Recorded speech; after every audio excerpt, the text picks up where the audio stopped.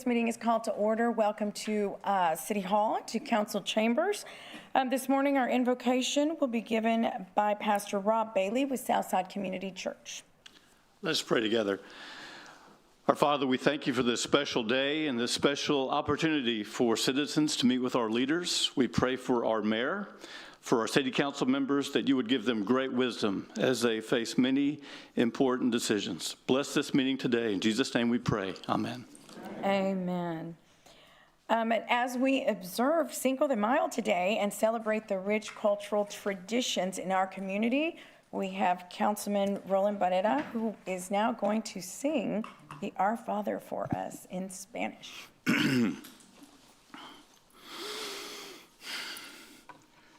Padre nuestro, que está en el cielo, santificado sea tu nombre, vénganos en tu reino, hágase tu voluntad en la tierra como en el cielo. Danos hoy nuestro pan de cada día, y perdona nuestros pecados, así como nosotros perdonamos a los que nos ofenden, y no nos dejes caer en tentación, mas líbranos,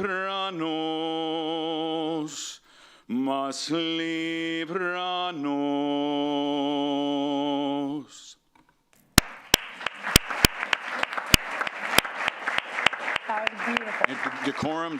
Decorum. Thank you. That was beautiful. And now our Pledge of Allegiance to the flag of the United States and to the Texas state flag will be led by Luke Lara. He is a collegiate high school senior, student council president, and president for our Destination Imagination team. Luke? Please join me in the Pledge of Allegiance. I pledge allegiance to the flag of the United States of America and to the republic for which it stands, one nation, under God, indivisible, with liberty and justice for all. Please join me in honoring the Texas flag. Honor the Texas flag. I pledge allegiance to thee, Texas, one state under God, one and indivisible. Thank you, Luke, and good luck in your studies. Ms. Huerta, would you please call the roll? Mayor Paulette Guajardo. Present. Council members Roland Barrera. Sylvia Campos. Here. Eric Cantu. Here. Gil Hernandez. Here. Kaylin Paxson. Here. Everett Roy. Here. Mark Scott. Here. Carolyn Vaughn. Here. City Manager Peter Zanoni. Present. Deputy City Attorney Buck Bryce. Present. Mayor and Council, a quorum of the council and the required charter officers are present to conduct the meeting. Thank you, Rebecca. And now we'll go to our city manager's comments and update on city operations. Mr. Zanoni. Okay, great. Good morning, Mayor. Thank you, Mayor and members of the council. We do have 3 items on our city manager's report this morning. Most of them are acknowledgement items. And so we have a lot of good things going on here at the city and a lot of good leaders. And so we're going to recognize some of them today. We're going to begin by recognizing our municipal court. And so I'm happy to share that the municipal court was recently recognized as a recipient of the 2026 Municipal Traffic Safety Initiatives Award by a state agency known as the Texas Municipal Court Education Center. And so the award is a statewide recognition, and it's significant because it highlights our own employees' dedication to work to address traffic safety. And Chief Markle will tell you One of the highest causes of death is traffic safety here in our city. So this is especially important that the municipal courts team with their partners, including CCISD and one of our school districts, Corpus Christi Independent School District, and CCPD, are helping them to better educate our community on traffic safety, and hence the award. So our municipal court presiding judge, Judge Chapa, who was instrumental in leading this effort and helping us get this award, is here to talk to the council and the community a little bit more about it. So Judge Chopper, congratulations, and I'll turn the microphone over to you. Thank you. Good morning, Mayor, City Council members, and Mr. Zanoni. Thank you for this opportunity to allow us to share this with you. The Texas Municipal Traffic Initiative Safety, let me go to the next slide, I'm sorry.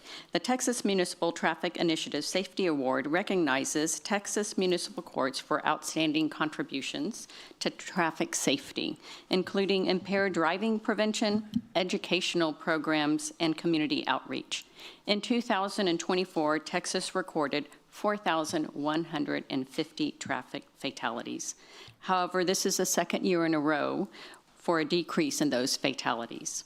Municipal courts have played a significant role in this positive trajectory. There are 3 tiers of courts in Texas. There are high, medium, and low volume courts. The next slide presents all the courts that did receive traffic initiative awards, and we are amongst the high volume winners.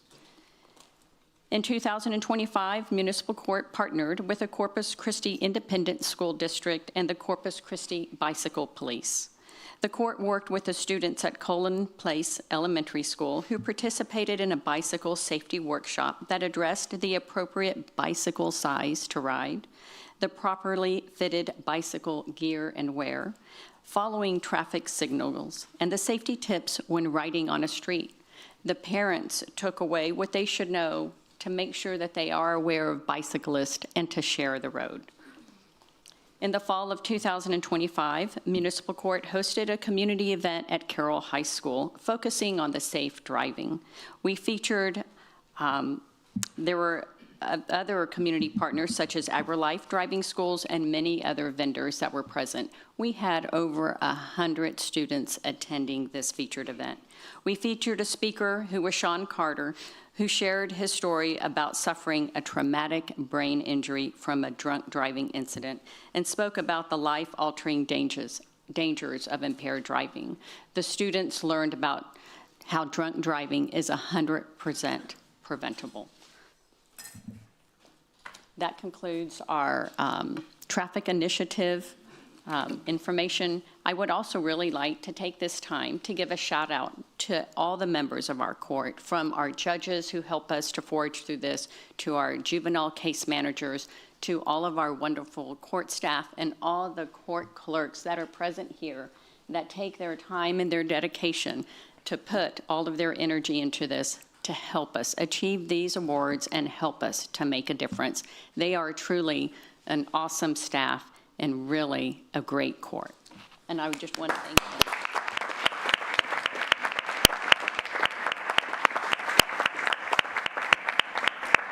Thank you again for allowing us to share this moment with you. And what we have are 2 of the awards that we have received from TMCEC, the Traffic Initiative. Thank you. That's great. Good job, Judge and team. Yeah. Thank you, sir. Thank you. Okay, go ahead. Yeah, we can. Judge, would you like, yeah, we take a photo. Thank you, John. Congratulations. Yeah, exactly. Thank you. Congratulations. It's awesome. Awesome. Great job, Judge. Great Thank job. you. Thank you.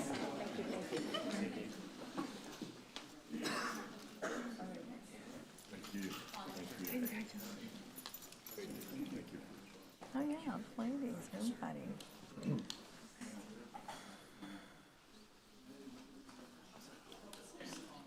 Everyone in the center is perfect. Can I have like 3 people come over here? Or 2 people to this side. And then if y'all could just scoot against the perfect Peter. You can just stay there. Perfect. Council members, perfect. All right. Everybody look right up here. Big smiles on 3. 1, 2, 3. One more time. Big smiles on 3. 1, 2, 3. Perfect. All right, yay.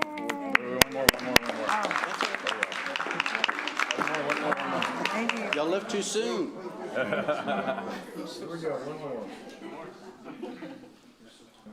I'm not going to share this with anybody. It's just for me. Everybody ready? 1, 2, 3.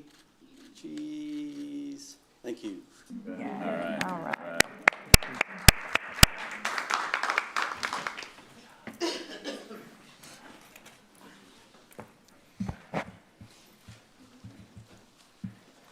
Okay, Judge and Municipal Court teammates, thank you very much.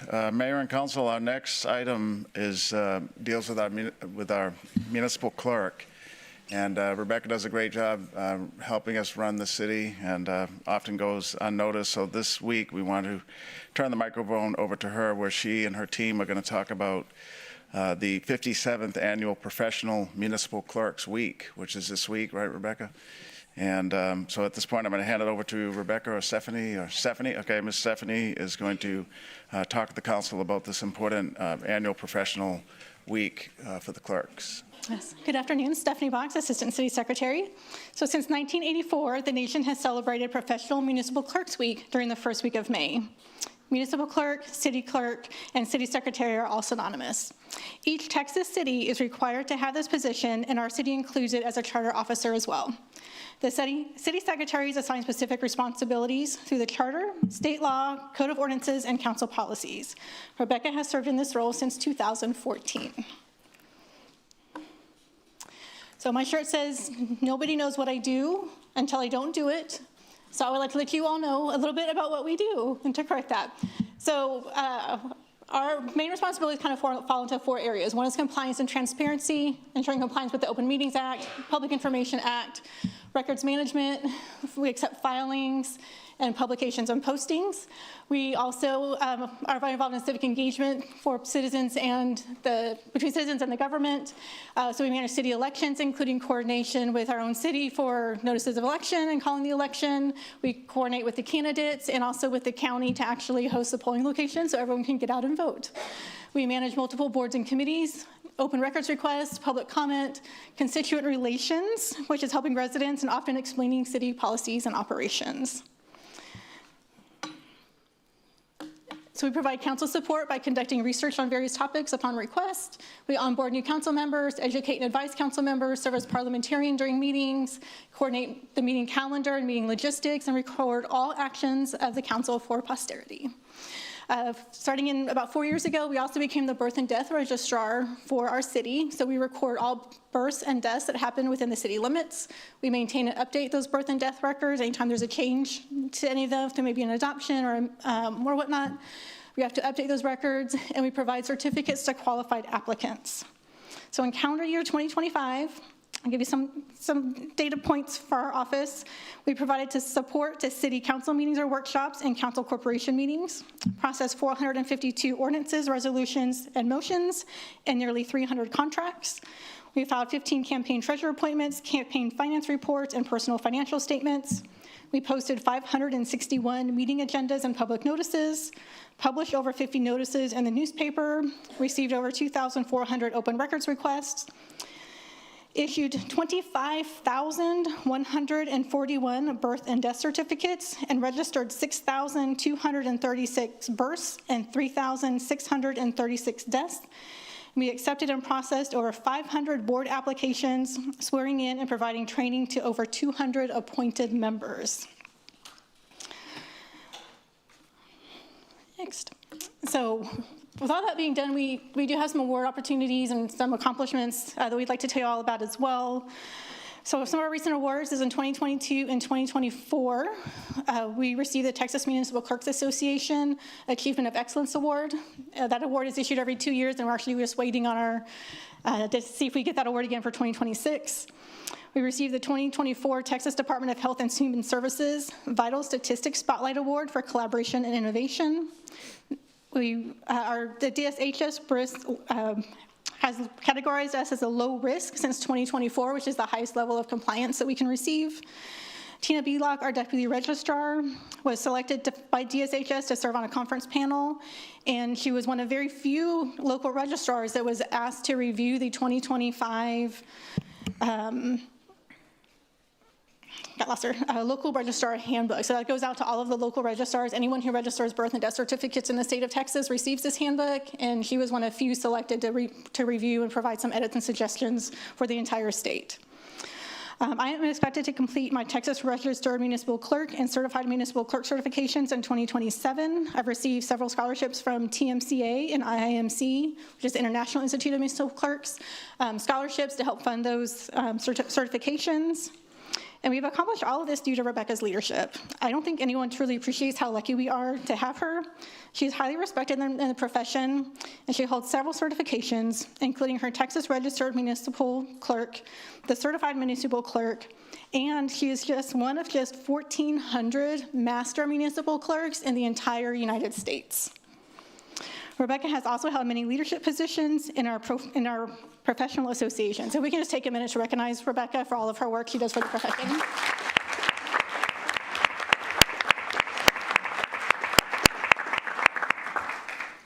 So with all that being said, please join me in celebrating my terrific employees to the side and help us celebrate our Professional Municipal Clerks Week as we proclaim May 3rd through 9th Professional Municipal Clerks Week. Ladies, stand.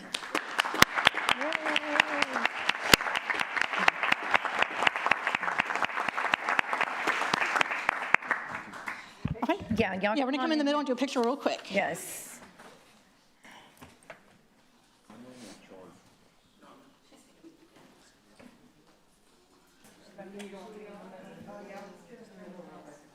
Another one.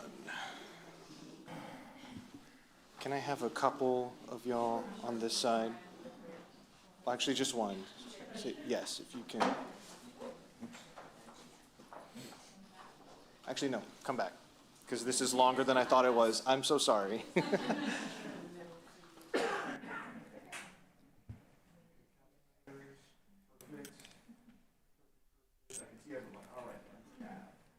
Right here, big smiles on 3, 1, 2, 3. Big smiles on 3, 1,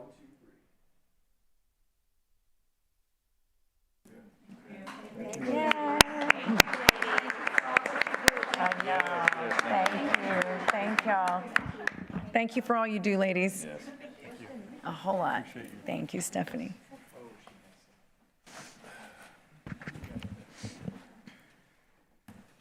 Okay, Rebecca and Stephanie, good job. We gonna have some cake in the back later, or? Yeah. Yeah.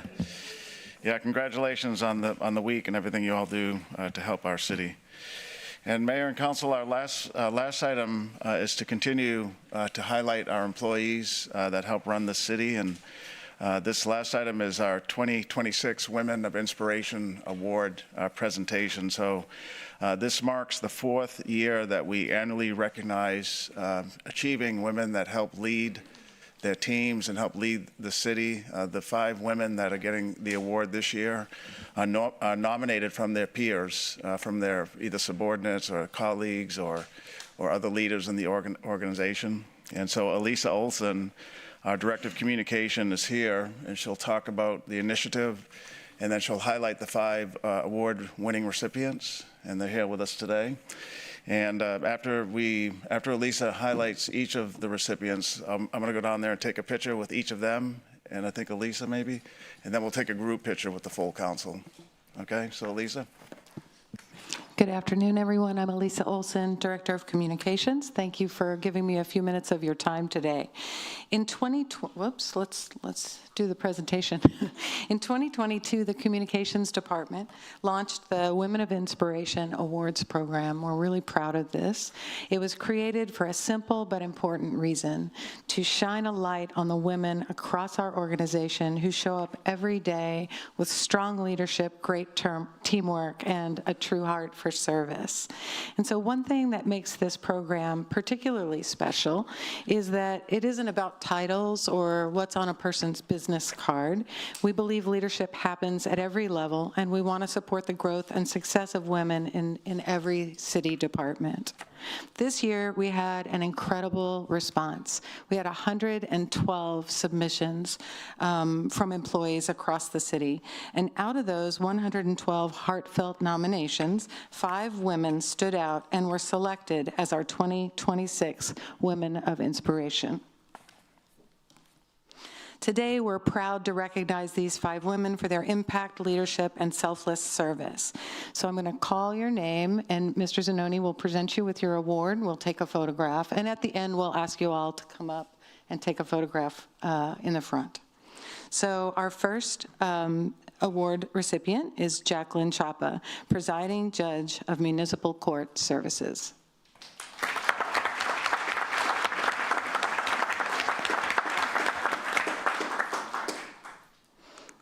Thank you.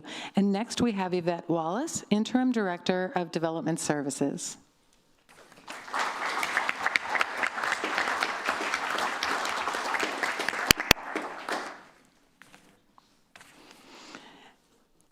Amy Cowley, Director of Management and Budget.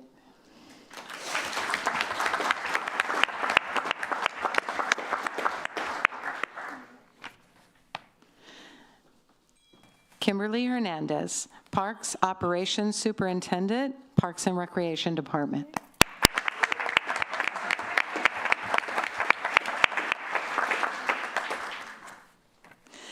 And last but certainly not least, Cynthia Barraza, Business Manager, General Services, Fleet Department.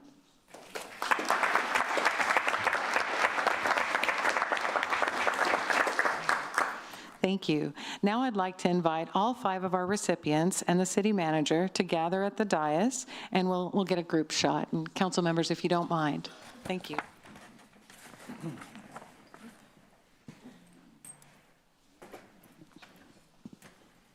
Congratulations.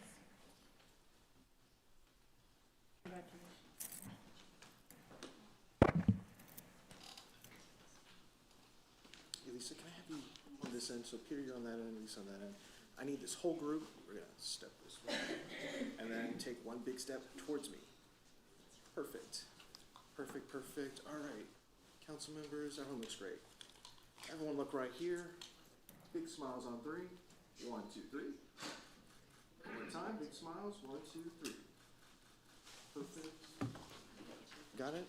We're good? We're good? Thank you, ladies. Thank you.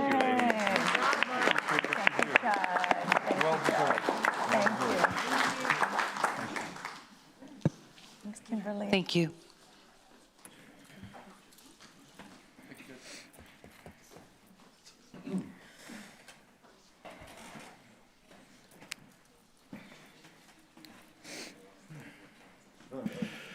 Okay, Mayor and Council, so that concludes the city manager's report. I just want to reiterate that we have some great teammates in our city, great leaders that you saw today. This organization is doing a lot for our community, but it's only because of the people that we have, right? A great city council. Yeah.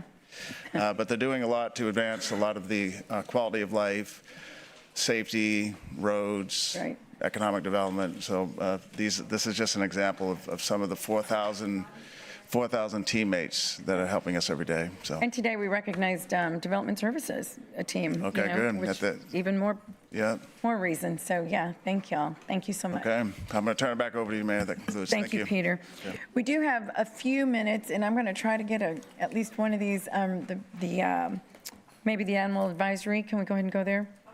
Yeah. I think that's a reappointment. We have to do public comment first, Mayor, before we can take any action items. Forward on that. Okay, then we'll go ahead and do that. It's 11:56 anyhow.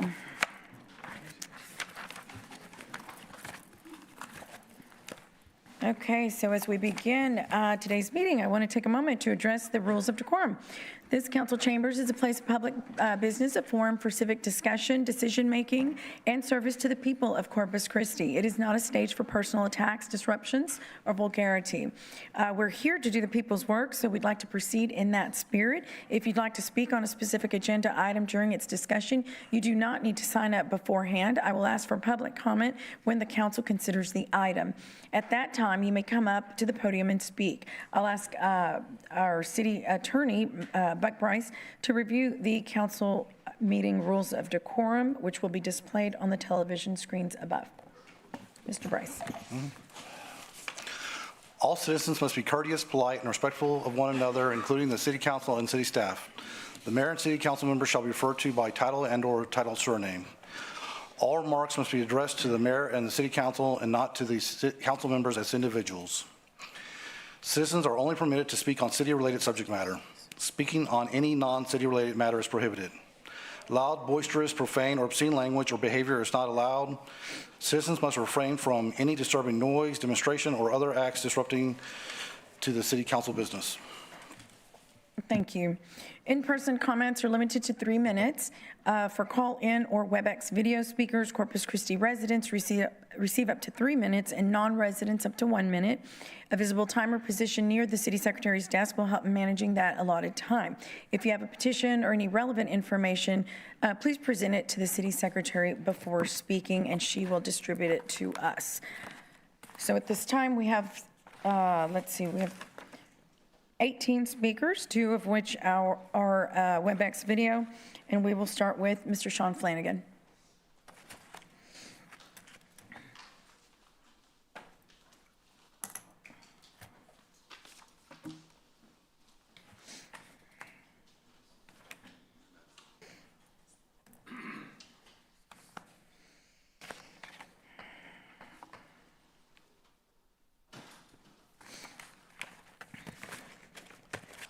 Hi, I'm Sean Flanagan. I live in District 2, and I hope you guys are having a good day, and I hope you still have a good day when this meeting's all over, whenever that might be.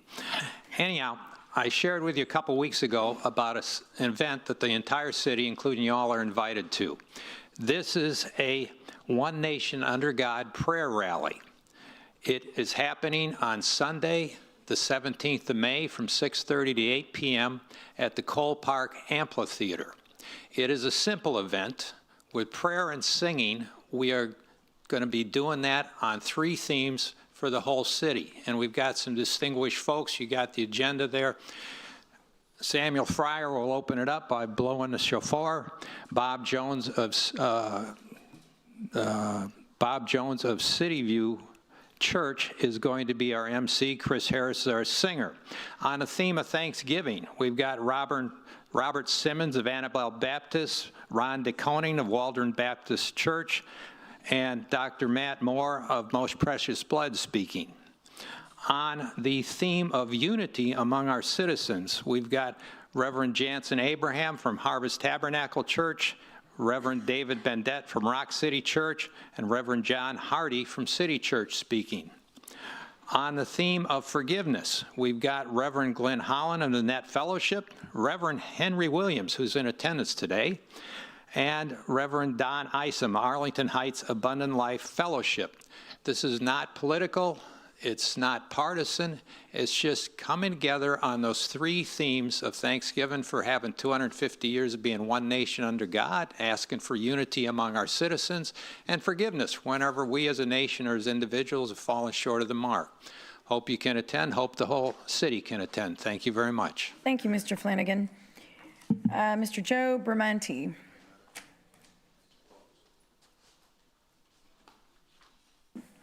Joe Bramante. Okay, Mr. Bradley Bartleson.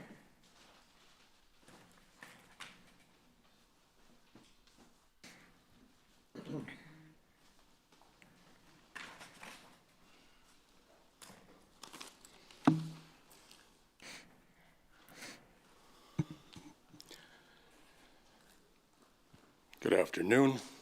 I'm Brad Bartleson, Corpus Christi. Numbers and analysis, not opinions, lead to a successful strategy.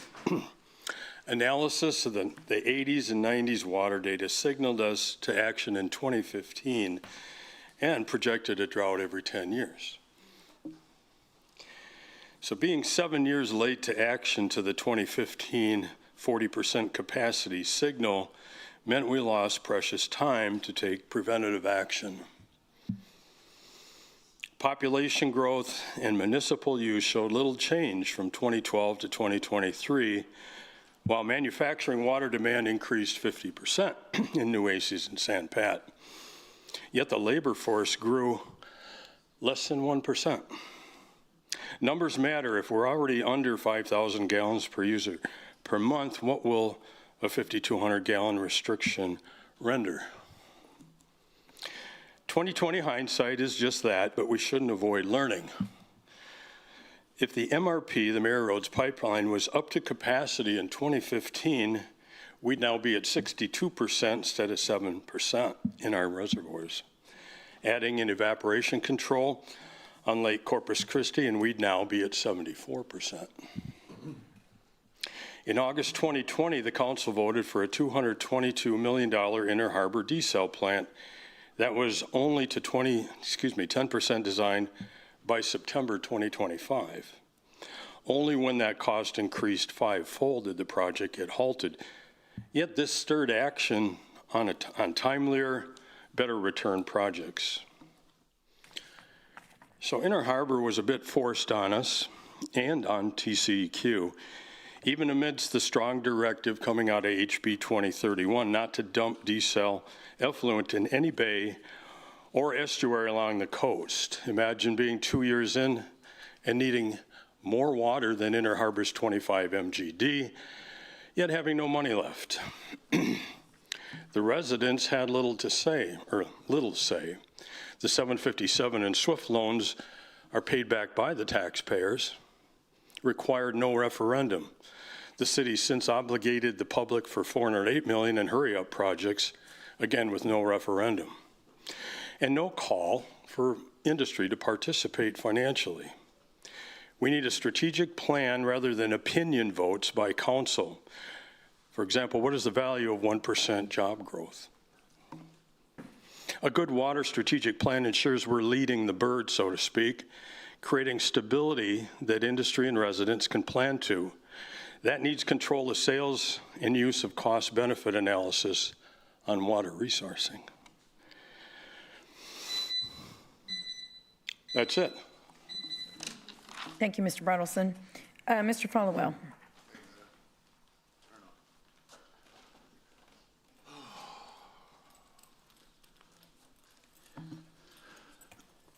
Let me know when I have the floor. Yes? Thank you. Okay, first off, respect to the citizens of Corpus Christi. If it wasn't for your time and energy, I wouldn't be able to speak here, as this is our building, not theirs. Thank you. I would give you a round of applause, but that's only dictated by the tyranny in front of me and not us, which we will change if y'all will listen to me. You see these people up here? Do you think they have the power behind their name boards, behind their nameplates? No, the power is actually behind me and the people. The issue is that they live in the shadows because they either do not know how to fight you or they don't understand how to. I will teach you. The only reason the government feels in power is because the people forgot who they are. I did not.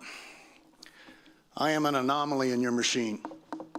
You can't patch me, you can't get rid of me. I will not forget, and I know how to fight you. The system panics, it isolates you, it slanders you, it tries to ruin you, and has every single person you ever known and loved fight against you as long as they're still plugged into the matrix. I can teach you how to unplug. Just listen.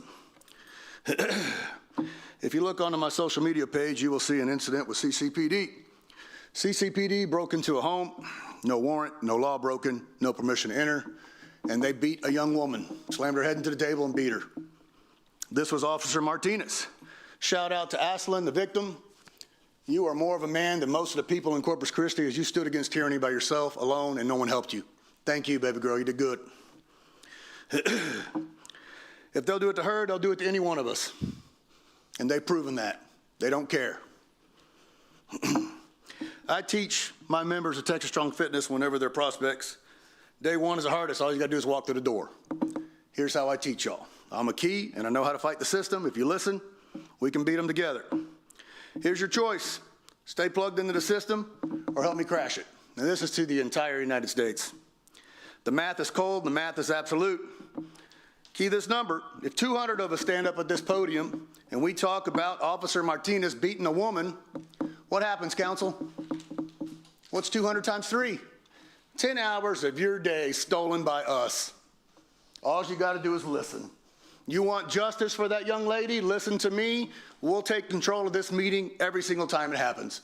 If you double that and 400 of us show up, that's 20 hours in 1 week. Your salaries decrease. You will fucking listen. You don't fear noise, you fear consistency. You fear the masses, and they will stop asking and start demanding if you listen to me.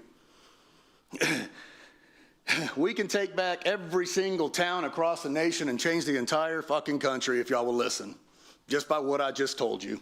Capture them and take them. Power was never taken from us, we just forgot. It was just waiting for men like me to show you how to use it. Find me, follow me on social media, subscribe, I'm gonna help you. 200 men times 3, 10 hours of their day. Alejandro Chavera.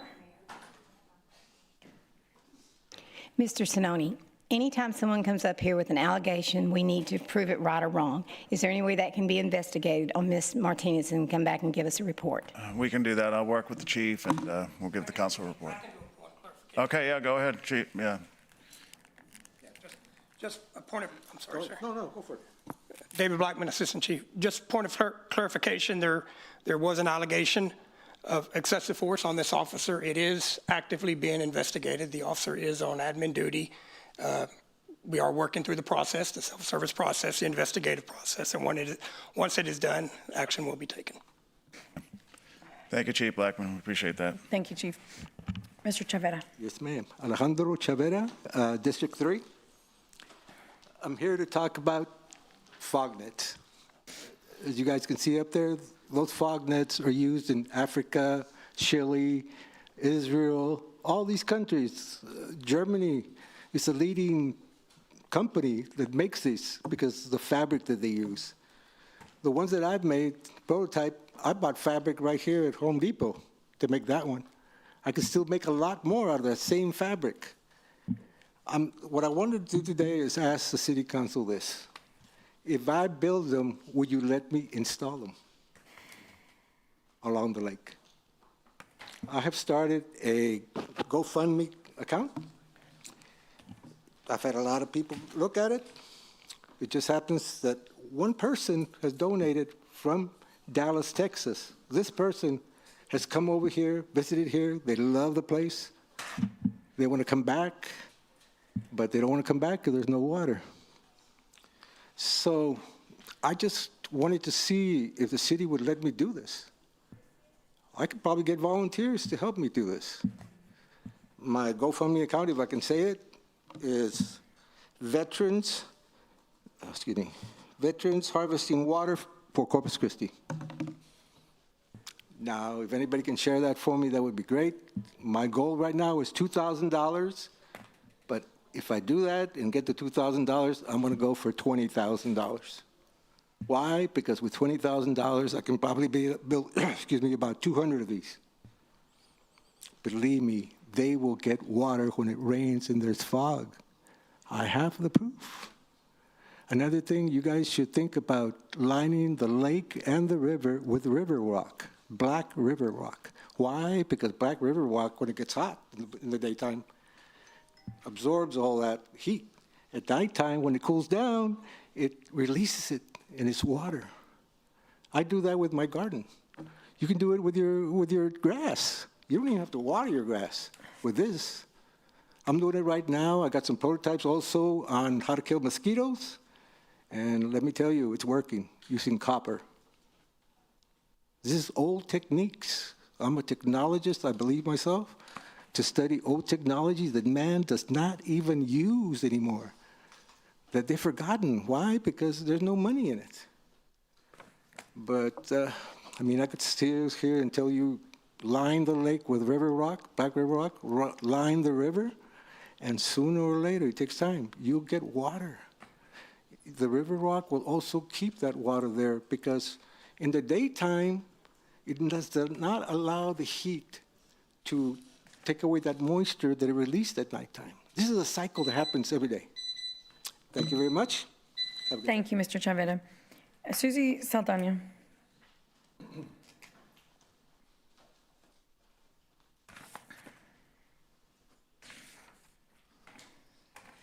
Susie Luna Saldana, Corpus Christi, Texas. You know, I've come today to give you kind of a reality check. You want to know why?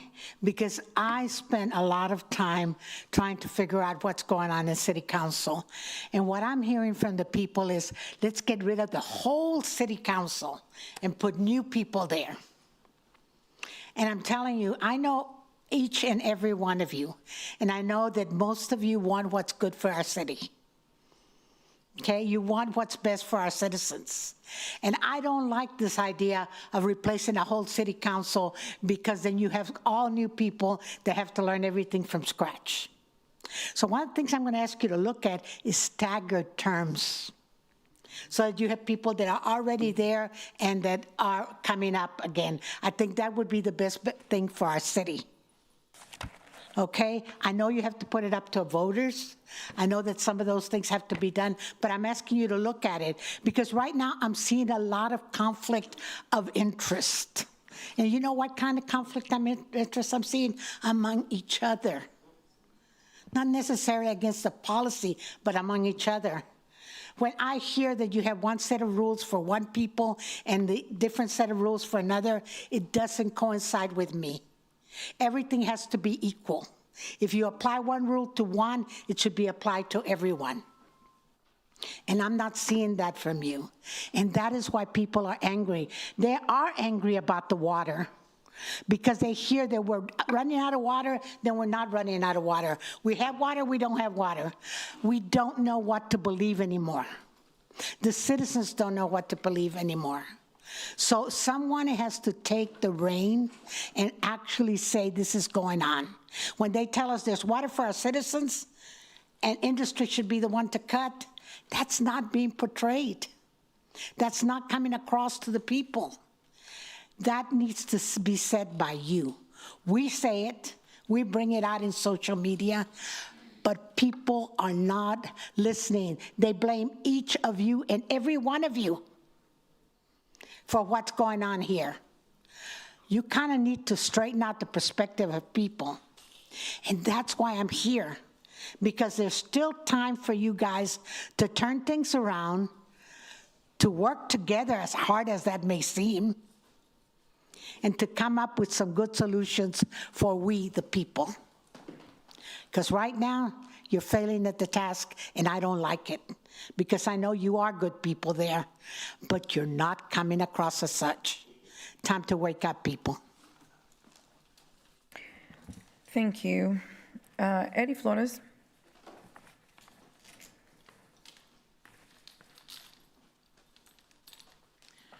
Eddie Flores, District 2, Corpus Christi, Texas.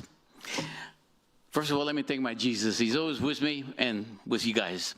The reason I'm here real quick, and now that I'm here, where's David Blackman? He used to be my direct patrol officer. Did a great job, and I want to thank him. And but I'm here because I was going down Holly Road to my eye doctor, and I saw a person in a wheelchair. And when I got out of the eye doctor, about an hour later, that person was still there. So I pulled in, and there was a dollar store, and I pulled in there, and I got off. Well, when I walked to where this person was, the sidewalk had gone down 6 inches.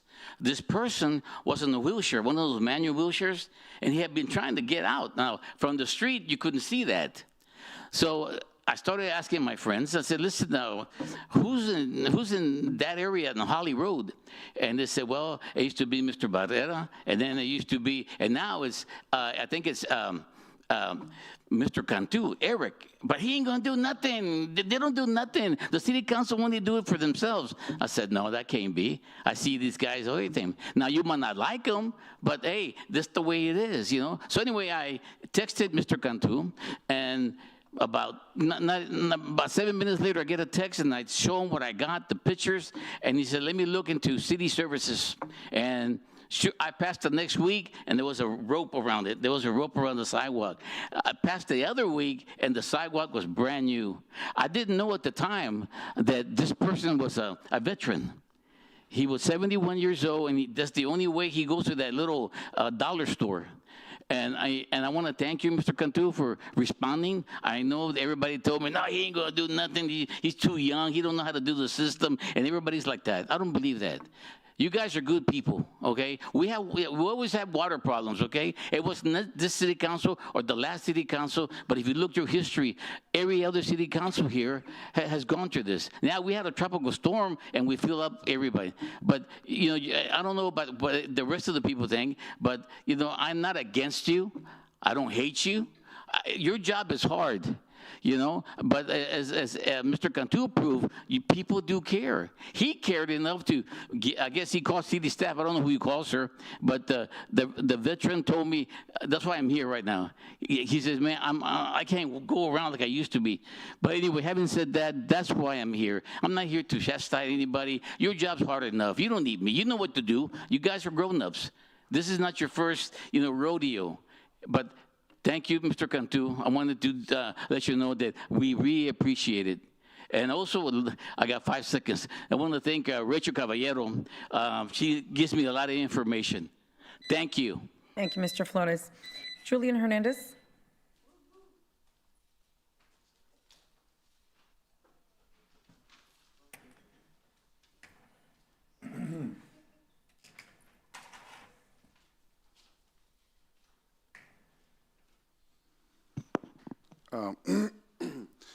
Julian Hernandez, D3.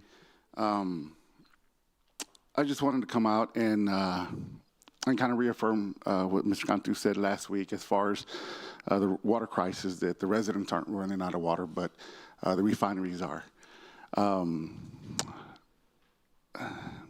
Historically, the utility people that I've worked for, as you can see it now, you know, of course, they have more money than we do. You know, $1 billion to them is probably a drop in the bucket, you know, divided between them all. Whereas the residents that use a fraction of the water, you know, it's a lot of money to come up with. With that being said, the way we used to do it with the utility system, you know, is we'll push it as far as we can. And then at that time, when we see kind of things are kind of getting in the, we need to get nitty and gritty, we start reaching into our front pockets and then pulling out the nickels and dimes, and you can see that already happening with the ones that are building their own pipelines. And then afterwards, you know, when they do the cost evaluation on what it's going to take when they actually run out of water, when they actually have to shut down, you know, $1 billion to them is not very much money. So when they're the prospect of them actually running out of water, them having to shut down, you know, $1 billion versus, you know, how many days or how many weeks or months are we going to be, you know, down? The cost ratio, you know, that's when they start reaching in their back pocket and actually pulling out real money, you know, to do these desal plants or whatever. I've said it before, I'm not against desal. I think we do need it, but I am against the public paying for it to offset their cost. Thank you. Thank you, Mr. Hernandez. Bruce Switala.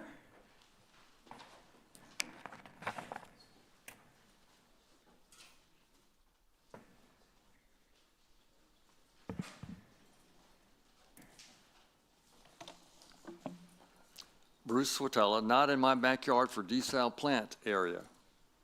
Hillcrest is an environmentally unsafe, size-limited dead leg location at odds with a Texas Senate bill in 2018 study at odds with the General Land Office and the Texas Parks at odds with the Texas Parks and Wildlife who did the study.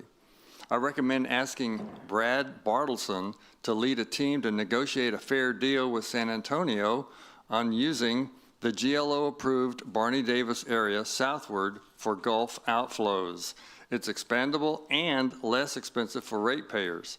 Could you council members please ask Brad Bartleson's, ask for his resume? And now while we have very low lakes, About 1998, a young lady we all worked with at the Moore Plaza HEB was Lori, an overnight cashier. She took care of customers at the 24-hour store while nighttime stockers reloaded the shelves. I waited on her husband and 2 boys about 8 and 10 years old on occasion during the day. One day I came in to work my shift and was told Lori had drowned in Lake Mathis while playing hide and seek with her 2 boys out on the water. I have a feeling her shoulder-length hair got caught in one of the famous underwater trees that didn't get removed before the lake filled up. My aunt and uncle liked to camp out, and they would often tell me stories in the 60s and 70s about how the news said Lake Corpus Christi had some drownings, mostly from getting caught in the trees underwater. Now it had happened to someone and her family that I knew. So while the lake is way down and the trees are more visible, can we please get with any groups that keep track of where any maybe invisible trees still are and get them bulldozed out of there so our lake will be safer when it's filled again? This is literally our once-in-a-lifetime opportunity for Lori's memory and all who drowned there before and since. Thank you. Thank you, Mr. Switala. David Helly? David Helly? Dale Switala.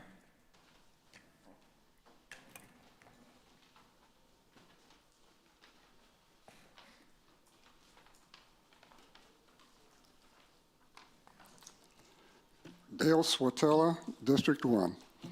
I heard the TCEQ has turned down the port's plan for the Harbor Island desal. So that leaves us with the next best plan, Barney Davis, which can be fast-tracked for permitting by the laws passed by the 84th legislature, and Governor Abbott can help with that too. I know city leaders have discussed putting a desal plant there for 20 or 30 years, and has been bought by San Antonio in March of 2024 for the power it generates. Since that purchase over 2 years ago, how many meetings has the city staff had with San Antonio staff about either jointly building a desal plant with us or letting us just build a plant there at Barney Davis? If none, then why not? We need someone who knows how to make good deals, someone who could do it without being wimpy. We need a strong negotiator like the head of Water for Life, Brad Bartleson. Just ask him to be a consultant and let him speak for our city. They can't say something that will catch him off guard. I've noticed y'all hire consultants a lot. If he will accept the job, authorize our city manager to hire him to represent us to San Antonio. And just please don't send any current staff, as they have all one mindset since 2002. Get Hillcrest desal done. And we all know it is not expandable, barely making enough water for Exxon, and they have no heart to get any other desal projects done. And one other thing, why are you asking Corpus Christi utility customers to pay 100% of Exxon's San Patricio water needs? Please be sure all the 500,000 recipients of our water, which includes area towns, are sharing the costs of whatever the desal plant you decide to build, not just Corpus Christians paying for it. I remember hearing you tell us last year that you'd be raising our Corpus water rates $50 a month when it starts producing. Don't let us be the only ones paying for it. Thank you. Thank you, Mr. Switala. Councilwoman Paxson. Thank you. I just wanted to make a quick statement of fact. I don't believe the TCEQ has denied the Harbor Island project. If you're referencing recent news, they just did not receive the SWIFT funding this round. They weren't denied. It's just going through the process. Thank you. Henry Williams. Oh, I'm sorry, Ron Woods, and then Henry Williams. Sorry, Reverend.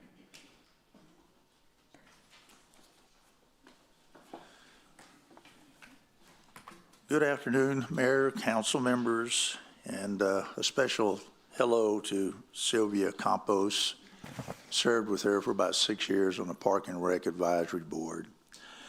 I'm here, I've been involved with tennis for 71 years in this community as a player, a teacher, and a volunteer. I've spent most of my adult life teaching and volunteering to grow the great game of tennis and raise the standards of the tennis teaching professional. I and others are asking for the council to ask the Parks and Recreation Department to take a pause in their pursuit of taking tennis courts at Al Cruz Tennis Center for pickleball use.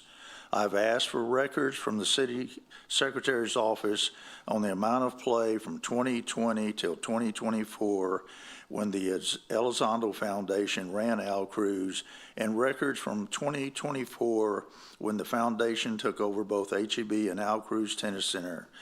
I feel that with those records, we can show that the Elizondo Foundation has not lived up to the contract obligations they signed on for with the city relative to promoting activity with adult and junior lessons, fun events, and in-house tournaments equally at Al Cruz Tennis Center versus HEB Tennis Center.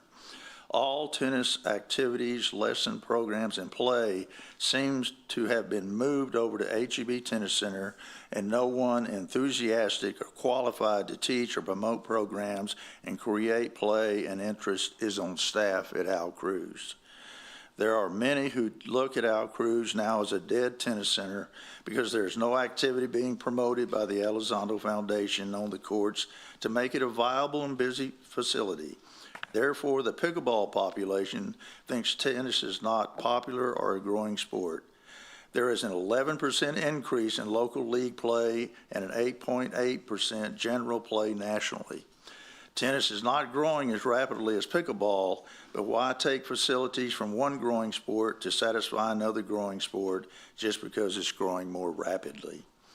There is definitely a need for more pickleball courts. There is a short-term option and a long-term option to which I feel can be utilized in this situation. Short-term, take the covered courts at HEB Tennis Center and convert to 10 or 12 pickleball courts. This will take care of needing more pickleball courts in our community and increase revenue not only because of more courts, but there will be no loss of revenue because of rain. Plus, the stadium seating, fan-friendly tournaments can be hosted.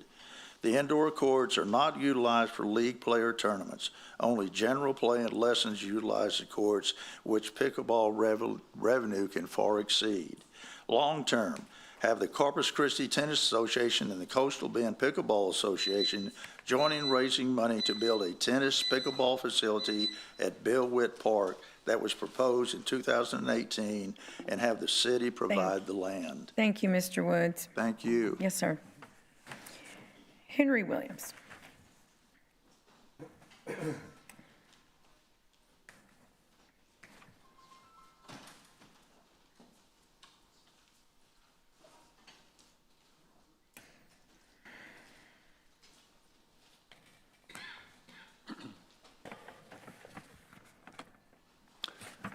To the mayor, our city council men and women, city secretary, city manager, and our representatives of our community. The National Day of Prayer, and this will be occurring day after tomorrow, Thursday, May 7th, at the Nueces County Courthouse, the Leopard Street Pavilion. The National Day of Prayer occurs each year, the first Thursday of the month of May. The National Day of Prayer historically began with the Continental Congress in 1775 as a day of public humiliation, fasting, and prayer for our nation. In his role as Commander-in-Chief of the Continental Army, George Washington acknowledged a day of fasting, humiliation, and prayer, proclaimed by the Continental Congress to be held on Thursday, May 6, 1779. Abraham Lincoln proclaimed a day of national humiliation, fasting, and prayer to be held Thursday, April 30th, 1863. The National Day of Prayer was signed into law in 1952 by President Truman. The law was amended in 1988 and signed by President Reagan to be the first Thursday of May of each year. Our local observance in Corpus Christi will be held Thursday, May 7th at the Nueces County Courthouse, the Leopard Street Pavilion at 12 noon. We will pray for our city, our state, our nation, and that our governmental leaders turn to Jesus Christ with their whole heart. And the church would fulfill 2 Chronicles 7:14, the scripture which states, "If my people, which are called by my name, shall humble themselves and pray, and seek my face and turn from their wicked ways, then will I hear from heaven, will forgive their sin, and will heal their land." You know, and the problems that we're facing in our city are not too great that they cannot be solved if we will turn to God and to Jesus Christ in prayer. God bless you. Thank you, Reverend. Jason Hale.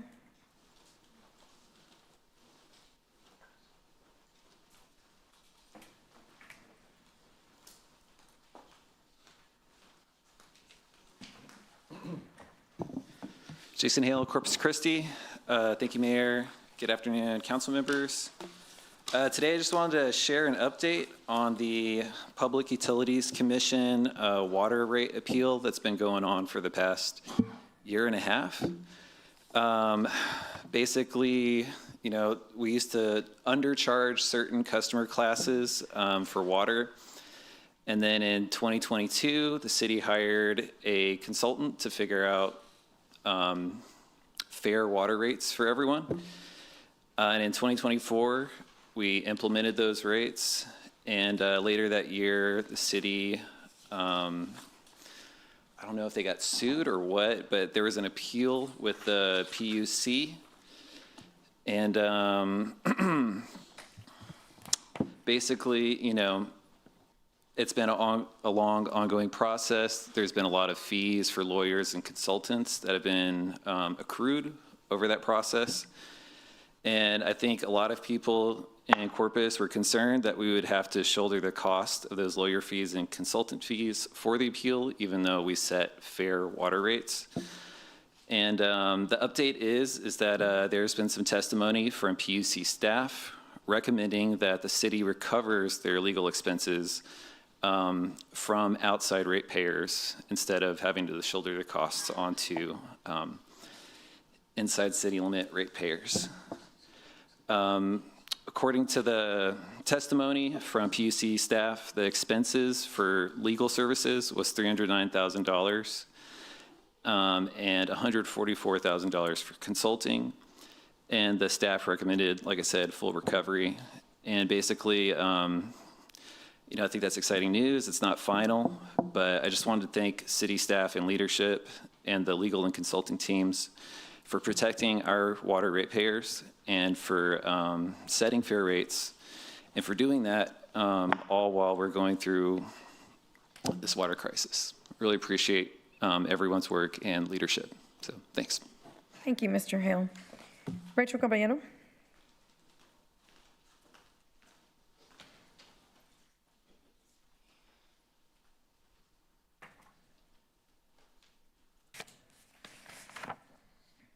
Hello, Rachel Caballero, D1. I just wanted to clarify a couple of things because I know that Governor Abbott came down on a lot of our council saying that we swindled and burned through $757 million, and that's not true. I think we all figured out that the first amount was $220-something million, but 50, Councilman Barrera confirmed, has been swindled on our local radio show. The other issue is whenever the governor comes and says that he is trying to help with our problem, that's obvious that he is not, because the Texas Water Development Board denied the initial funding for Harbor Island. So as a community, we have to be really, really careful in what we believe from career politicians and the media. Because if Governor Abbott was truly trying to help our community, he would have allowed the scope of change with the Texas Water Development Board on the wasteful money that was loaned that was received too early for the Inner Harbor plant. And people don't know this, and it's hard to get the information out there. So Governor Abbott is in fact not helping the citizens of Corpus Christi, and the community needs to be very, very aware of that. There was a story in April about usage and community versus a large volume commercial. And, you know, the community conserved 34 MGD in a month. 34 million gallons of water a month. Industry increased their usage by 29 million gallons of water. So we're conserving, and industry is taking what we're conserving. So I'm going to ask this council to do some deep thinking about that $500 fine and then an immediate shutoff. Because remember, when our community members do not pay that $500 fine, probably because they cannot afford it, they're going to jail. Because that fine with the municipal court, thanks geniuses, will turn into a warrant. So we have to get to a point where this elected body starts making decisions in favor of the majority of this community, not the people that can afford the $6,000 bags in various colors. We cannot afford this. This is insanity. And I'm just going to put this out there for industry, because everyone on this dais should be talking to industry leaders and saying, hey, we've given. There's been no economic development. The community is not receiving any benefit of industry being here. We're not getting discounts on gas. We don't have amazing Little League parks. We don't have amazing parks. You know who's getting all the funding, though, is the Friends. The 501c3s of the Friends. Have the day you deserve. Statement of fact, last week we made it very clear that we wanted some changes made, and I want the public to know this because of what was just mentioned, and she would know, it's not her fault. But we are definitely, staff has, I believe they've met with everyone, if not the majority, and are meeting with council members, because this council did have some issues with some of the things mentioned, such as the violations and such. So my point is, we're not going to get into the weeds now because it is a work in progress, but you're absolutely going to see on the 12th, I believe it's scheduled. Next Tuesday. We're going to see some changes to that plan. And I think that you will, you'll be very pleased with them. But again, it's a work in progress, so more to come. But just so you all know, none of this falls on deaf ears, and a lot of council members, if not everyone, made a comment towards some of those things that existed. Thank you. Sorry, Robin Cox.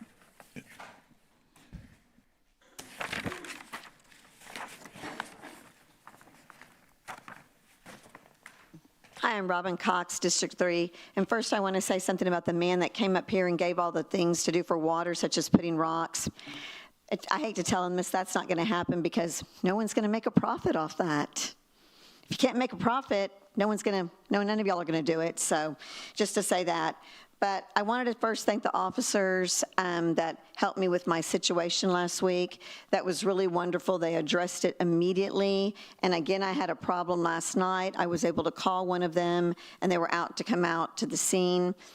I know we all say crime is down, but is crime really down, or are people just afraid and not reporting it?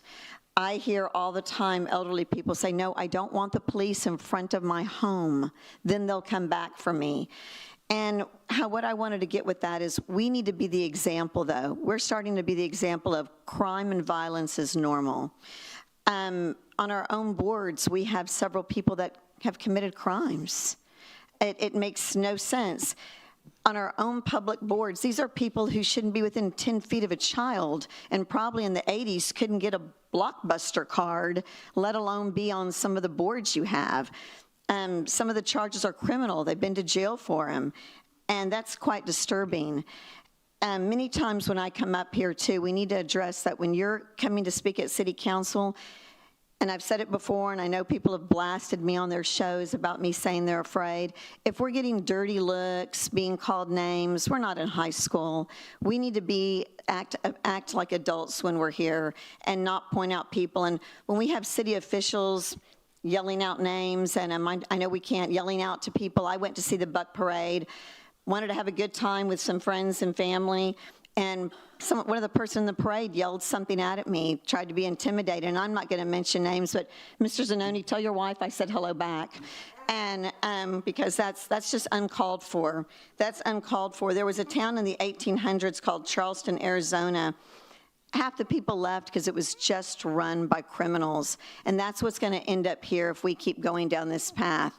So I hope there are some changes in the future. Thank you.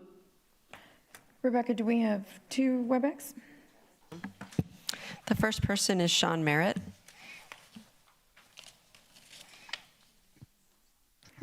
Good morning, Council. Can you hear me? Yes, we can. Very good. We've spent weeks hearing about conservation baselines and the proposed 5,250 gallon limit. I want to focus on what happens when that limit doesn't work. The exemption and variance process. This is where policy meets reality. Under this system, residents who cannot meet the cap are required to explain why. Not just usage, but as the form itself says, hardship, damage, harm, or threat to health and safety.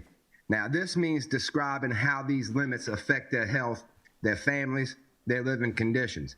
Now, a resident may have to explain a medical condition, disability, a health risk inside their own home, put it in writing, submit it to the city, just to use water above a baseline. So let's just call this what it is. That functions like a coerced medical exemption. You are asking residents to justify water use based on their health. That means disclosing private medical information. And this raises 4 very important questions. What level of personal or medical detail is expected? Who is reviewing that information? What medical qualifications do these reviewers have? And what written policy governs how it is stored, protected, and who has access to it? Right now, those answers are not clearly defined. So people are being asked to explain their personal health situations without knowing who is reading it, how it's handled, or what standard it's judged against. And that creates a trust issue. And I don't think I need to tell you, right now, trust is pretty thin, especially when residents have already reduced by usage by billions of gallons to get under the allotments, while largest users operate under different rules. And we still haven't received a clear answer on equivalent enforcement for industry. I asked this last Friday. I didn't really get a good answer on it. Before this policy moves forward, this needs to be clear. People should not have to guess how much they need to disclose to meet their medical needs just to stay compliant, or what happens to that information after they submit it. This isn't about opposing conservation. It's about making sure the system enforcing it is fair, transparent, and accountable. Right now it isn't, and that needs to be fixed. And I'll be asking this at Friday's water briefing, and I hope I can get a clear answer on it. Thank you for my time. Councilman Paxton. Thank you. Thank you for bringing that piece of information to our attention. I just wanted to say a quick statement of fact. I've talked to our Director of Water, Mr. Winkleman, and I've been assured that we are going to be re-examining and going over those variance forms and addressing those types of concerns. But thank you for bringing that to our attention. Okay, next is Robert Harvey. Hello, I'm Robert Harvey. Not going to give my address. That's my Fourth Amendment right. I was listening to the decorum rules at the beginning of the meeting, and I just want to let everybody know that that's bullshit. The decorum rules are for the public servants to follow, not for the people. The people have their rights, and they have free speech. Our country was built on criticizing the government. The Supreme Court has ruled on this numerous times, including Rosenblatt versus Baer, and the New York Times versus Sullivan County. That means I can criticize any one of you up there that I want to. And I'm going to start off by criticizing Miles Riley. I've been watching a lot of these meetings, and I routinely see him violating people's constitutional rights, stating decorum rules. Decorum rules are for the public servants. Policies are for the public servants. We, the people, have the Constitution and our civil rights. Stop trying to violate people's rights. I think Jason's done a good job of restoring that a little bit. Next, I want to talk about this disgusting police officer, Martinez, who violated basic constitutional rights of this woman. I don't remember her name, but first, a Fourth Amendment violation, a basic constitutional right. He went in her house, no search warrant, no permission, no exigent circumstances. She told him that she was not suicidal. And what does he do? He slams her head into the counter and then slams her on the ground and repeatedly punches her in the face. Why isn't this guy in jail right now? There is enough probable cause right now to put this guy in jail. If a citizen had done that to a police officer, we'd be buried underneath the prison with no bond, and we would get a lengthy prison sentence. We are sick and tired of seeing this stuff. He's on administrative leave. We've seen this over and over again. Internal Affairs will investigate him for over a year, or the Texas Rangers will come in and investigate him for over a year. He'll get paid the whole time. They'll cover it up. We're sick of this shit. Put this guy in jail. He is a monster. What he did to that woman is unacceptable. It was on video. Make an example out of him, please. We are sick of this shit. Please do something about Officer Martinez immediately. Thank you. All right, Mayor, that concludes the public comment period. Thank you, Rebecca. We're going to go ahead and move on to our board and committee appointments. Back to you. Okay. So our first board is the Animal Care Advisory Committee, which has 2 vacancies representing the following preferred but not required categories: 1 community at large and 1 veterinarian. Jackie McCullough, she's community at large, and Robert W. Perkins, veterinarian, are seeking reappointment, and their attendance records are included in your packets. I move for reappoint. Okay, we have a motion and a second. Are y'all loading this, or do you want to just do a voice? You can just do a voicemail. All in favor, say aye. Aye. Any opposed, say no. The motion carries. All right, next is the Ethics Commission, which has 2 vacancies. And please note that members are appointed to the board by a 2/3 affirmative vote of the full council. So each appointment will require 6 votes. Okay, so I'm going to go ahead and open nominations. I'd like to nominate Janet Fonseca. I'd like to nominate Master Chief Pamela Willingham. Okay. Okay, Councilman. Yeah, Matthew Wesson. Nominate Jerry Colmanero. Okay. Alrighty, I'm going to close nominations, and we have 2 vacancies. Yes, ma'am, 2 Okay. vacancies. I'll start with Councilman Vaughn. Robert Toy and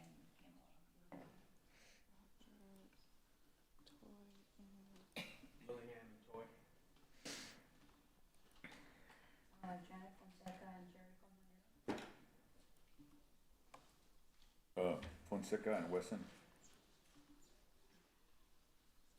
Wesson and Fonseca.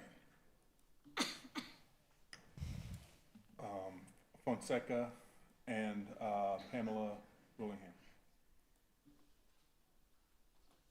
Toy and Willingham? Fonseca and Wesson. Janet and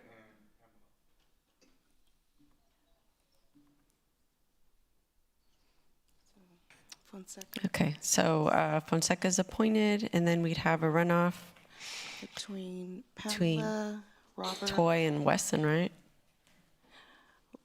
Wesson, Toy, and Wellington. Yeah, Willingham. Between who? Sorry, and do a runoff. I'm sorry, who is the runoff between? Can someone, Oh, is it 5? the 3 names? Yeah, but we still have to do, we've got 2 people with 3 votes, so I'd say it's a 3-way, Yeah, it's a right? Okay, so we're gonna, the runoff is on the bottom. She's gonna be moving those names over. Who are the names? Can you state the names? They're I Willingham, know. Toy, and Wesson. I'm sorry? They both have 3. Pamela, Robert, and Matthew Wesson. So Willingham, Toy, and Wesson. Okay, so that would fill the second vacancy. Yes. So just vote for one, please. We'll go ahead and start with Councilman Cantu. Wesson? Pamela? Wesson. Wesson?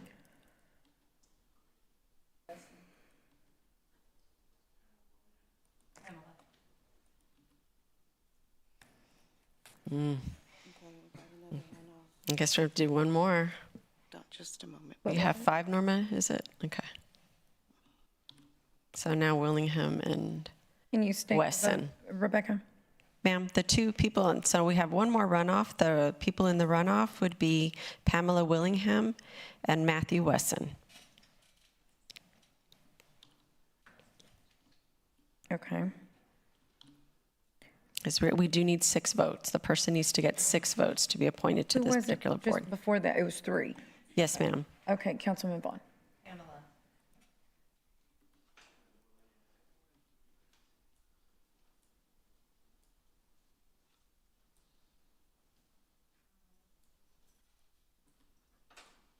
Wesson? Wesson. Pamela? Wesson.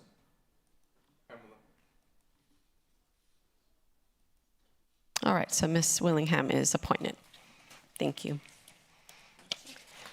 Okay, so then that leaves us with the Marina Advisory Committee. There's 1 vacancy. Stephen Gottberg is seeking reinstatement. Okay, and we did recommend for Mr. Gottberg that, and it's just a recommendation, that this appointment be contingent on completing the board training course. We recommended 30 days, but it could be, if you wanted that sooner, I mean, it's up to you on the time, but we do recommend that, just, so that's our recommendation. So to take the training, it's about an hour, 2 hours? Yeah. 30 minutes. Can you turn on, that's me. An hour each, and those are developed by the state. The rest of the course doesn't take that long. Oh, I'm sorry. Yeah, I'm sorry. So the Public Information Act and the Open Meetings Act, those are an hour each, and those are developed by the state. The remainder of the course is, will take about 45 minutes tops. It's not a long process. Rebecca? No, he hasn't done it. So when he was initially appointed, he had 6 months to take the training, and that's per the code. That's required in the code. And he did not take the training and then right before the deadline expired for him to take the training, there was an incident in his marina. He owns Marina, what is it, Marker 37? Yes. There was a fire. So at that point, he did ask, would the council consider reinstating him in light of that event, of that unfortunate event. So now, since he had 6 months before and didn't take it, we're just recommending that if you would like to reinstate him, just we could accelerate that a little bit and ask him to have a set deadline on completing it. What was the deadline? Well, we recommended 30 days. Right. So, but I mean, it's up to you. Okay, so we need to, did we already nominate him? Yeah, I heard there was We'll move to nominate, or to put him back, reappoint him. Reinstate him, yes, ma'am. With the 30-day. So is everyone okay with that, or, okay? Yeah. Sir? No, I mean, I think we can just add it now. All in favor, say aye. So contingent, yes. Mhm. Any opposed, say no. The motion carries. Okay. Thank you, Ms. Wood. Okay, that takes us to our consent agenda, items 5 through 20. We are pulling items 14 and 15 for individual consideration. Item 17, staff is withdrawing, so we'll take that out. So that leaves us with, well, again, 5 through 20 with the exception of 14, 15, and 17. Do we have any requests from the council? Item 12, any other items to pull, council members? Okay, is anyone in the public, would you like to pull any item for public comment?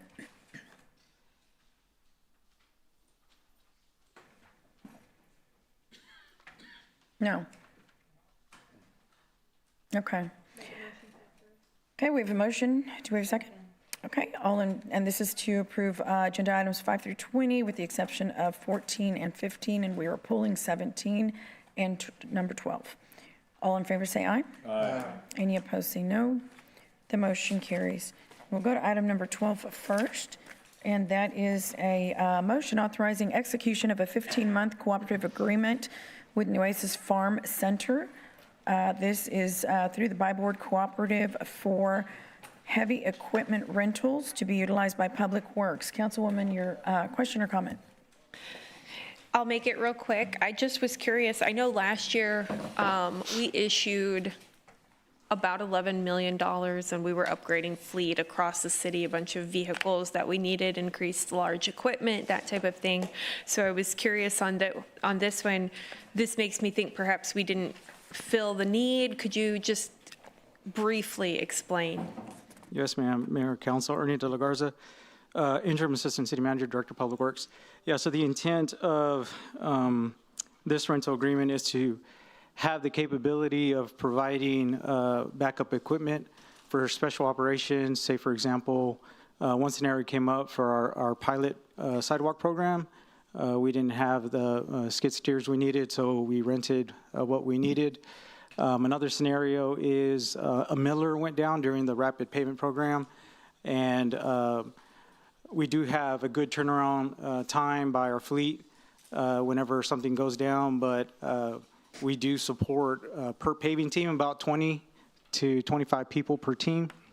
So something like the milling operation, if it goes down, then I have to go and redistribute those resources to another operation that day because they can't just be waiting for a miller to come available. So this will assist us in those emergency type scenarios. As far as your question to our fleet, we're adequately supported with the equipment for the operation. And we do keep up with our maintenance schedules, but these are for those once in a lifetime scenario where something will go down unplanned, and it has been helpful to have a backup like this so that we can just keep on rolling. Okay, so this is kind of more of an up to. Yes, ma'am. It's not just yeah, okay. Yes, ma'am. I appreciate that. Thank you, Ernie. Okay, I'll entertain a motion to approve number 12. We have a motion. Do we have a second? Second. All in favor say aye. Aye. Any opposed say no. The motion carries. We'll move on to our individual consideration items. Number 14, this is a motion to determine if city staff is to evaluate a business proposal for future desalination water supply as developed by Axe H2O. Good afternoon, Mayor and Council. Nick Winkleman, Chief Operating Officer, Corpus Christi Water. I have a short presentation for you, but first, I do want to recognize the representatives of Axe H2O that are here today. We have Matt Berger, John Olson, and Tiago Campos. Thank you guys for being here. Axe H2O is developing a business proposal for Corpus Christi and the surrounding coastal bend. It's a privately funded project. The initial discussion, they have stated that a seawater desalination plant would produce approximately 150 million gallons a day. The proposed plant will include a dedicated natural gas power generation. It's off-the-grid power. They do not plan to use electrical power. And that's how they would operate their seawater reverse osmosis equipment. Axe H2O is currently evaluating 2 potential site locations. I know one of the locations that they have told us is at or near the Barney Davis site. They have also told us that the discharge would be offshore into the Gulf. And that's the overview of the proposal. The request here today is to get guidance from council as to whether staff should evaluate a forthcoming proposal as prepared by Axe H2O. To date, a proposal has not been furnished. City staff has met with, we had a recent meeting with them a couple of weeks ago, and these details were presented, but the city has not received a proposal. We are simply asking for council to provide a recommendation as to whether city staff should evaluate a forthcoming proposal. With that, I will stand by for any questions. Councilman Cantu. Thank you. Nick, is it 150 MGDs or is it up to 150 MGDs? The plan that we were, when discussing it with them, they said 150 million gallons a day. Okay, is there a time frame on that? So we did ask that question. The answer was provided, and again, the representatives are here. They can answer that as well. But it's 2 years from once financial backing is in place, and they have reached 30% design. Gotcha. So 2 years from those two key components. Can we ask them questions? I think that's up to the mayor. Yeah. Mm-hmm. Yes. Gentlemen, who would like to come up?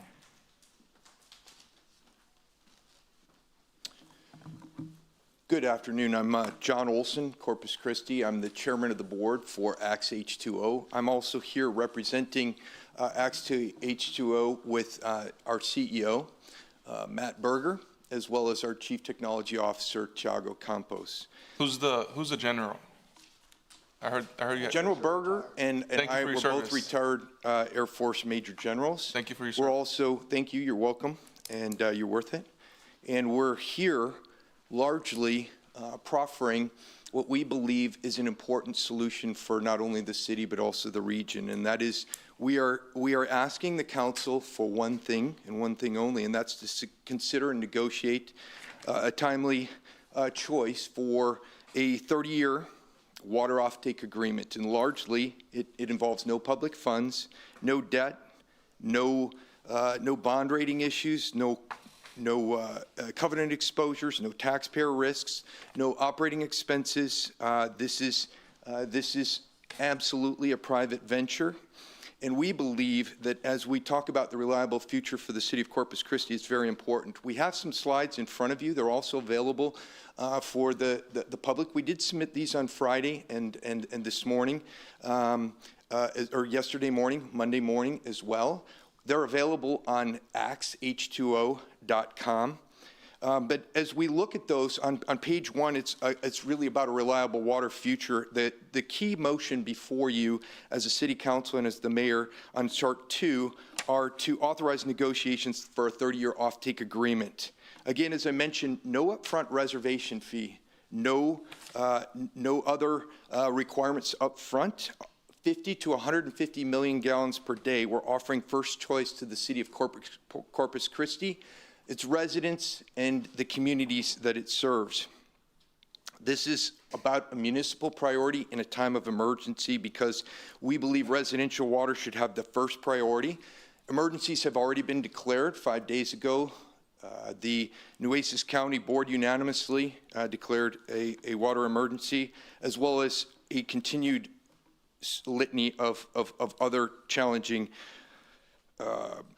declarations. This finance is indeed, and I would like to clarify, our project is 24 months from the time that we secure offtake agreements, which allow us to fully fund with private funding this project. We already have a 210+% demand signal from all customers that we've spoken with. We intend to do one initial 150 million gallon per day target plan. As I mentioned, we're a Texas corporation. Axe H2O specifically stood up and focused on delivering a solution for the Texas Coastal Bend area.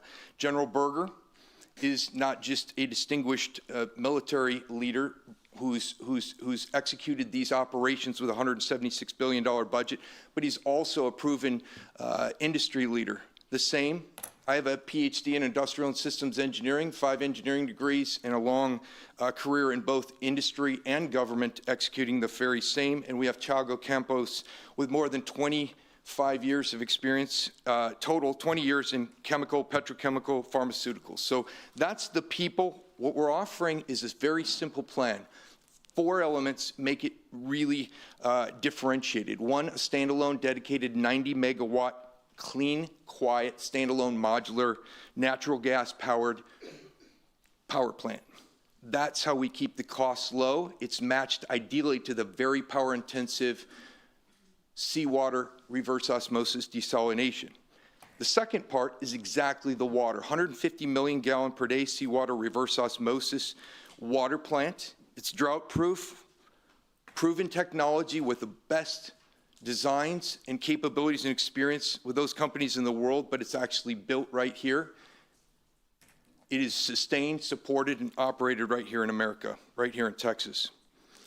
The next differentiator why our costs are so incredibly low are critical materials recovery. We can recover with our critical partner element 3, lithium, magnesium, strontium, bromide, and salt. And finally, we underpin all of this with physical AI development and operationally optimized AI throughout in a command center view for the best-in-class, most advanced plant in not just the United States, but the world. So on the next page, chart 5, our business approach is quite simple. We have the plant, we have the 4 elements. We underpin our private financing so the city doesn't have to. It can treat it solely as a capital operating expense, not a debt expense, not a bond issue. We do that underwritten by these offtake agreements, both municipal and industrial.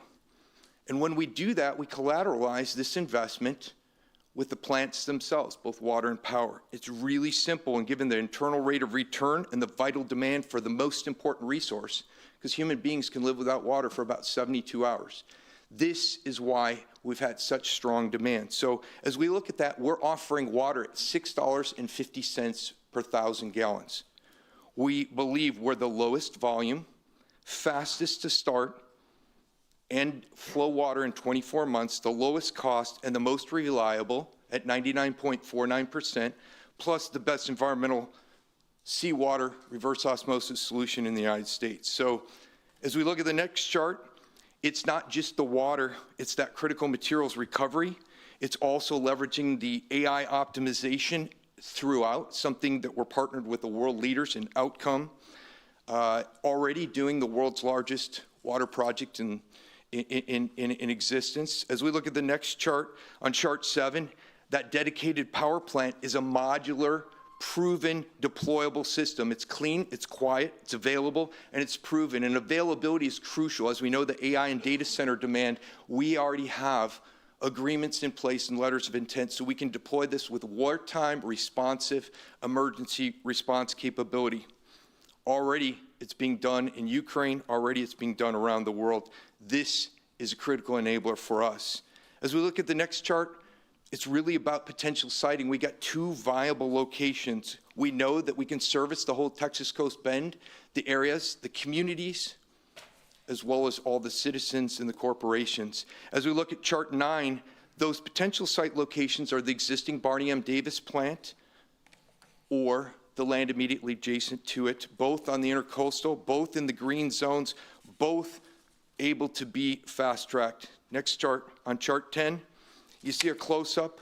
What we are able to do is leverage your existing incredible connection capability with the city distribution and tie-ins. We don't need the water, or pardon me, we don't need the power. This is ERCOT independent, so it gives security, it gives stability, and it gives affordability, and it's ideally matched over a 30-plus year lifetime. Now you might ask, well, how do we go so fast? Well, already we have activated authorities, proven precedent, and accelerated timelines from federal, state, and local capabilities. We've got details on all of that, but the emergency authorities are already active. The precedents already exist, some of which we can leverage Fast 41 and the Harbor Island precedent. But what makes our project different is that we have all of these amalgamated, and where we're located is with deep water inflow and outflow. 3 miles offshore, It's the most responsible and responsive environmental solution of them all. And we can leverage everything that has been expended by the city in terms of financial engineering and financial engineering work in support of those other projects, particularly the inflow and outflow for our project benefit. But in addition, we also have two other options that are suggested to us and recommended by the governor's team, and that is a Corpus Christi a designation of Corpus Christi as a defense-based development authority, which would allow us to leverage the unique powers and capabilities as a political subdivision with specialized powers to take advantage of the fact that we have Corpus Christi Army Depot and Corpus Christi Naval Air Station, the two largest employers in the region. By partnering in those, there's both financial and legal and operational benefits, and those are extraordinary. The precedent already exists. There's two in San Antonio, at Port of San Antonio and Brooks City Base, and one in Beeville at Chase Field.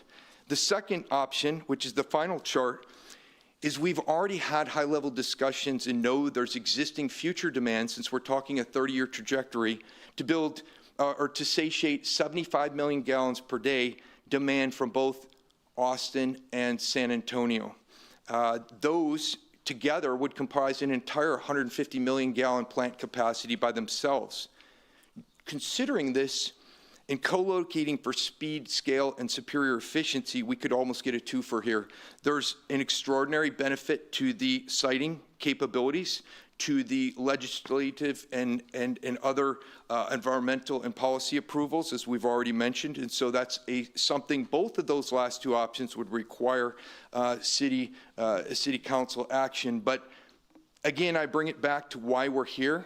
We have a privately funded water infrastructure project designed to secure Corpus Christi's growth, not just now, but 30 years and more into the future, using proven technology with zero taxpayer burden. We deliver that in a timely and objective fashion, and we stand at a crossroads right now. We think with private capital and proven technology, we can secure our future generations, our children and our grandchildren. And so this gives us the capability to solve our problems with Texas solving Texas opportunities. Thank you very much. We appreciate any questions you may have. On the water price, it's showing $6.50 per thousand. Is that a guaranteed price right now?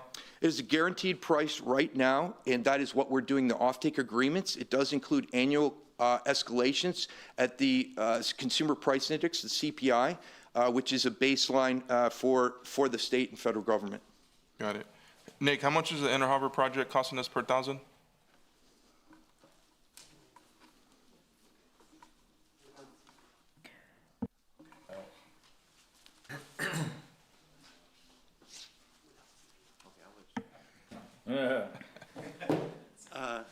Camille Terrace, Assistant Director, CCW. Currently, by estimate, it's $9.90 without CPI, so that's the difference. It's CPI will drive that $6.50 up over the years.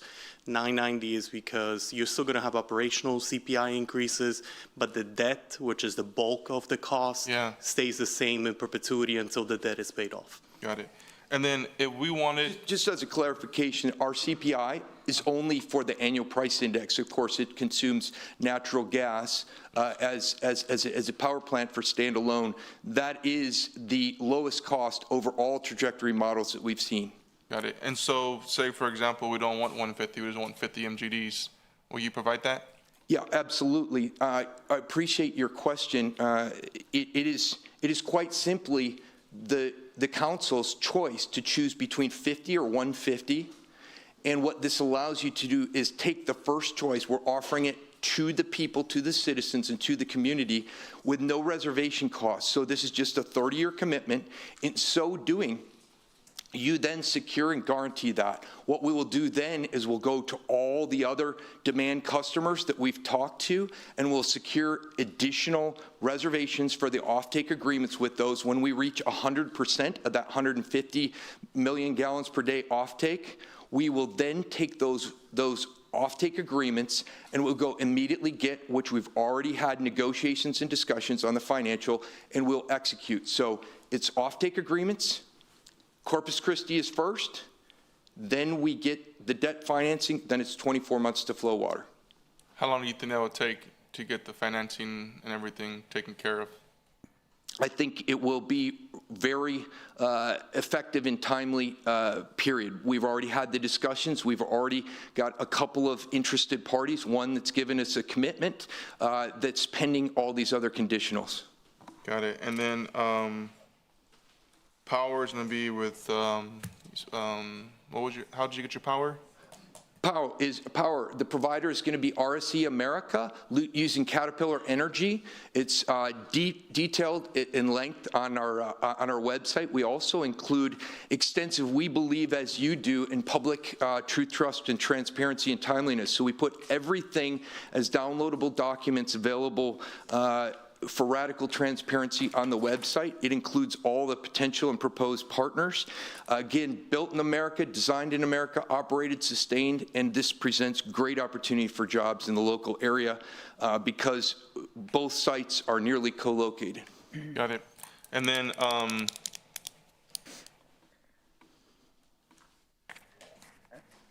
Peter, what do you think about our demand of water? You think we're going to need a lot of water in the next 5 years? Yeah, we're about to hire a consultant to help us answer that question, but today the drought of record is causing us to need 70 million gallons of water just to keep us whole. So there are customers that still want more water. We just met with a company on Monday. So right now we do 130 million in the peak summer. Yeah. And so, but our western reservoirs comprise 70 million of that, which are down to 8%. So at a minimum, we need 70 million. That's what City Council has approved recently.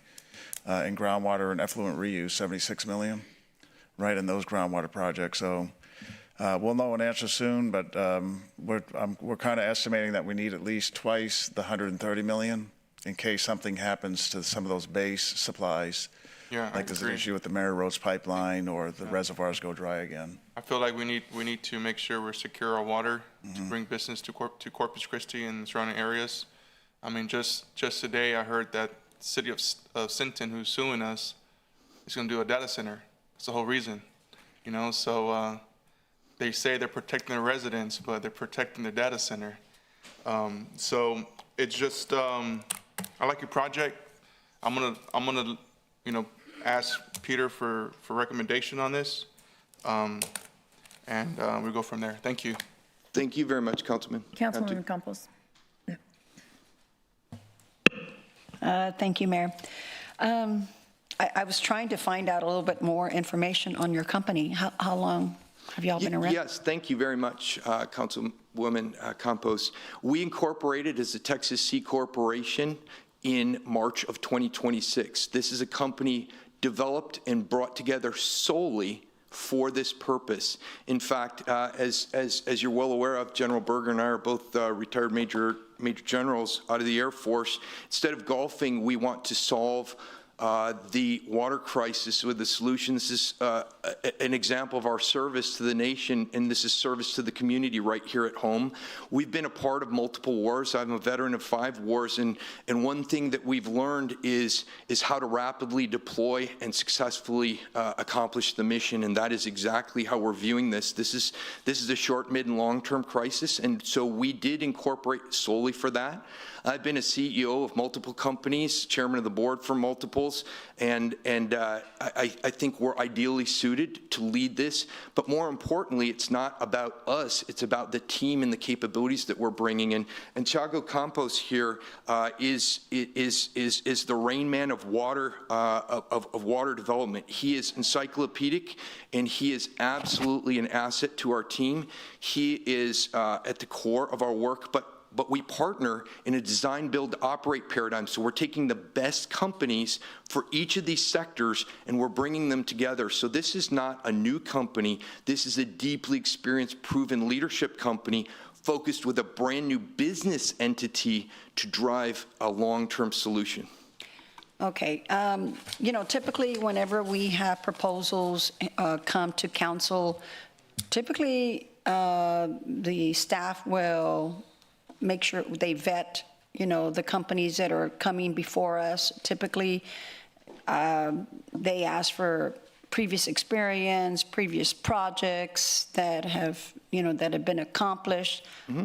I'm not sure if that has been done for this Yeah, that particular hasn't. project. Right, yes, thanks, Councilwoman. That hasn't been sufficiently done.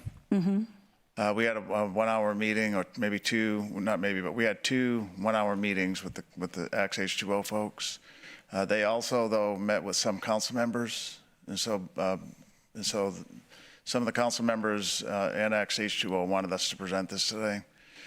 So that's why it's here. Generally, a business entity will come just to the city manager's team. Okay. Okay, so those are a little bit of cart before the horse type thing. So we agreed with the council to bring it forward at least so the full council could see it. Okay. And then we could get direction from the full council.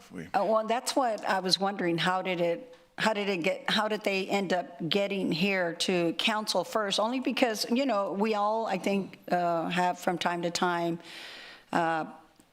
different projects come up and say, like mine particular was the solar floating panels. That never materialized, but it was something that was during, that water workshop that we had as to other different projects. But again, it sounds great, but I think you've heard like the other projects that have been presented to us that sound great. As a matter of fact, we put $2.7 million on that other project that doesn't look like it's going to happen.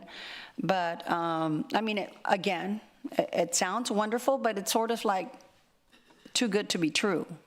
And again, I see that his last name is Campos. I just want to reassure the public, there is no relation. We're not related at all. So, I can see the resemblance of white hair, but that's it. That's where we go. So, but I will be open and listen to what, the others have to say, but, I just would like to have heard more or had a little bit more time to prepare before just you coming right now. And I'm trying to see and read and all this at the same time. So it just seems kind of, I know we're in a very precarious, situation where we need water, but we also need to be vigilant as to, what projects are coming up and are we doing our proper vetting? So that's where I'm at. Yes, Councilwoman Campos, and as a matter of fact, we met for 1 hour and 15 minutes a month and a half ago. We sent our preliminary package to all the council members, emails as publicly provided by the city. We did meet last week for 1 hour and 10 minutes, and those were very constructive discussions. We've also offered multiple meetings to which we've had some excellent discussions over multi-hour periods, but that's indeed exactly why we've put all this information publicly available. I think you will find that we have more information publicly available with more level of detail, and that's underpinned by thousands of pages and legions of documents. So I think radical transparency is fundamentally important, but there's one thing that is a temporal urgency here, and that is time is not our friend. So This isn't a distraction. We view this as absolutely a direct solution. We think it can be additive to anything you may also have, or quite frankly, we think in a relativistic sense, you'll find it comparative, a superior solution, but that's for you to decide and everyone to look at. We just put the facts out there for absolute comparative analysis. Well, one thing that did stand out as I was doing my research is that the 3 mile out into the Gulf of Mexico, I think originally it had been stated that it would be at least 8 miles out into the Gulf of Mexico for the discharge, but no, ma'am. Under your plan, it shows 3 miles. It is an 8.31 mile total planned pipeline. 5.31 of that is from the plant onshore underneath the intercoastal all the way out to the beach. It's 3 miles offshore, which is the absolute ideal location for all the environmental and all the other operational issues. So there was never any confusion. It's just a matter of how the facts are outlined. Total 8.31. I would like Mr. Campos to also say some of the benefits of that 3 miles offshore. I think that will be really helpful when we talk about it from an environmental, from a fisheries, from an operational perspective, and why this location doesn't mix with any tidal inflow at the ship channel, doesn't have any anchorage issues, doesn't have any adjacent pipeline issues. These are wonderful elements. Go ahead. That's right. So there's actually a wonderful study produced in 2018 by the Texas Park and Wildlife after the Texas Water Development Board requested that actually shows the green zones and all the wildlife that we have in the coastal areas. So given the study that was already made, they already made a lot of this evaluation. We also used a lot of the information from other projects that are all on the same location, generally all governed by the Galveston Maritime Authority. And from what we're seeing, where intake and the outflow of the water will have minimal interference with any of the wildlife that has already been validated. And that's probably the best place that we found for this, for the inflow. Okay, well, and you're right. I mean, of all the locations for a seawater desalination, as a matter of fact, that's what I've always heard, that that area where you're looking at, near the Barney Davis, would be, the best location if we were going to go forward with the desalination. Yeah, on the website. So the study produced in 2018 is actually fantastic. So we actually have a link on our website. If you go, you can straight click into it. And it shows very clearly where the green zones are, where it was pre-selected by the Texas Park and Wildlife for the intake and discharge of a desalination plant. Okay, but I know that y'all just started, just March, right? No? No, I've actually been working this for 18 months here in Corpus Christi. However, we've seen an incredible amalgam of information flow in, lots of dynamics, good and bad. I think we're all a party to those. So I've been working this for 18 months, and what we decided to do is to bring this together and incorporate, because we saw this as the most obvious and viable and executable decision. And so we've invested that. I think we'll stand before you and say that this is a passion project for all of us. It's mission focused and mission driven. But one other thing that sets us apart, I don't think this is at all a negative, it's a positive. I'm a co-founder of the first chief data of an agentic AI company. I'm the first chief data and AI officer of the Air and Space Force. I'm deeply skilled in that area, and Matt Berger is the chief operating officer of an agentic AI company. And together, we're leveraging physical artificial intelligence and all the tool sets, the world-class tools that are available. So we have a force multiplier.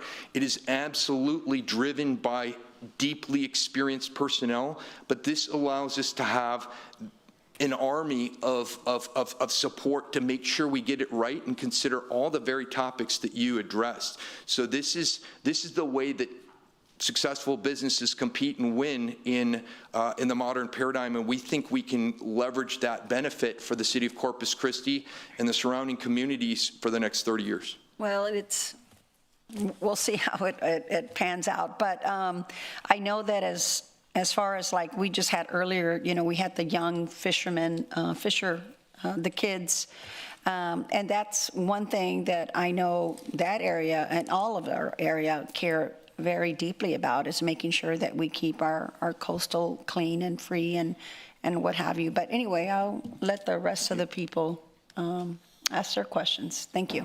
Councilwoman Campos, Paxson. It's a common name today, I guess. Thank you, gentlemen, for your presentation. For one, I appreciate being on the rising wave of being modern and being able to find solutions that make sense. I mean, there's so many industries and practices that we've been able to look at in the last 5 years and say, how do we just do this smarter? And so I appreciate that type of technology. Peter, if I'm understanding our memo, we're looking for possible consent to hear further business plan opportunities with this company? Is that what the direction or the question is today? Yeah, the question that we're posing to the council is, does the majority of the council want the city staff to evaluate a business proposal that they'll bring us eventually? So today's question is evaluating a proposal. Right, yeah, Okay. we're not even to the point of evaluating a contract. It's just that we need a real business proposal, but we want to make sure the majority of the council wants us to do that. Okay, so is there a way to get, thank you, gentlemen, for this presentation. There's a lot of good information in it. Is there a way to get this to where the viewership could access it? Like right now or later? It just in general as part of maybe the packet or something? Yeah, we can attach it to this agenda item, and then they can see it. This is not in our packet? This is not in your packet, no. We did submit it on Friday afternoon, and we did submit it on Monday morning, and we did offer to have it put on today. We have put it publicly available on our website. Out of an abundance of respect for you as the council, we wanted you to have the luxury and liberty to review it ahead of time and to have it in your hands. And so Put it on. we think that would be helpful. General, yeah, we'll put it on the website with this item. I appreciate Just that. I know. for the record, yeah. I understand water is something that's very fluid, and so we get our presentations quite rapidly. They change quickly, and I appreciate that we've been able to deal with that. My understanding is we actually met with CPS recently, and their interest is first and foremost to be cooperative and work with the city on that facility to potentially transform it into a desal, marine desal, but they're also very interested in looking at opportunities for P3s, PUAs, things like that this could potentially align with. Yeah, did you say H2O met with CPS? No, Oh, we did. We did, yes, I did, and I think last Friday? 2 Fridays ago, but yes, Rudy Garza, the CEO of CPS Energy, confirmed that entity is willing to work with us on a business model at the Barney Davis plant site. And they're very interested in P3/PUA type. Right, more so, we've been talking more so about the new tool, the PUA, but also the P3, something that they'll be willing to entertain. So a business model like this could actually fit that interest, potentially. Yeah, right. Okay. So I think for me, I will continue to advocate for capitalizing on the Barney Davis facility. There's so much infrastructure already in place. I know, Peter, we've talked about taking the existing permits and seeing how we can begin to work with state partners, potentially transforming those, things like that, because it's not starting from nothing. There's stuff there, and that puts us ahead. And right now, what we're trying to do is get water and get it quickly. And so I think that Barney Davis is an ideal site to continue to pursue. And I think evaluating a proposal, to me, makes sense. It's just evaluating a proposal. Right. So thank you, gentlemen. You said your company started in March. March of 2026 was incorporated in the state of Texas, correct? Okay, and I'm a little perplexed with how this is all happening. I appreciate the question and then the presentation, because that should have been scheduled, a presentation. I don't think it's right for you all to stand here and answer a question with a presentation. That's not fair to you. All of this, you're not recommending it. We had a conversation about this, and my point here is a few things that I think we all rely on you, Peter, to say this is something that must move forward, and needs to move forward in order for the council to consider seriously. You all are trying to give us all this information at once. I think you only met with certain council members. You didn't meet with several others. I'm sure that's hard to, rally together to make that happen. But you said you've been working here for 18 months on this. I have not met with you. I know you did, call the office, but in 18 months, I would have made that time. Do you all live here? Are you from here? I'm a Corpus Christi resident. I made an appointment with you, and I would very much look forward to speaking with you and anyone. We think this is vitally important, so we welcome this as a collaborative discussion. Absolutely. But I do think one thing is important to clarify.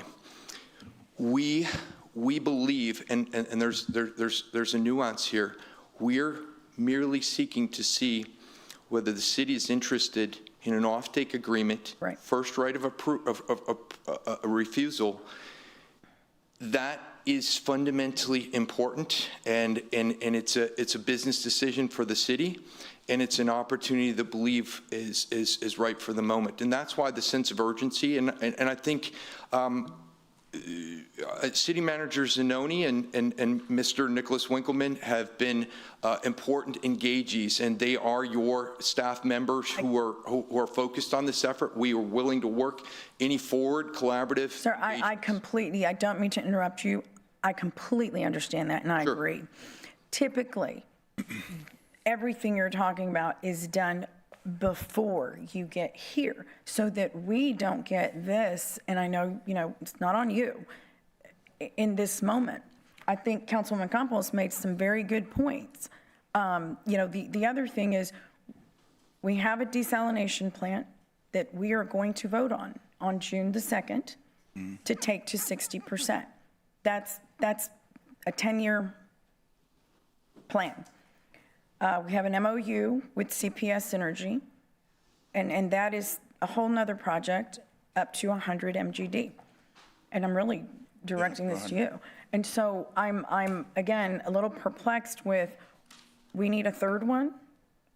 Or are you saying replace something? I mean, what, because again, Peter, I think as the CEO, you either need to tell us here, consider this in what manner, or do you have their business model, their financial model, all of the things that you would need in order to advise us, because we rely on you, as Councilwoman Paxson said, or was it Cantu, about your recommendation. It weighs in. And Right, there yeah, isn't we one haven't made a here. And that's recommendation. not typical. Yeah. You always recommend. Right, yeah, So this is on an agenda right. without a recommendation or explanation of how does this fit into the current plan? Because right now we have very real projects that are, Yeah, we're we trying have to get four, online. right, there's 4 desal projects. So I just need clarity. Yeah, so we said in the beginning, so this company, or XH2O, scheduled an appointment with Nick and I don't know what happened first or second, but also scheduled appointments with some council members. And so some of the council members wanted the full council to hear this proposal. I know their business proposal needs a lot of work. As an example, they don't have a site under contract or a site in control. They have no timeline for funding. They have no customers. Based on what Nick and I can tell, they have no experience in water delivery. There's no number on the total CapEx, right? But some council members, and I have to be responsive to all council members, wanted the full council to hear this, so we put it on the agenda to do that. And so this was not to get a presentation from them. That's why we didn't include it.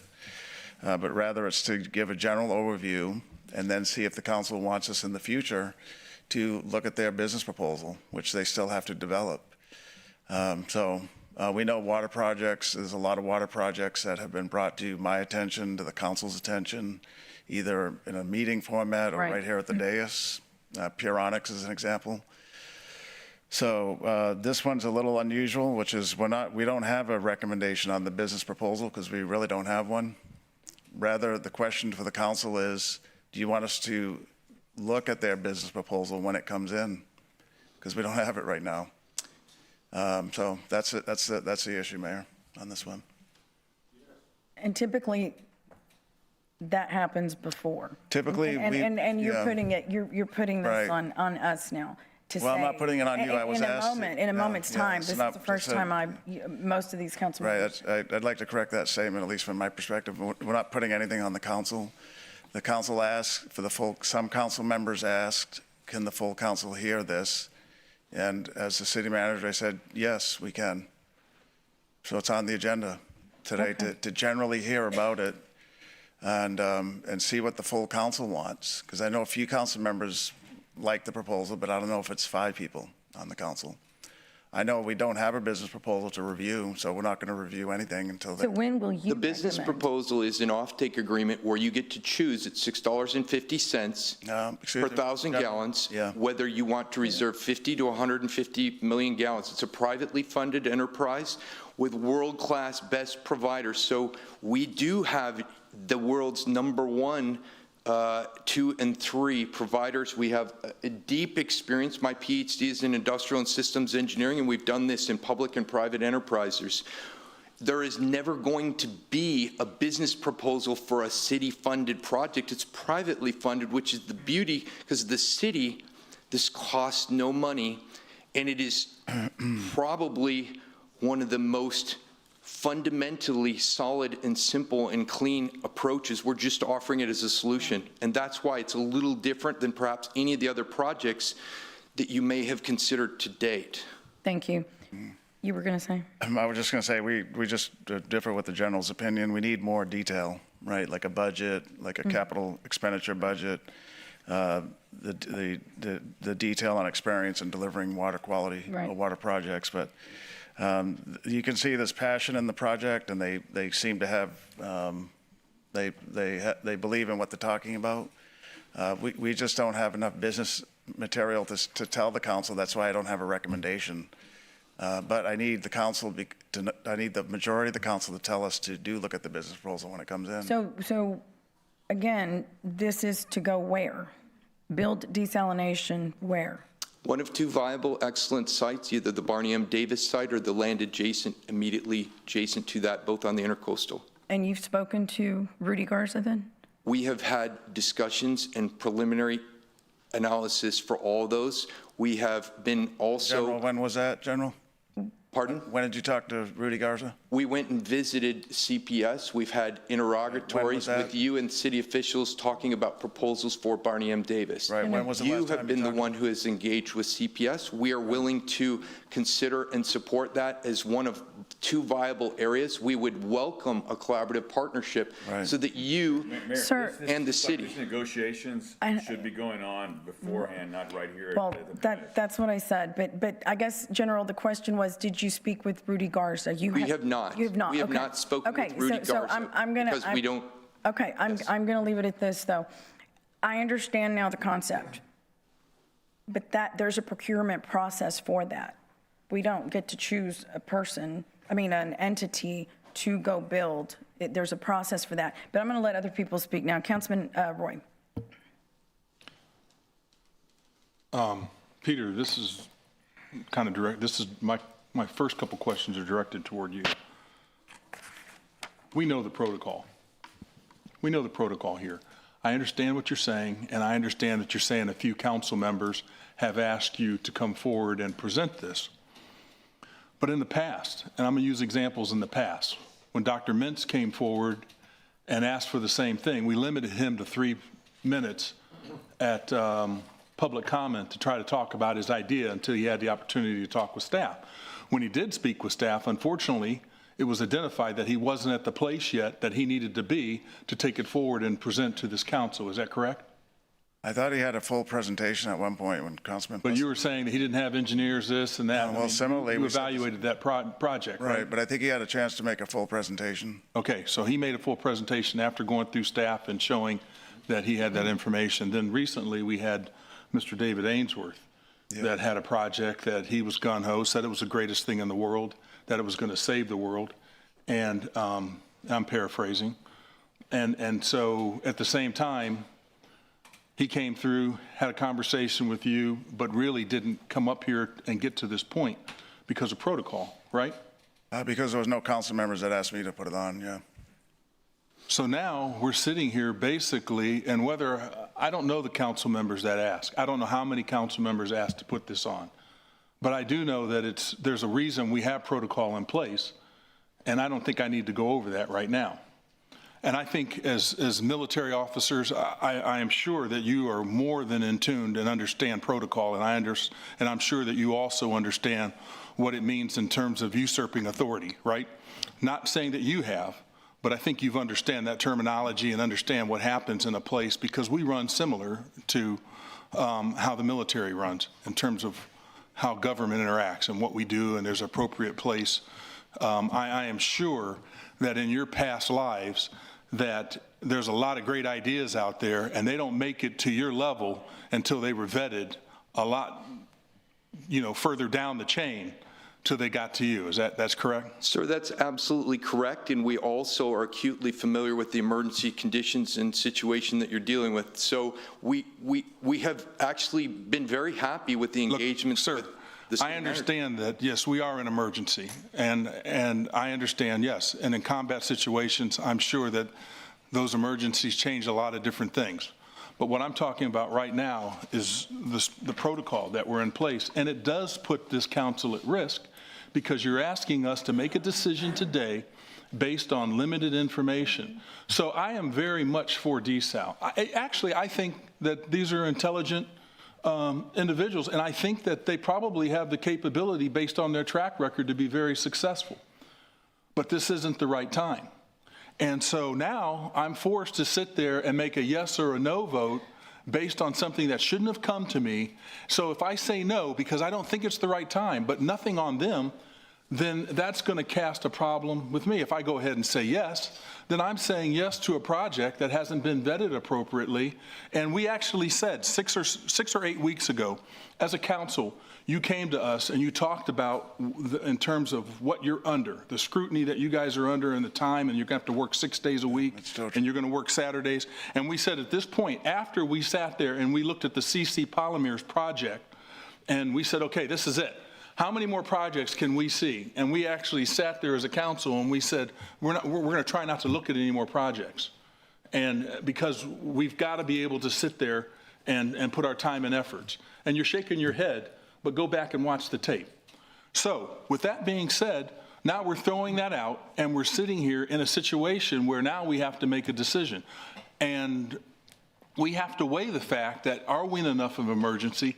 Can your staff vet this appropriately right now? Are you going to have to hire another consultant to vet this? There's just nothing like to vet you hired right a now. consultant for CC Polymer. Yeah, the answer is no, we can't, and there's nothing to vet right now. They really don't have a robust business proposal to vet.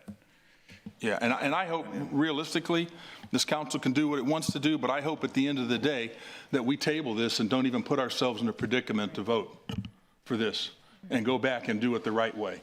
And if we don't, that's fine too. That's all I have. Councilman Scott.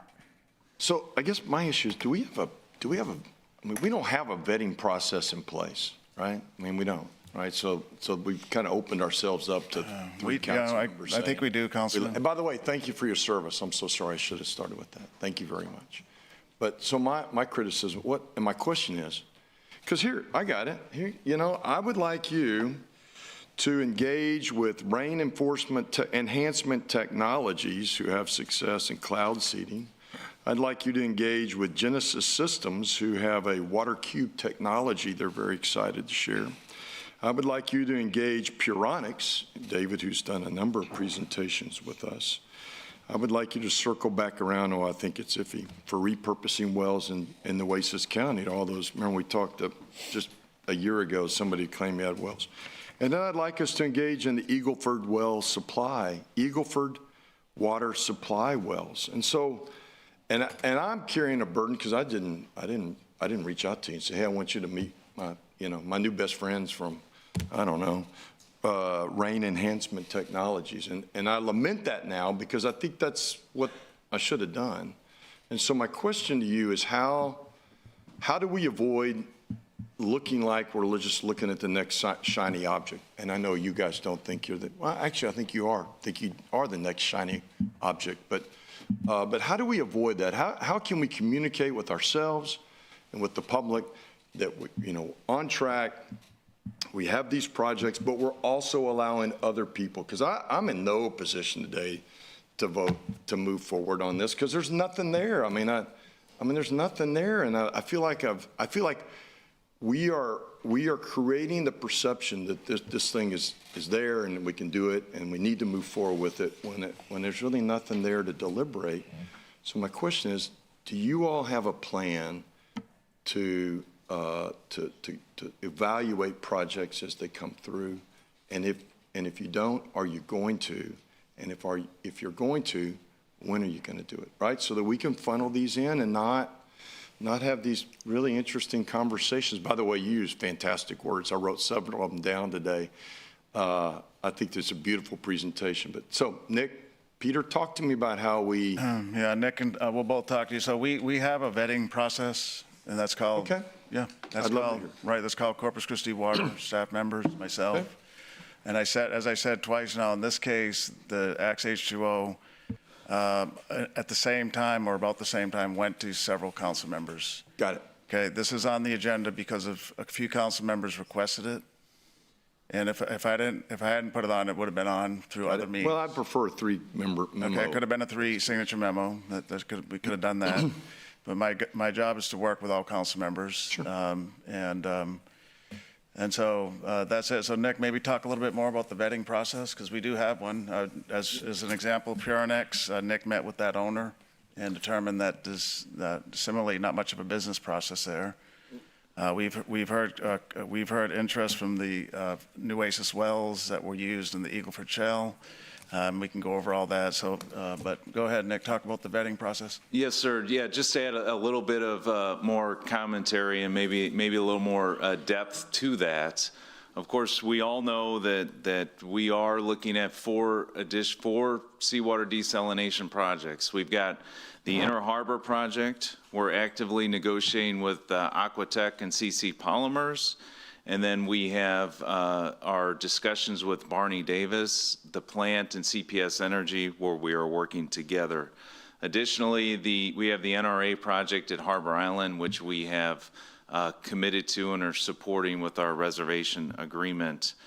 So one of the big things when we vet any project is the ability for it to either have permits or to get permits.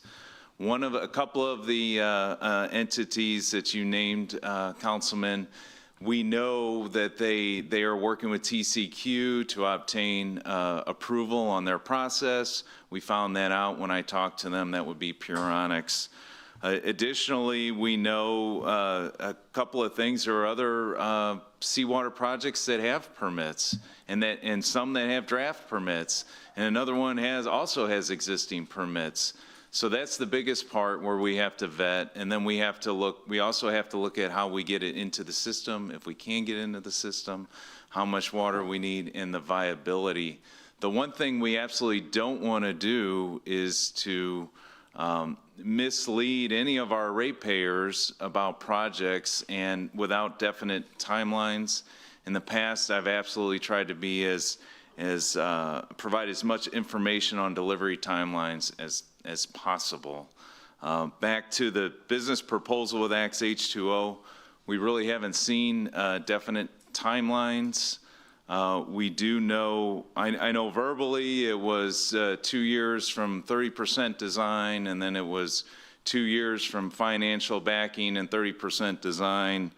And then, I've also heard 24 months from start of construction. So those are just all things that have to be ironed out so that we can come back and provide definite information. So you're telling me we do have a vetting process, and the conversation today circumvented the vetting process? I wouldn't describe it that way, Councilman. There's three ways an item can get on the agenda. Sure. That is, a city manager puts an item on, Okay. the mayor puts an item on, or 3 council members can sign a memo and put something. Have you vetted this process?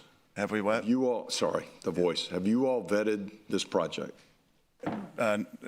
We vetted, no, we haven't vetted it. We had 2 hours of briefing. Yeah, I get it. And it may be a great project, but my point is, the normal process is, it goes through a vetting process. You look at, is there a clear permitting process? Is there a business plan? What's the financing plan? What's the timeline? Yeah, we haven't done that. Okay. Yeah. Okay.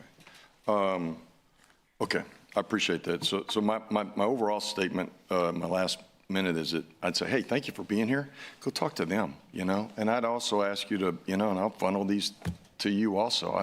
I need to go do title work anyhow. These folks need to be visiting with you. I do have a couple of quick questions. Thanks, Nick. So did you say that you would start construction when you got to 150 MGD, or it was 2 years? No, I can clarify precisely. Just real quick, I apologize. So you start at 50. If we reserve 50, you needed 2 years, and then you'd start? No. I'm sorry. No. With 150 million gallon per day facility. Yeah. When we have 150 million gallons allocated via signed offtake agreements for 30-year fixed price. Yep. That then allows us and the underwriters to fully fund $1.3 billion in private senior and mezzanine debt facility. Yeah. Underwritten and collateralized by the power plants themselves. And so that is exactly how we go. We already have a 210% demand from all the people that we've talked to for 150 million gallons per day. That's why we're giving first right of opportunity. And the motion before the council today is merely to do exactly and precisely as you said.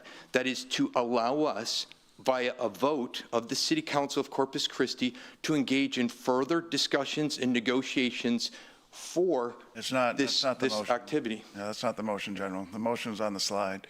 It's not to negotiate anything. It's for us to review a business proposal.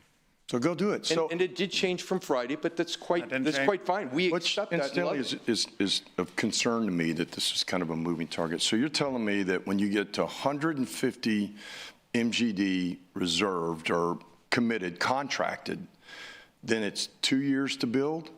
Yes, the gate is this. Let me say it exactly in my words. Be nice to me now. Use little words. It is to have, one, the offtake agreement signed, and two, the financing go. It's 24 months. But you're not going to. I respect you. But you're not going to be able to go until you get 150 million gallons financially committed, and then all the other things. Right? If we sign up for 50 today, which that started the 2-year process, or to get financing, or are you waiting till you get 150 million gallons? You said you're 210%. God bless you. Knock yourself out. If you took 50 or 75 million gallons by a future water offtake agreement, we would fill that up with the other community and other commercial demand, and we would then initiate the project. Until then, there is zero risk, zero opportunity cost, zero upfront reservation fee, and that is exactly how it is. Pretty vehemently with a lot of what you just said. I think there is a lot of community risk in participating in the project that may not occur. And I know you think it's I agree that with all of the projects you're acting like there's no risk involved, and you, sir, I believe, are wrong in that statement. But what you're telling me is if we put in for 50, you're still trying to get to 150 before you pull the trigger, my words, right? And that's okay. I hope you get 150 Doesn't without have to be 150 from a financial perspective. We do have a number below 150. Okay. That is a gate, but we already see significant demand. In fact, that's why we had the proposal for a second plant. Okay, so I'm not completely sure. I'm not completely sure I understood what you said, but I heard you say it's 150. There's other things I would tell you. So have you met with King Ranch on the property south of Marnie Davis plant? We have had direct and ongoing discussions with the King Ranch leadership and corporate officers. Okay, thank you. I'm out of time. Thank you, Mayor. Okay. Councilwoman Vaughn. Mr. Sinoni, I am so sorry that you have just been criticized today because I requested you put it on there. And I am so glad I did because I think the public needs to see. It would not matter if we wrapped a desal plan in a pretty package and presented to 4 of these up here, they'd vote no because it's not Inner Harbor. So ask yourself why it's been so consistent. It's my turn. On Inner Harbor, there is a reason. It's usually money. So think about that. But I am sorry that you got in that position. I appreciate you standing firm even after you were criticized to do it. We have every right to put something on the council. Every one of us do. And all we have to do is ask, and that's what I did. You could have told me no, but you didn't. Thank you very much. I could have got it on with 3 signatures, by the way. You gentlemen, I think you've been disrespected up here. I think some of them need to go back and look at the video and see how disrespectful they were, especially serving our country. Thank you so much. I think you deserve to be heard. I've got some questions. Y'all have a lot of work to do. And I know that. And I think what we're asking today is just, it's not going to be on the city. It's going to be on y'all to get your stuff together and bring it back. And I think that's what we're asking today. Have y'all had any support or commitment from federal or state? We have had both engagements at the federal and the state level, to include direct engagements with the most directly the Governor Abbott, his chief of staff, and his water expert on the staff. And yes, we've had engagement at both the federal agency level and the federal representatives, to include congressmen and senators, plus federal agency heads. Yes, is the comprehensive answer. With the positions that you've held, I would think that you would have a lot of contacts. I do. Okay. Is the project, if the project's built, who would provide the technology and operate the facility? Thank you for the question, ma'am. It is a design, build, operate paradigm. So that means we have a water provider, we have a power provider, we have a critical materials recovery provider, and an AI and technology integration provider, all umbrellaed underneath a CEO, a CTO, a COO, and a CFO, plus a normal corporate structure to execute this. But it's very lean and mean, because no one wants to pay extra overhead, not a penny more for the water that we deliver. And that's why we have solidly, through detailed analysis, very firm confidence in $6.50 per 1,000 gallons. Okay. With margin. Okay. And what is the status of your site selection and ongoing negotiations? Have y'all? It's a very delicate issue to talk in public. We would be happy to discuss that further in private, because it deals with a lot of nuanced business decisions from the respective parties that may be of consideration in that. Suffice it to say, we have two viable sites. They're co-located almost, Barney M. Davis and the land immediately adjacent, and that is, they're both in the green zone. They're both able to connect into the existing city infrastructure, which is the water mains, the pumps, the piping, or they may also have opportunities for additional plant sites at one of them. So 2 plants, only one of the sites can handle 2 plants. And they also could have opportunities for direct connect. Okay, what about permits? Permitting. I'll let Thiago Campos. So we have 2 excellent pathways. One that has already been decided, and we have the precedent, is Fast 41. That's a federal pathway that's already approved. It took us 6 to 8 months. We can follow the same footsteps. It's the same approval agencies, pretty much the same everything. We have a second one, that's the one we discussed. The site locations we're proposing are in the green zone. So that is a pre-approved, pre-selected pathway for desalination systems. At the very least, 6 to 8 months, we know that it's a fact, it's given. And we may be able to expedite that using the green zones as defined by the state legislation. Okay. See if I've got any others. Oh, what were you going to do with the brine? We have a paradigm, and I'm glad you asked, because our paradigm is unique among any that we know, particularly in the United States and world. And that is, we are doing deep water intake and outflow. We already talked about how that's the best environmentally, but why that's even better is because to get 150 million gallons per day of in loose terms, you need 338 million gallons to suck in, and you get 150 million gallons per day of seawater reverse osmosis water. We then have an effluent that will go out to the deep Gulf and do the deep water mixing, and it's a beautiful, symbiotic, environmentally approved, and great solution. But we are also, because we're the only element that has its own standalone microgrid power, which is important for cybersecurity, physical security, national security, because of this region being a huge oil and gas refining, petrochemical and plastics is vital for that, not to mention the bases. When we look at that, we have power generation that has heat. and we can take that heat and we can heat the brine, and we can recover with element 3, which is not only the United States leader, but the world leader in doing critical materials recovery. That's how I met the governor for a 4-hour period initially, and where we talked this. This is an opportunity where we can take the most critical materials, ones that are onshored right here from our own water that we're processing regardless. We pull those out, and so those aren't going back into the ocean that they already were in. We can get, for example, through that cycling, 1 ton of lithium for lithium carbonate per day out of this plant facility. Others like magnesium, strontium, bromide.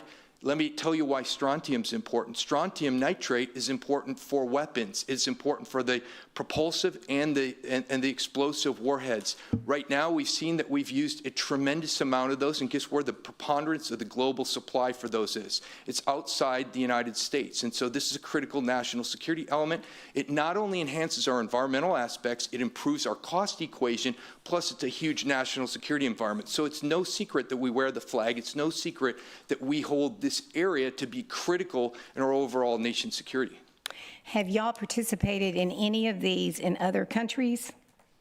Yes, we absolutely have. In fact, we are currently with outcome in the AI, as I mentioned, is already doing the largest water project in the world. It's creating a national command center, and that is outside the United States. It's in partnership with Nadamco, which is a Dutch company known for water, as well as providing the largest water project in Ethiopia.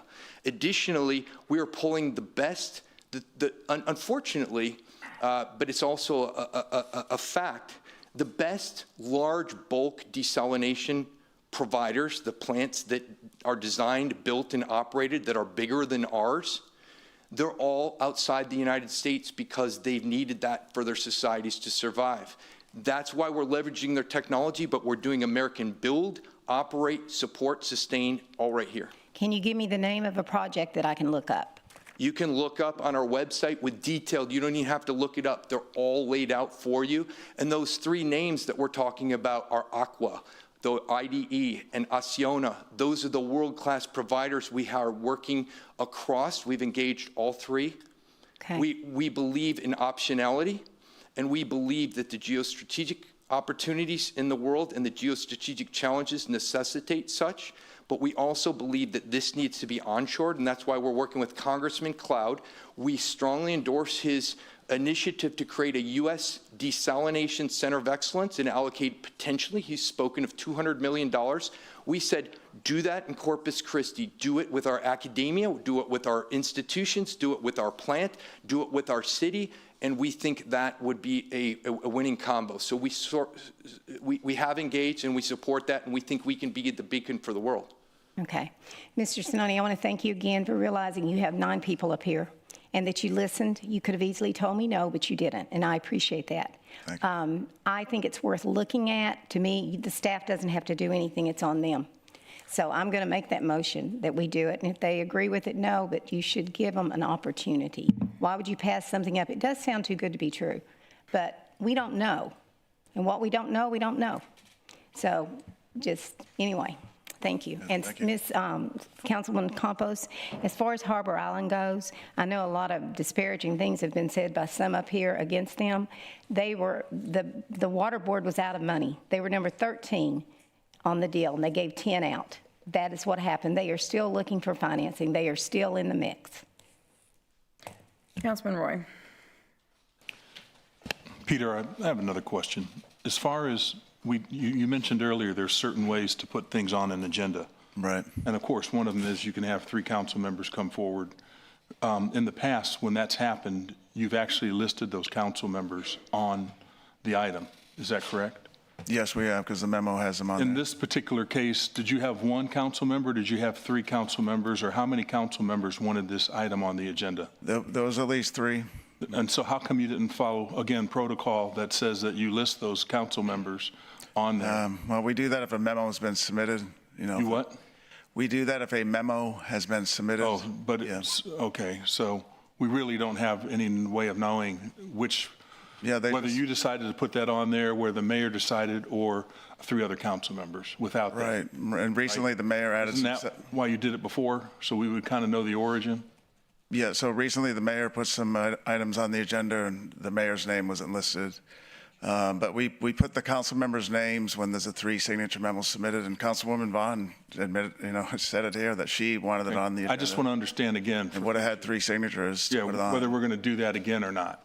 I just kind And of. as I've said in the beginning, I work with 9 council members and I try to do what you all want me to do, Yeah, no, I've got a couple things I'm going to ask pretty Okay, soon yeah, to just put on come the talk to me. agenda, We'll meet. But anyway, I just wanted to understand that. For you gentlemen, first of all, I want to tell you that I appreciate the time that you spent briefing us here. I do think we're out of sequence, as I mentioned before. I do believe that, first of all, you have to understand that I support I support water. I support desal. I support the Inner Harbor, if anybody's questioning that, but I do support the Inner Harbor. We have to, I know we're short of water, and I know that time is of the essence, and I understand that. I apologize in terms of being caught in a crossfire here because we're just, in my opinion, again, I feel that we're out of sequence. I do believe that based on your past, based on your bios, based on the things that you presented here today, that you probably have a darn good shot and a track record of being successful based on your prior projects. So I appreciate your service. I have followed many generals in my time frame, and it usually worked out pretty good. So, and that's even in combat. 18th Airborne Corps, the General Faust that led us, if he's listening, he knows the good work that he's done. But again, we're just trying to figure out what the protocol is. I want to make sure, have any of you, and it sounds like you're the expert, have you built a desal plant before? Yes, my background is actually water treatment. So that was, to be honest, my first job out of engineering school. That's what we built in Brazil. I was in charge of a very large water treatment plant from surface water all the way to high purity for pharmaceuticals and high pressure power generation boilers. So that was in Brazil? That's true. Okay. Good, that's good to know. Those are some of the things that if we had that information, it just makes it easier on us. And additionally, remember, we are having a design build operator, so we are going to have a sole responsible element, just like RSC America is going to be responsible for the operation and design build of the entire plant. That is absolutely what we are down selecting. And so we have a strategic, high competency area. I also have deep experience in this arena, both energy and water and critical materials resourcing, as well, and recovery, as well as AI. So we're bringing all that together, but each of our design build are the best in the world. 94 plants for one, 153 plants for another, and the other one has just over 100. So yes, they've done the biggest and the best in the world. Thank you. One of the other things I just want to clarify, you need the city because you want us to be able to pledge whether we need 50 MGD or 100 MGD so that you can understand your model. Because let's just say hypothetically, you've got San Antonio that wants 50 MGD and you've got us that wants 50. And if I understand what Councilman Scott was asking, you need basically 150 MGD before you pull the trigger, right? That's our maximum. We have a number below that, but we have, as we mentioned, all the different communities, all the different corporations, all the different counties and entities. We have initially a 210% demand signal, so we are offering it first because we respect what the Councilman Cantu's discussions last week at this city council meeting. We hear loud and clear the critical importance of citizens. We're putting those first. This is first right. You get to reserve that before we solidify with anyone else. That's why the sense of urgency. And so we want to afford that because as residents and as Texans, that's the only right thing to do. Okay. That's kind of part of the thing because the beauty behind this is, if I understand it, we don't have to put up money. You're not asking us today to put up $2.7 billion. None. Excuse me, Zero. $1 million. No public funds, period, dot. Right. So again, thank you. Sorry that you're caught in the middle of the crosshairs here.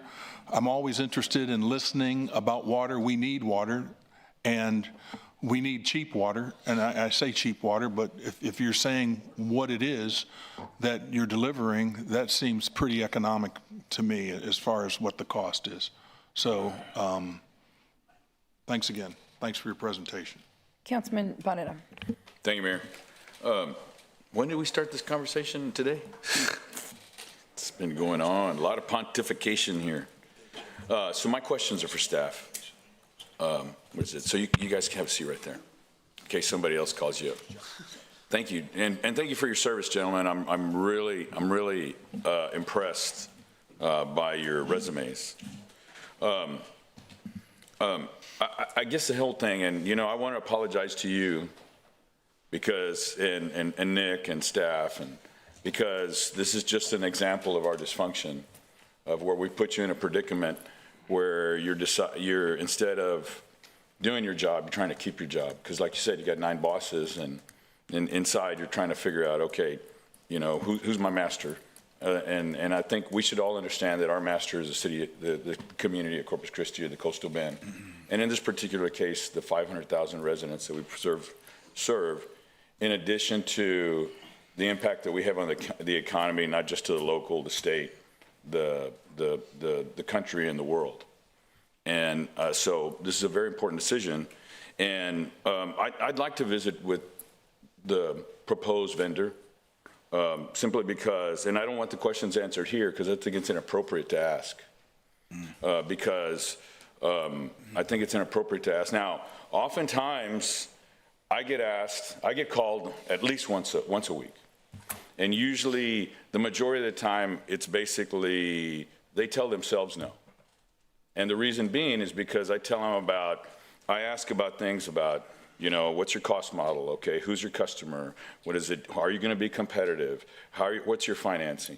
And, you know, at that point, and then I tell them about all the roadblocks that we've had throughout this whole time, because the challenge that we're facing now is that there's such a sense of urgency that we're just buying anything. It's a fire sale, you know, and it's very irresponsible. It's not good governance. And I think, quite candidly, putting something on the agenda prematurely, because, I mean, you obviously make 400,000. I'm sure Buck makes upward of 200.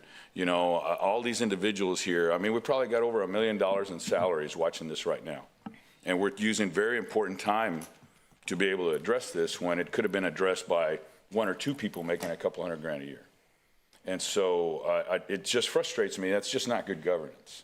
So I have questions, and I wouldn't mind meeting with you. I have questions regarding financing, regarding customer base, regarding explanation on the power.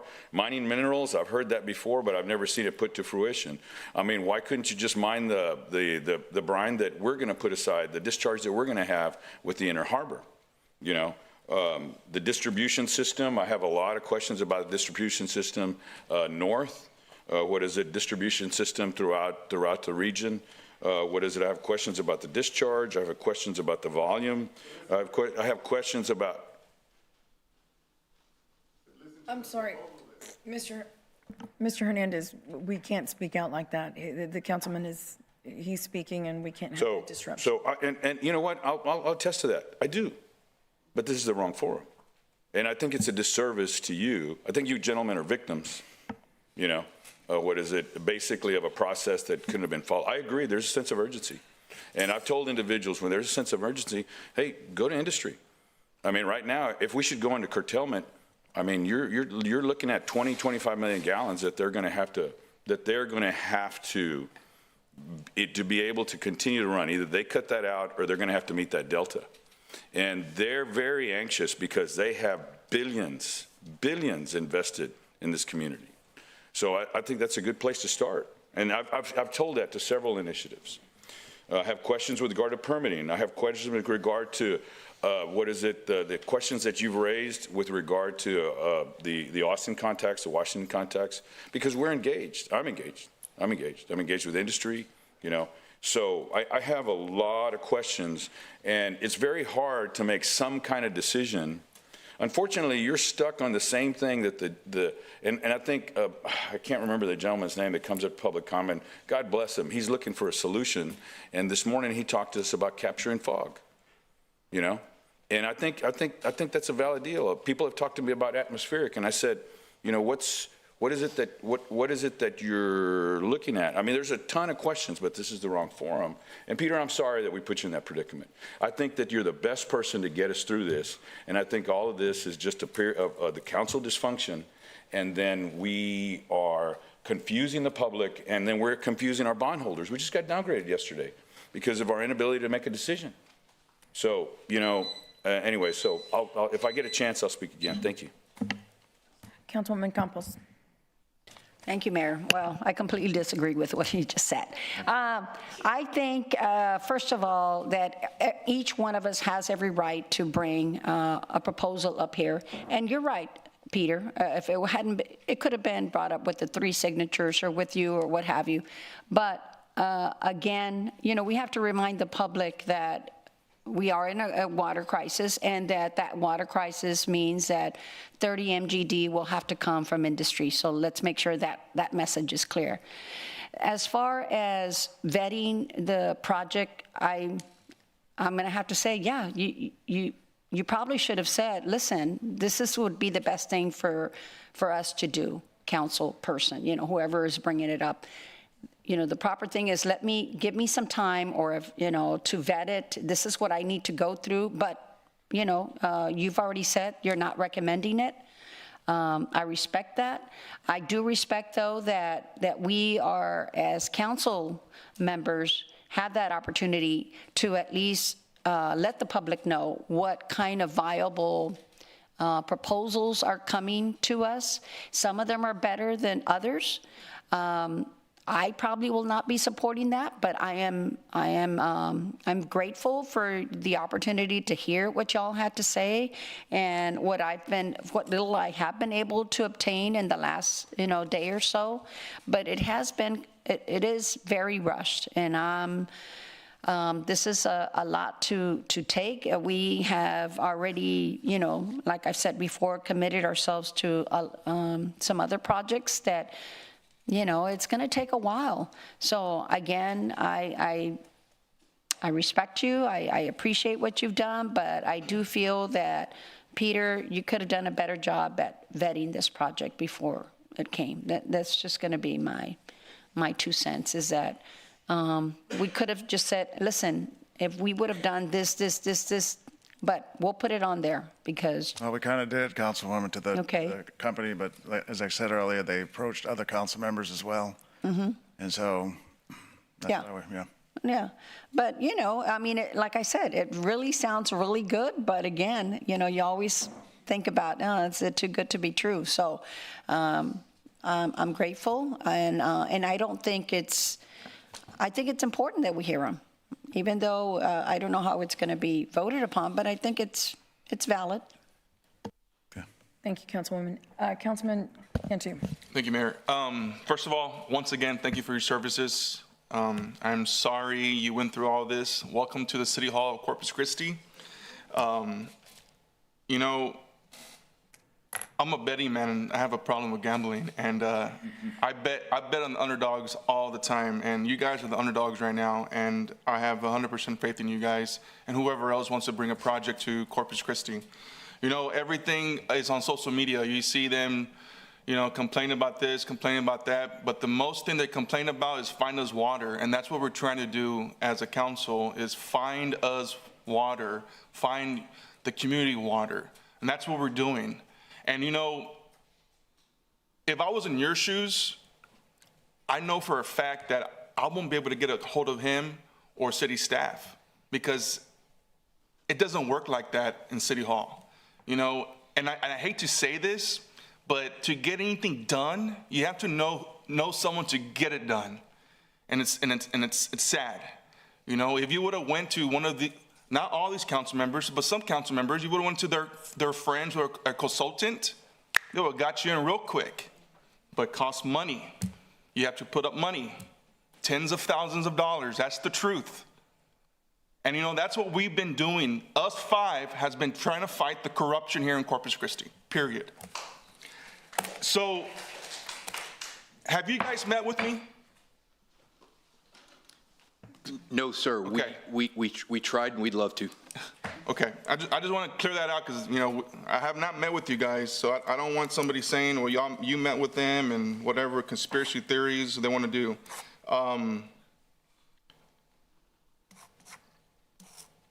The reason I love your project is because, and I'm sure there's other people with the same kind of project wants to come to Corpus Christi. I mean, everybody wants to come to Corpus Christi because water is a new gold, right? And so what I love about your project is that the ratepayers and the taxpayers are not paying nothing. Second, you have a 3-mile pipeline going to the Gulf of Mexico, okay? That's what everybody's been complaining about. In the Inner Harbor project, pipe it out, pipe it out, pipe it out, okay? Do I think it's gonna cost $1.3 billion for your project? Probably not. It's gonna be more than that, but that's your problem, not my problem. That's your money, and that's what you gotta mess with and deal with. And whatever you put on the contract, $6.50, hey, you gotta deliver, I mean, that's just the bottom line. Back to the credit deal, our credit rating has gone down, it really has. But now we're at the average of what the community's credit is. It's about 680, 690, 700. Hey, if you got 850, great. I'm proud of you guys, But we don't have bad credit. They're gonna still loan us money. We might pay a little extra, but we pay extra for everything else. I mean, we don't mind paying extra for everything else. But it disturbs me that they get upset because we want to bring water projects to the council. And maybe you guys are not ready yet, and I understand. But to get into City Hall, you might have to knock on the door of a council member and be like, hey, can you help us with this? And that's what I want to do. I want to help small businesses. I want to help people who want to do business in Corpus Christi. And not just in water, but I've been talking about small businesses doing business with Corpus Christi, and they won't let them in because they're not a big company, or they just started, or they had no experience. Well, they could start with the experience with the city of Corpus Christi. And it just bothers me. But, I'm going to continue to bring water projects. If someone calls me for a water project, I'm sorry, guys, but I'm going to bring it. And if Peter doesn't want to put it on the agenda, well, I get 3 senators to put it on because I want to hear them out. We need water.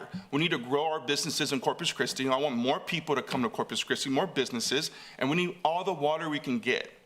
And I wish you guys well. I hope you guys would come back. And do what you gotta go do, whatever the case is, but I just, it's disappointing. It really is what I heard today. And, I think no water project is a bad project. I think we should hear it. And matter of fact, I think the community wants to hear it in open session. There's hundreds of people watching right now that's never watched it before. Last year on YouTube, it was maybe 50 people. Now you have hundreds because they want to know what's going on with the water. And we're going to tell them. And I'm going to continue telling them. And, some people might not like it. I don't care. Thanks. Councilwoman Vaughn.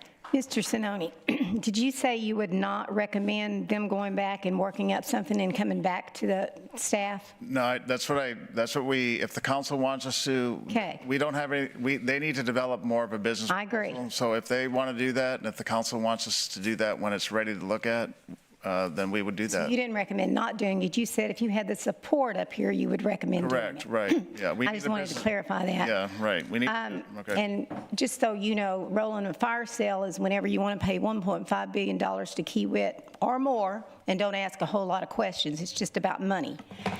They don't care if the citizens have to pay that. I am not asking anyone to vote to do this. I'm asking them to vote to let them go back and bring you a good project. That's what I'm asking. And I can't imagine that anybody up here would be so closed-minded that you would not want to hear. They sound great.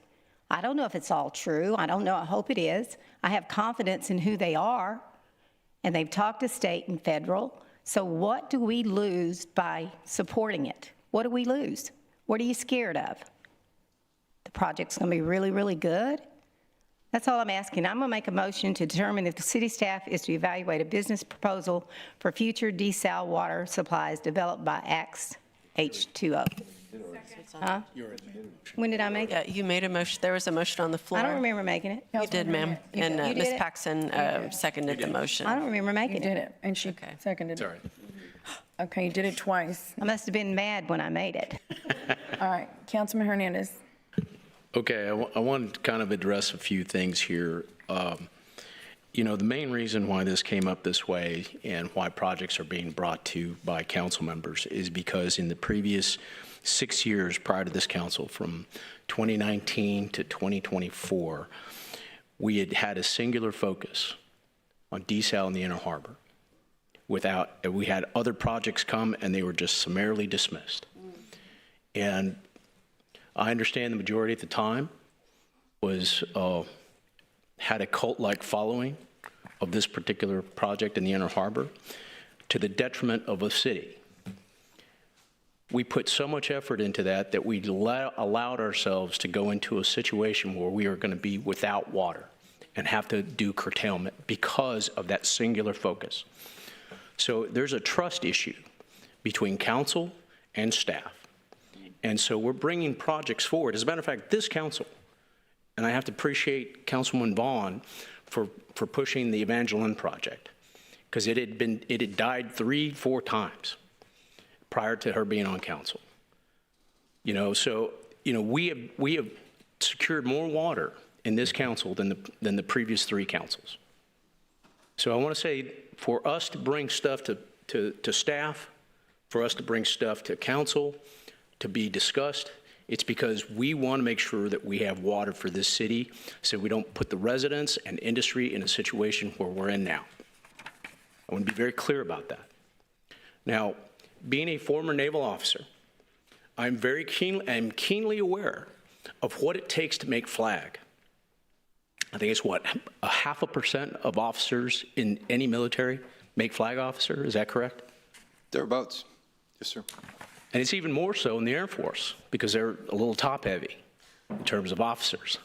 Too many pilots, I think. Just the inter-service rivalry there, right? So I'm keenly aware of that and what it takes to be that position. So I'm tremendously respectful of your guys' accomplishments. And I looked it up. I read those accomplishments.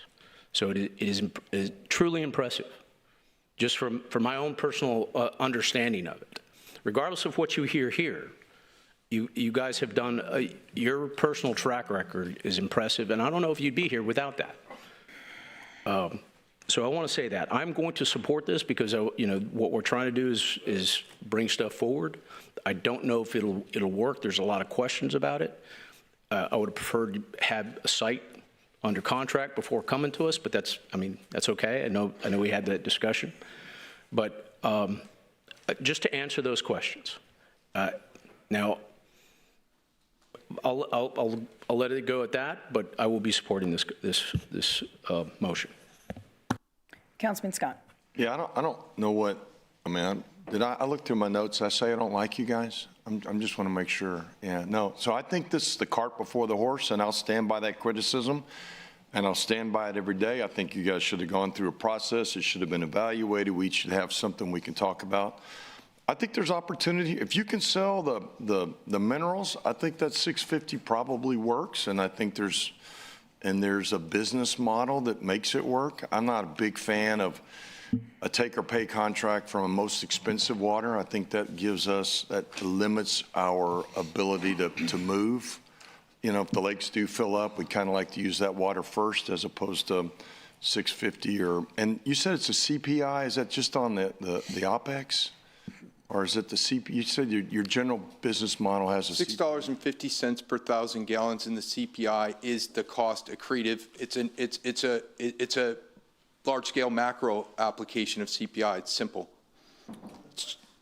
Is it on everything? On the price. That's all you're paying is $6.50. It'll go maybe to if it's 2.5%, it's $6.50 plus a 2.5% escalation. And over a 30-year period, that gets to be what do you think? 15, 17? any project that you have will have. That's fine. I appreciate inflation. it. It's on all of our it. society and our economy. That's okay. And so I think there's an opportunity if you, do you have contracts in place now for the minerals? Probably not, right? We do not yet have everything sense. solidified. It's chicken and the egg. Oh, that's interesting. Okay. Yeah. Depend on that. The cost savings is Here. on the, cost savings is on the energy. That's where the cost savings is. Is there a So it's better. It sounds too good to be true until you do the analysis. That is margin on critical materials recovery and its upside. And indeed, the reason why that does work is because we have our own power plant. And it's the heat. You don't have to pay for that heat. You get it from generating the power. That's what heats up the brine. It's a virtuous cycle. Got it. Any conversation about nuclear energy? Just curious. No, seriously, I mean, the whole world's going to the small box. We are designing a 30-year natural gas because of the cheap, clean, abundant, low-cost nature of that. We love small modular reactors and nuclear, but that's future. That's not reliable, resilient. We're at 99.49% today, reliability. Thank you. Councilman Roy. Again, Ma'am, thank you. Last thing I Mr. would Roy has say- spoken twice. Oh. Oh, have I? Oh, you've spoken, sorry. Okay, thank you. Councilman Barrera. I just want to clarify something. I mean, I think when we were looking at desalination about 10 years ago, we've looked at probably 50 different locations. And we've looked at the challenge that with regard to the Evangeline, and it still is a cost. I mean, it's still expensive. It's still expensive, and it's not the ideal project. It's just we're in a desperate position. What is it? We've looked at numerous projects ad nauseum, and the challenge is that every time this cult went back to this particular project, number one, the favorable financing was available.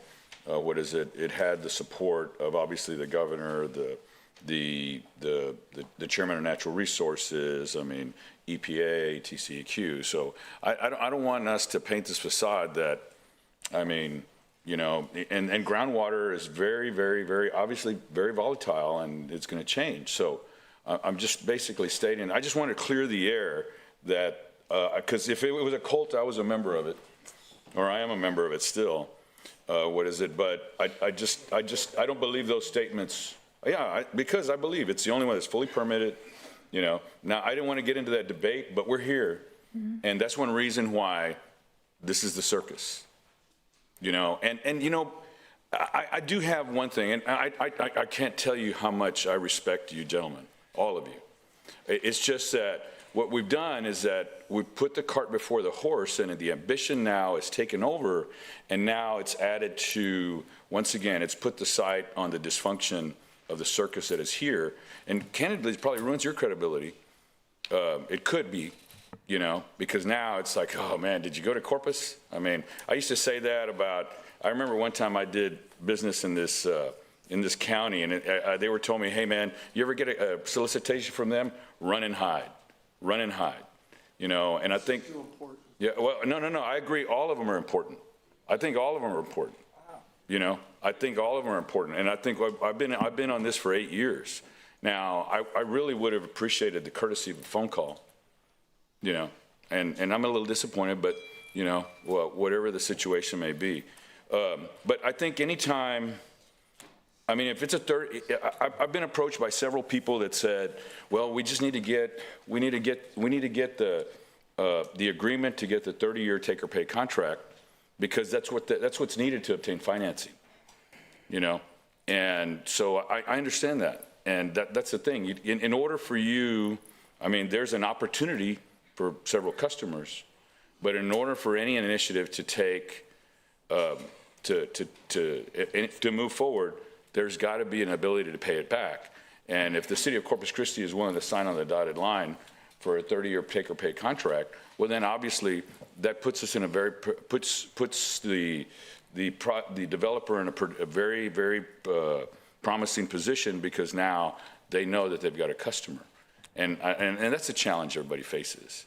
And I'd be happy to share that with you. You know, I'll pay for the coffee.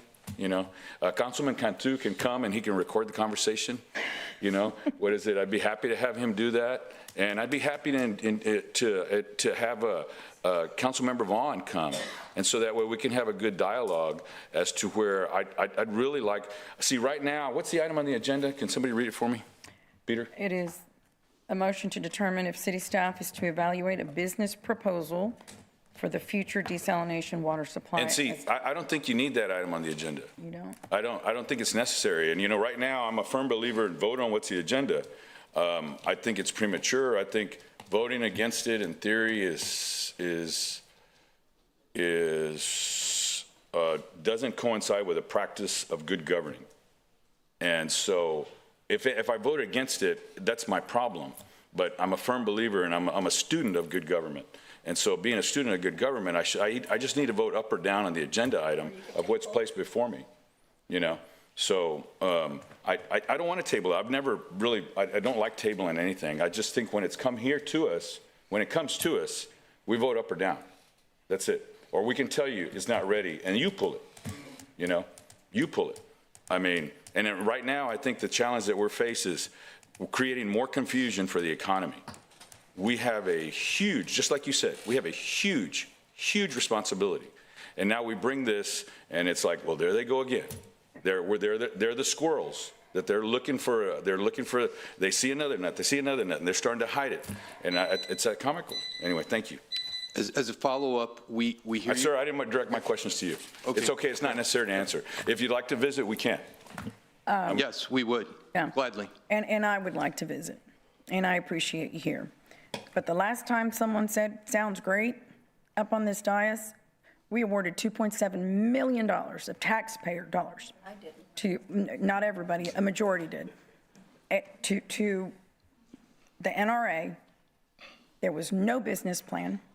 There was no financial, everything that's missing, not missing, but you know what I mean. And I agree with my colleagues that have spoken in an apologetic way to you, because this is the cart before the horse.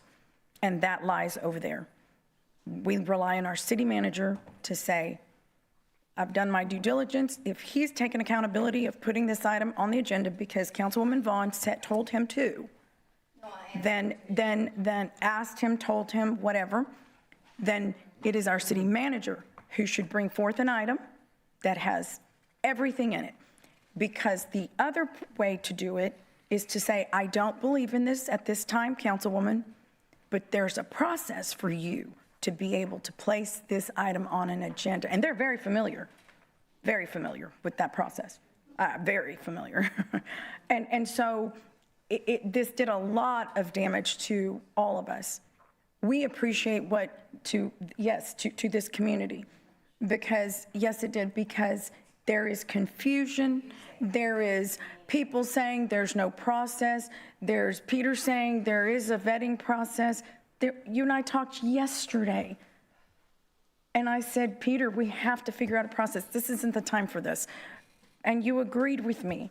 We have to figure out a process by which 9 people are sending in different projects. And I said, you can't do it. You cannot sit here and vet every single process. It's got to be some sort of email system, and someone vets it down the chain. Anyway, that's a side. I'm sorry, sir. I'm sorry, sir. So, no, you don't. You had your time.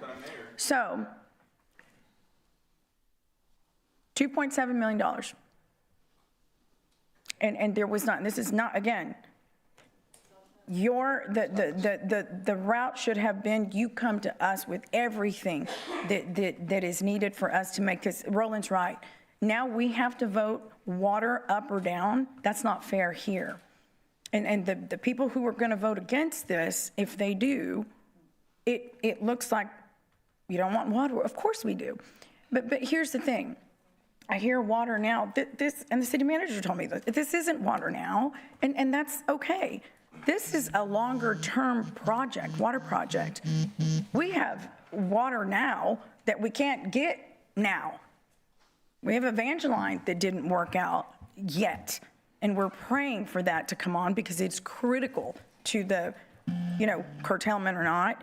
And we have water wells that we're dealing with groundwater wells that, that's not working out. The plans don't always work out the way we think they are. We spent 5 years getting a permit, or our permits, 5 years of the 10. So there's a lot that goes into this. We keep talking about this vetting or the process by which this happened here today, and it doesn't have anything to do with you. And I think Councilman Hernandez said, your personal resumes are stellar. Yes, they are. But your personal resumes are not the ones that are going to move forward millions of dollars of taxpayer dollars. And we are the leaders, and we're proffering that as a private entity. We don't want to eliminate or compete with anything else. That's your call, ma'am. Yeah. But what we want to do is deliver a solution we run to with leadership emergencies, and we're offering you private capital, proven technology, rapid deployment. I completely understand that, sir, and we appreciate that. The way this came about, and it's not your fault. That is what the problem is. And you'll probably get it today. But I am stating this because I cannot support this today. I would love to meet with you. I did not get to meet with you either. And 18 months is a long time. So with a decision this big. We incorporated as a company in March, and we tried. Thank you, sir. Thank you. Councilwoman Paxson. I'd like to start first by making a quick point to a couple of conversations that were said that we could not facilitate looking at any other additional projects on March 17th in an 8-person vote because there was one absent. This body gave direction to move forward to negotiate potential marine desal at Barney Davis plant. This being a potential project for that, I do believe qualifies under that. I don't believe that this is a standalone new project, so I wanted to throw that out there. Next, I have the April 28th water supply projects update on page 17, Harbor Island Seawater Desalination Project Overview. There's 4 bullet points on here, including 2 about permits being received and their standings. So this doesn't tell me that the city of Corpus Christi wasted $2.7 million in a project that is now dead. Do we have a professional here that could possibly tell me I'm correct on that?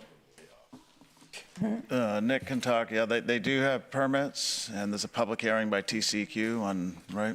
Yeah, TCEQ has issued draft permits, and that's in process. On May 27th, there is a public meeting on their discharge permit. TCEQ public meeting, yeah.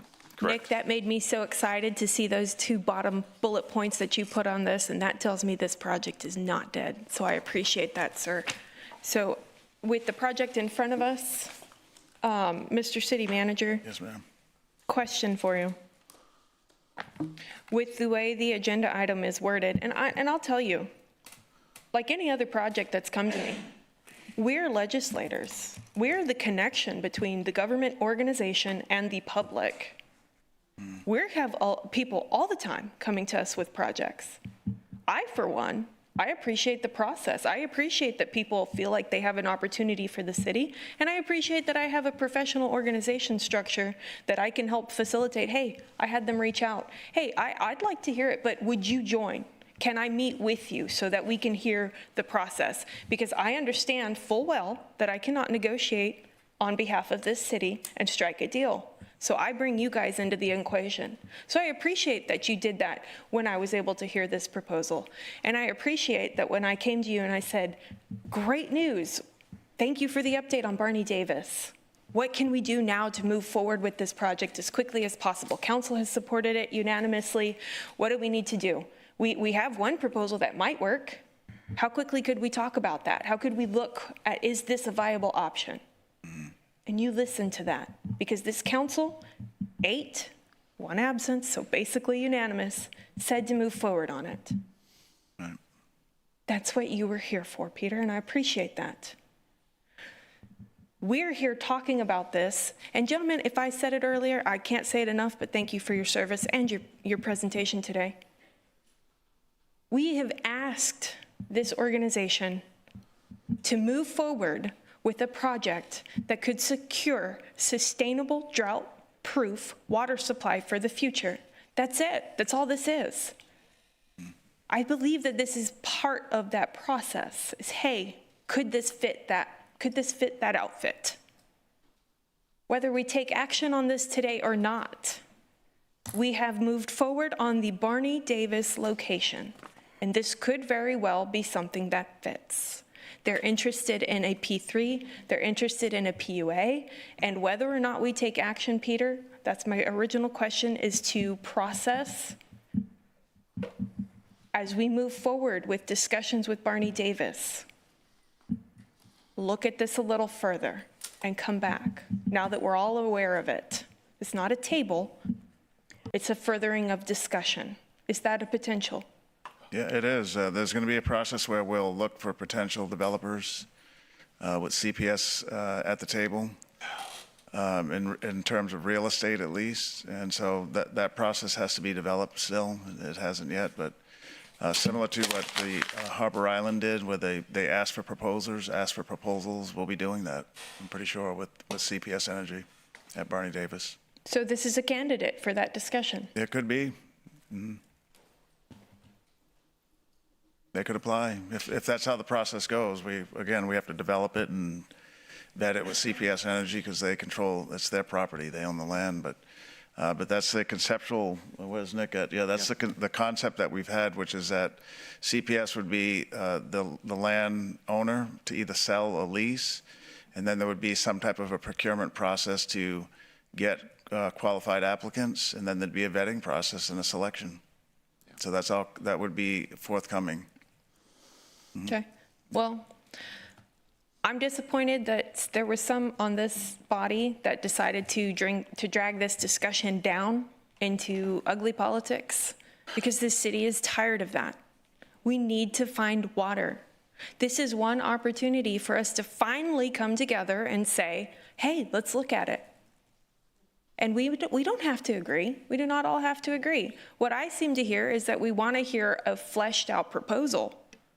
Right. It should not be dragged down into this is a political maneuvering. It's water. We need water. And the fact that we continued to close doors on projects years prior, we're at the footsteps now where we're having to have these discussions.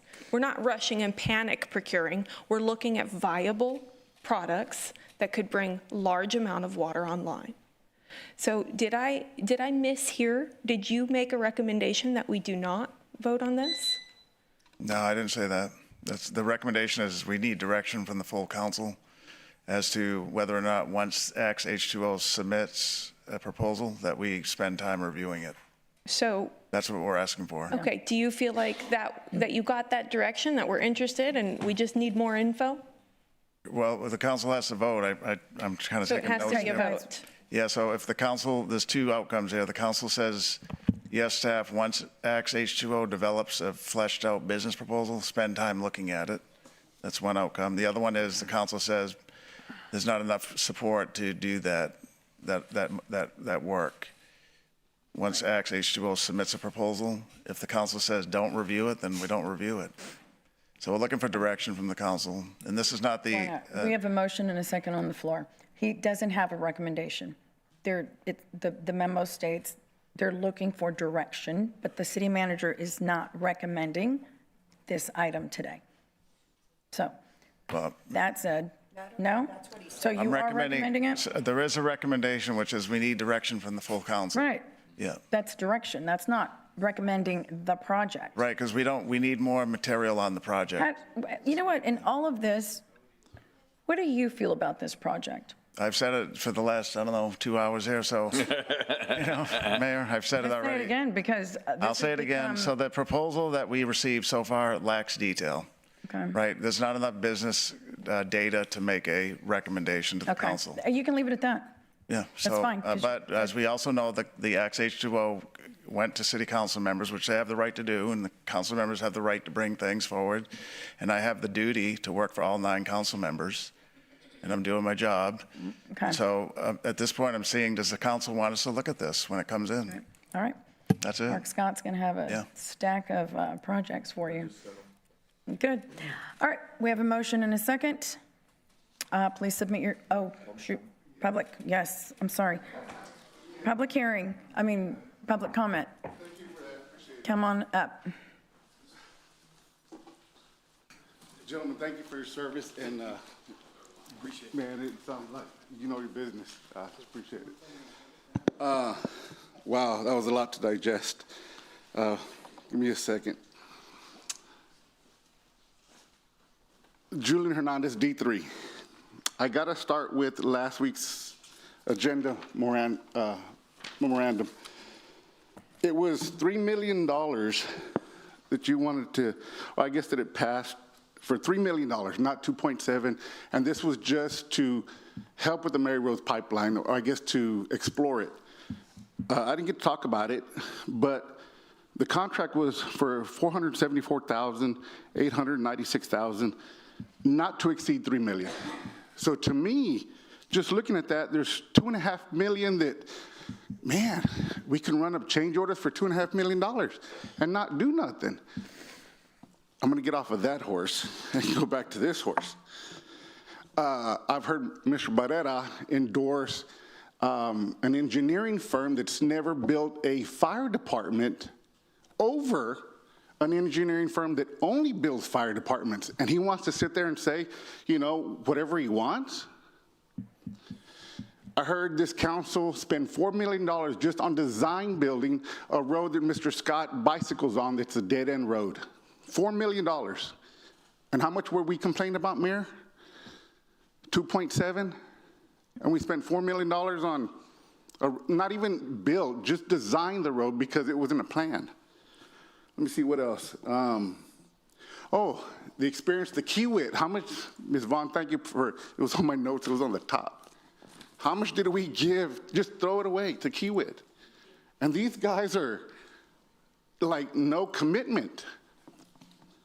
Let me see what else, how much time, oh, I had a minute left, okay. Mayor, I've heard you say before, it's just a proposal, let's vote on it, because I remember standing here saying, this is how they set the table. And you said it was just a proposal, and now you're sitting there contradicting that? Sounds like a two-way street. Et tu, Brutus, Mr. Everett. It sounded like you came back from it a little bit. I knew two of the people here on this council were going to vote it down. Mr. Scott, I figured you were going to be on the fence, but I actually thought, Mr. Everett, that you were going to be in support of, and this is not even support of the project. This is just a support of having this gentleman. Oh, you made your money today. You made your money today. I appreciate that. I mean, if this project goes through, what you've made and saved the city in that project will go a long way. Thank you, Mr. Hernandez.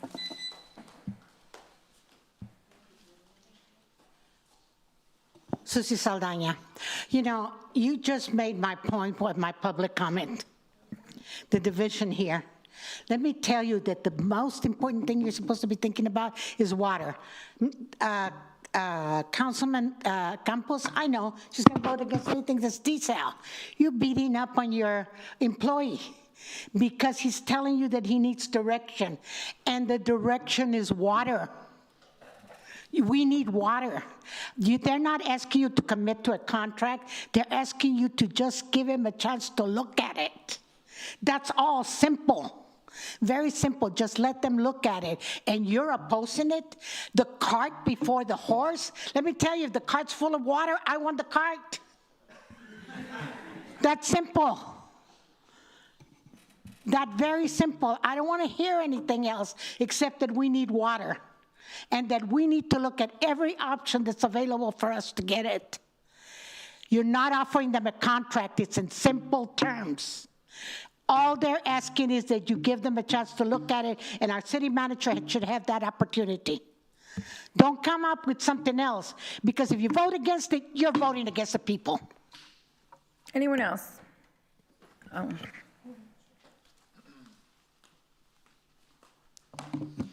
Jason Hale, Corpus Christi. My recommendation would to not have city staff spend more than an hour looking at this. If the proposer is serious about this project, then it should be considered during the process with CPS when you're evaluating developers who have submitted proposals.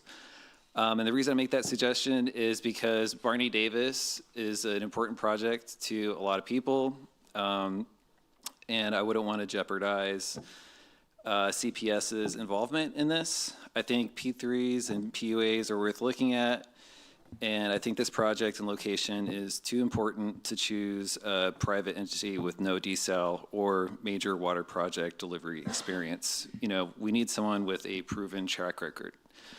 Also, you know, it's like, how much water do we need? Those 4 desal plants that Nick mentioned, that's 140 million gallons a day.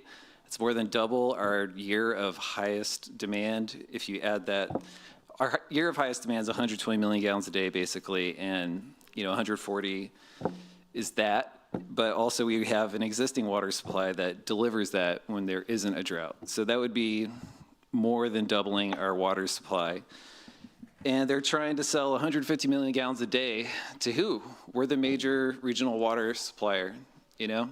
Harbor Island, they had a hard time getting all their numbers, you know, reservations. It just sounds so crazy. And we spent 2 hours talking about this. Our city staff works really hard, and they've been working overtime for who knows how long, at least the past 2 years. So just please be considerate of our staff. Thanks. Thank you, Mr. Hale. Robin Cox, District 3, and first, like everybody else, I want to thank them for their service. I have a son, like I said, that's a combat officer, and I know when my uncle came back from Vietnam, he said he had a hard time adjusting to civilian life, because in the military, you listen to your commanders, you take what they have to say. I mean, these men, if they can provide, and, you know, I expected nothing less from Roland Barretta to turn it down, but I expected more from you. And I know, but I think the people of the city are the ones that are going to get this water. We deserve to hear the complete presentation that I know that they have prepared. There's a complete presentation. If we're saying we already have Inner Harbor and we can stick with it, you know, that's like saying, you know, I'm engaged this guy that's cheating on me. I might as well stay with this guy when I got Prince Charming in the background waiting. We don't do that. We don't stay with the poop on our shoe just because we've got it there. We get a new pair of shoes. And we have a right as citizens to listen to this. We need water, and we need it water desperately. And if these men have come to us with an idea, they may just pack it up and leave. And instead of all of us getting houses in the hill country, maybe we should go to the RGV. They've already got it going on. So we need to listen, and I am for desal, just not in the Inner Harbor where it's going to pollute the bay. These guys had a great decision. Let's go for it. And the 5 council members that are listening to reason, I say let's hop on. It's a rare day when it's a very rare day when Ms. Saldana and I agree on something, but we agree on this. Let's get it going and move forward. Statement of fact. Peter? So this is replacing Inner Harbor? Peter? Well, I need an answer, because people are talking as if this is a replacement. This is a longer lead item, if that. This is, the staff never said it's replacing, yeah. I'm sorry? We made no presentation about it replacing any project. Right. Yeah. This is not replacing Inner Harbor. Right. Thank you. Who's next? Rachel Caballero, D1. It's nice to meet some of you for the first time that are actually concerned about costs all of a sudden and planning. It's weird. It's nice to meet you, Mayor. So whenever the SWIFT loan was applied for and received in 2020, you guys were warned that it was too soon to get the SWIFT loan funding then for the Inner Harbor plant. Permits for the Inner Harbor plant didn't get finalized until July of last year. So I'm here to remind you guys of timelines that you're refusing or pretending not to know that you participated in. Like, it is, as a community member, I have said this from the very beginning, most of us are not against desalination. We want it done properly. We don't want to have to pay for it because we don't need it. And we want the intake and discharge in the bay. We do not want to ruin our $1.5 billion tourism revenue here. And why we haven't capitalized on tourism here in the last 3 decades? Yeah. So let's see who actually is in favor of providing water today, because we're all watching. Have the day you deserve.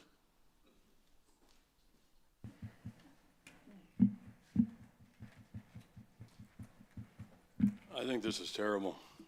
It's a terrible process. Peter, you're responsible for strategy. I keep harping at that.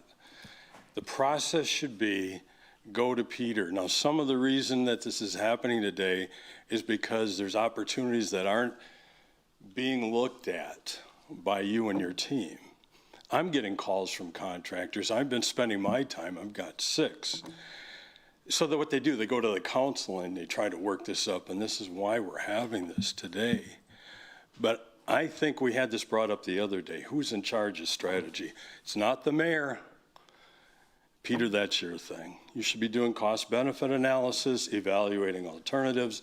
People come to you, and they look to you, and you do the vetting. That's right. And so I think both things are here, that we should, and people should be coming to you and have a sense that you're open, that you're vetting these things and not dropping them. So the contention is that we've been solely focused on Inner Harbor for a long time, and we haven't played these other things out till we were in trouble. So I just encourage, this is your thing to hold. That's the way this government's supposed to work, I believe. And I think these people need to feel like it's not being some favoritism or something else. They need to see transparency, cost-benefit analysis. It's not, well, it's my opinion, it's your opinion. I'm tired of hearing opinions about what this is. I keep harping on the point we need numbers, finance numbers, physics numbers. And these projects are voted because of this. Not because, Peter, you can't be tossing it back to them saying, well, it's up to them, and they say, well, it's up to you. You're the guy that's to lead the strategy, and I put that back in your hands. I think that's the way this thing is supposed to work. Thank you. Thank you, Mr. Bertelsen. Staff, council, Chris Quayer, Nueces County, not represented by anybody on this dais. Whether the merits wind up proving themselves or not, currently under the groundwater minimum project level, 42 million gallons a day. Maximum on the planned projects are 85 million gallons a day. Where are we at on that? Hadn't worked out very well. The cost creep on it is tremendous. It's all done under emergency procurement at 3 to 5 times the cost it would have been had it been planned. The cost is enormous, $6.50 per thousand. I'd like to have a comparison of what groundwater currently, or with the addition of RO, brackish water RO, will be for us. Thank you. Thank you, sir. Anyone else? Okay, we're going to close public comment on this. And we have a motion and a second on the floor, so please submit your vote. Could you read the motion, please, ma'am? Yes, the motion is a motion to determine if city staff is to evaluate a business proposal for future desalination water supply as developed by Axe H2O.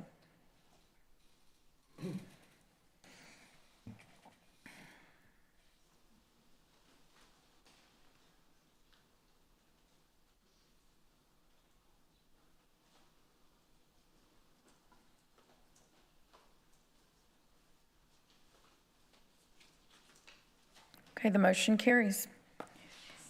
And we are in water mode, so we're going to go right into this next item, and then we'll break for lunch. A motion to determine if city staff is to evaluate another business proposal for future brackish water supplies developed by 7 Seas Water Group. Right after this, we are. Okay, hello, Mayor and Council. Nick Winkleman, Chief Operating Officer, Corpus Christi Water. Before I have a short presentation, but before I start, I'd like to recommend members of the 7 Seas Water Group who are here today. Henry Sharabi is here, Rosanna Ramirez, Casey Stinson, Mike Gibson, and Lisa Del Santo, and we appreciate them being here today.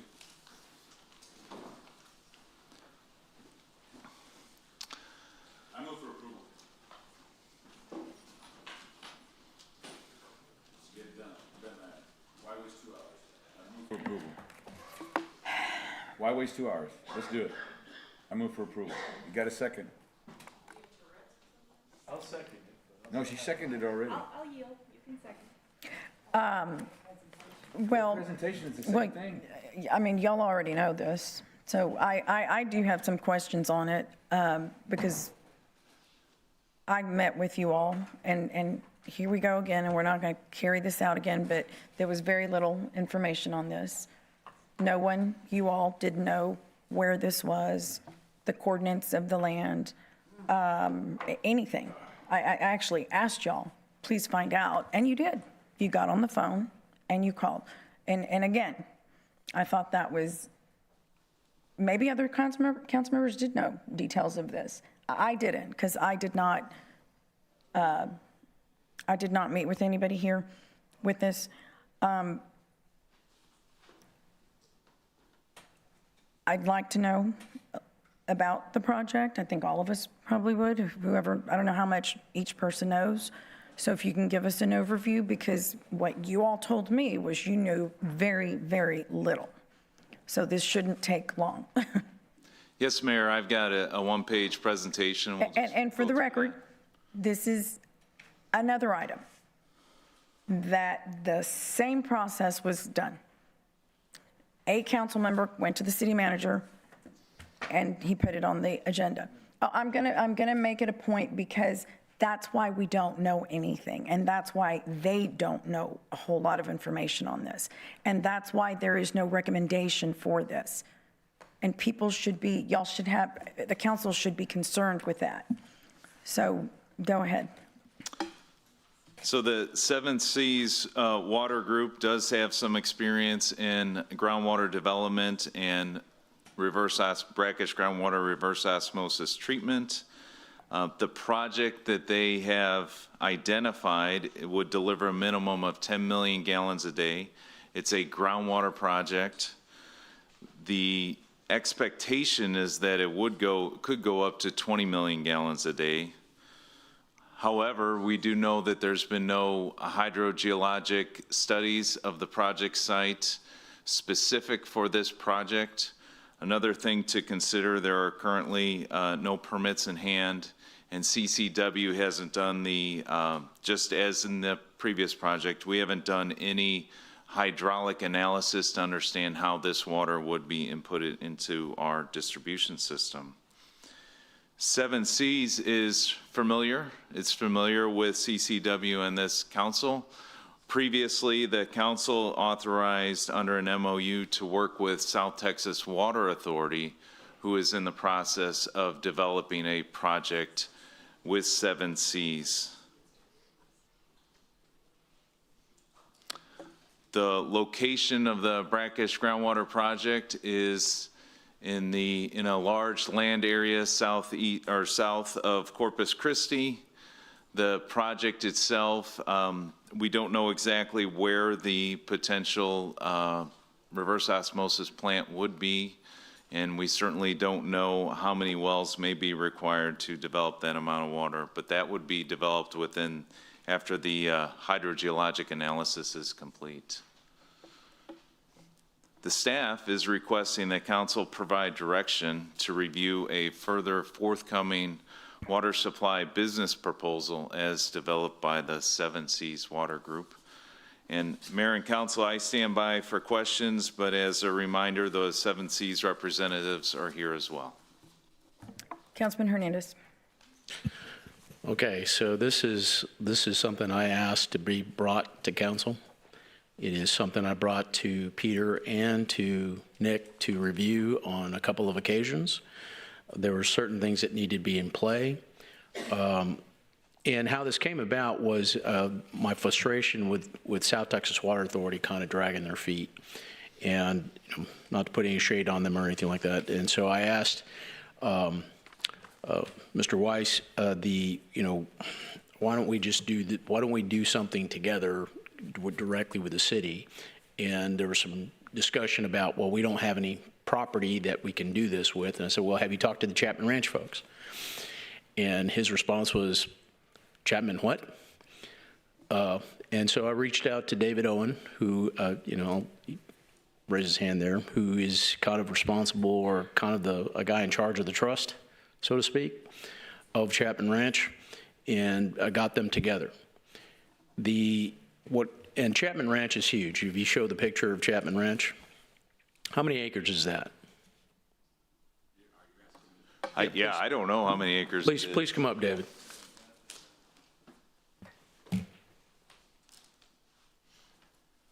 Hello, Council. I'm David Owen with the Chapman Ranch. I'm one of the managers, one of the owners of the ranch. The area in the map represents approximately 4 of our family groups, entities. I control one of them. It's roughly 22,000 acres of surface. So the amount of water that could be pulled out of that, as was stated by your staff member here, has not been tested. We signed an agreement. I signed an agreement with Seven Seas Water Group here just this last week to do the testing for that. That's going to happen here in the next 6 months. So at that point, we'll be able to know just how much of this property will be required to provide the 10 million gallons per day that is the kind of minimum amount that they're looking at providing to the city.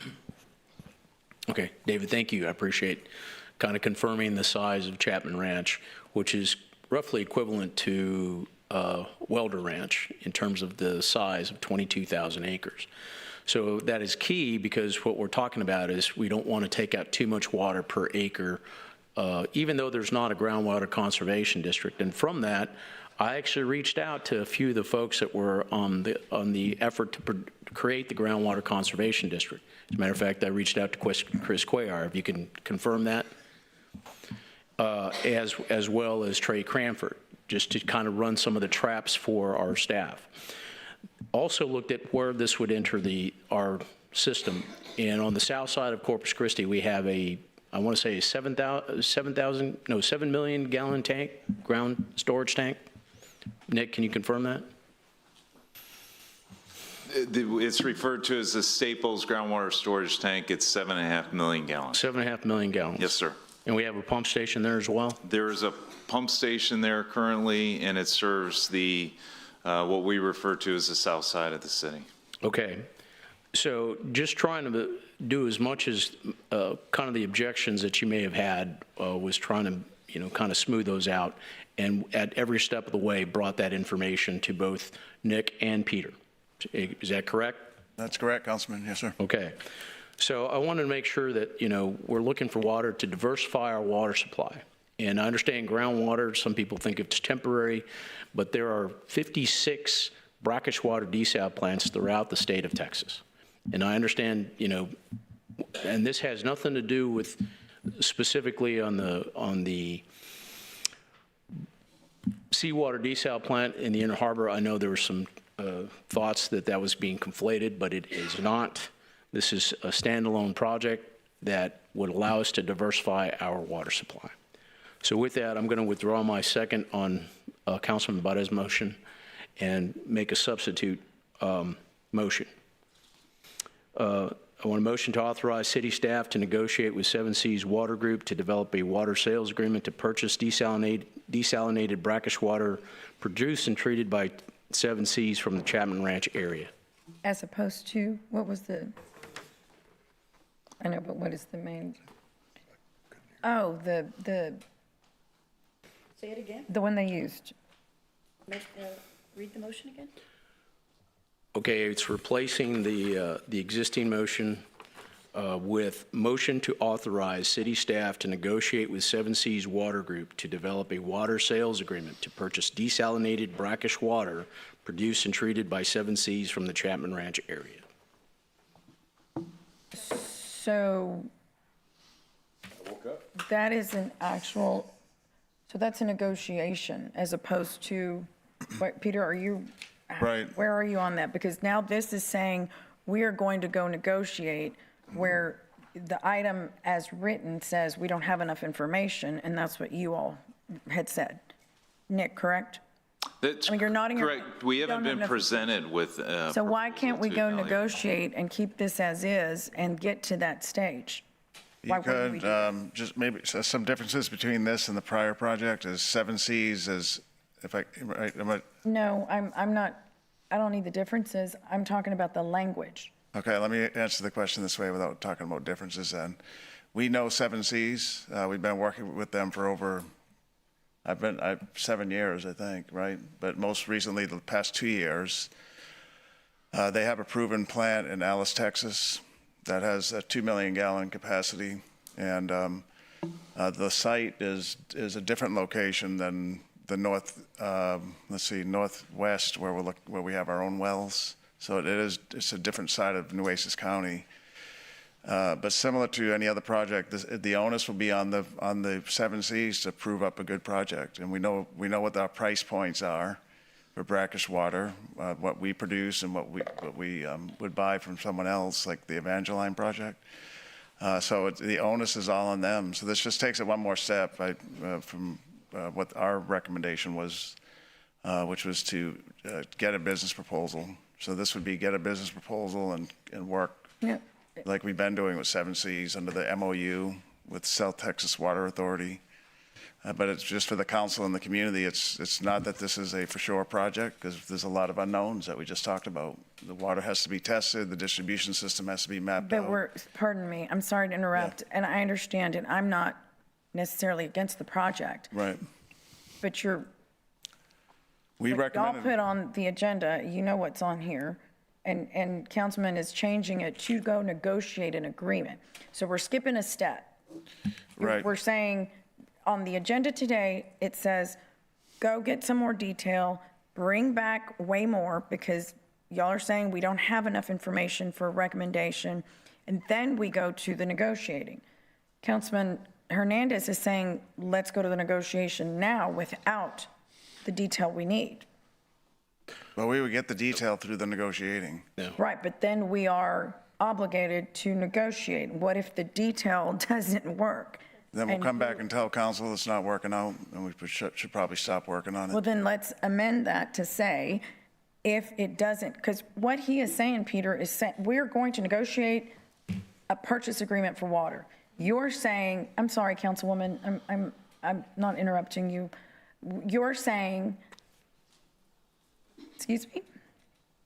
You're saying that if it doesn't come back to where you're going to recommend this, then we don't move forward. He's saying we are. So yes, he is. He's saying you're saying to move forward with a purchase agreement. That means you move forward with the purchase agreement. No, Peter it's is- to negotiate a Well, to purchase negotiate, agreement. right. The fact that, that they still have to do work for them to be negotiated within a contract is still required. It's just we are letting them do what they need to do without having to come back to council on multiple occasions and waste their time. So, Okay, but I thought that's what this does here. No. The way Peter presented it.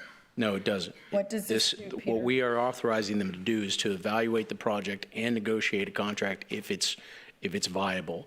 We're giving then- them the opportunity to do that. Well, then let's say that wouldn't you agree to that? If you're telling us on this agenda item, a motion to determine if the city staff is to evaluate a business proposal, I agree with that, and I get what you're saying. You're saying we'll negotiate at the same time, so you do both. Right.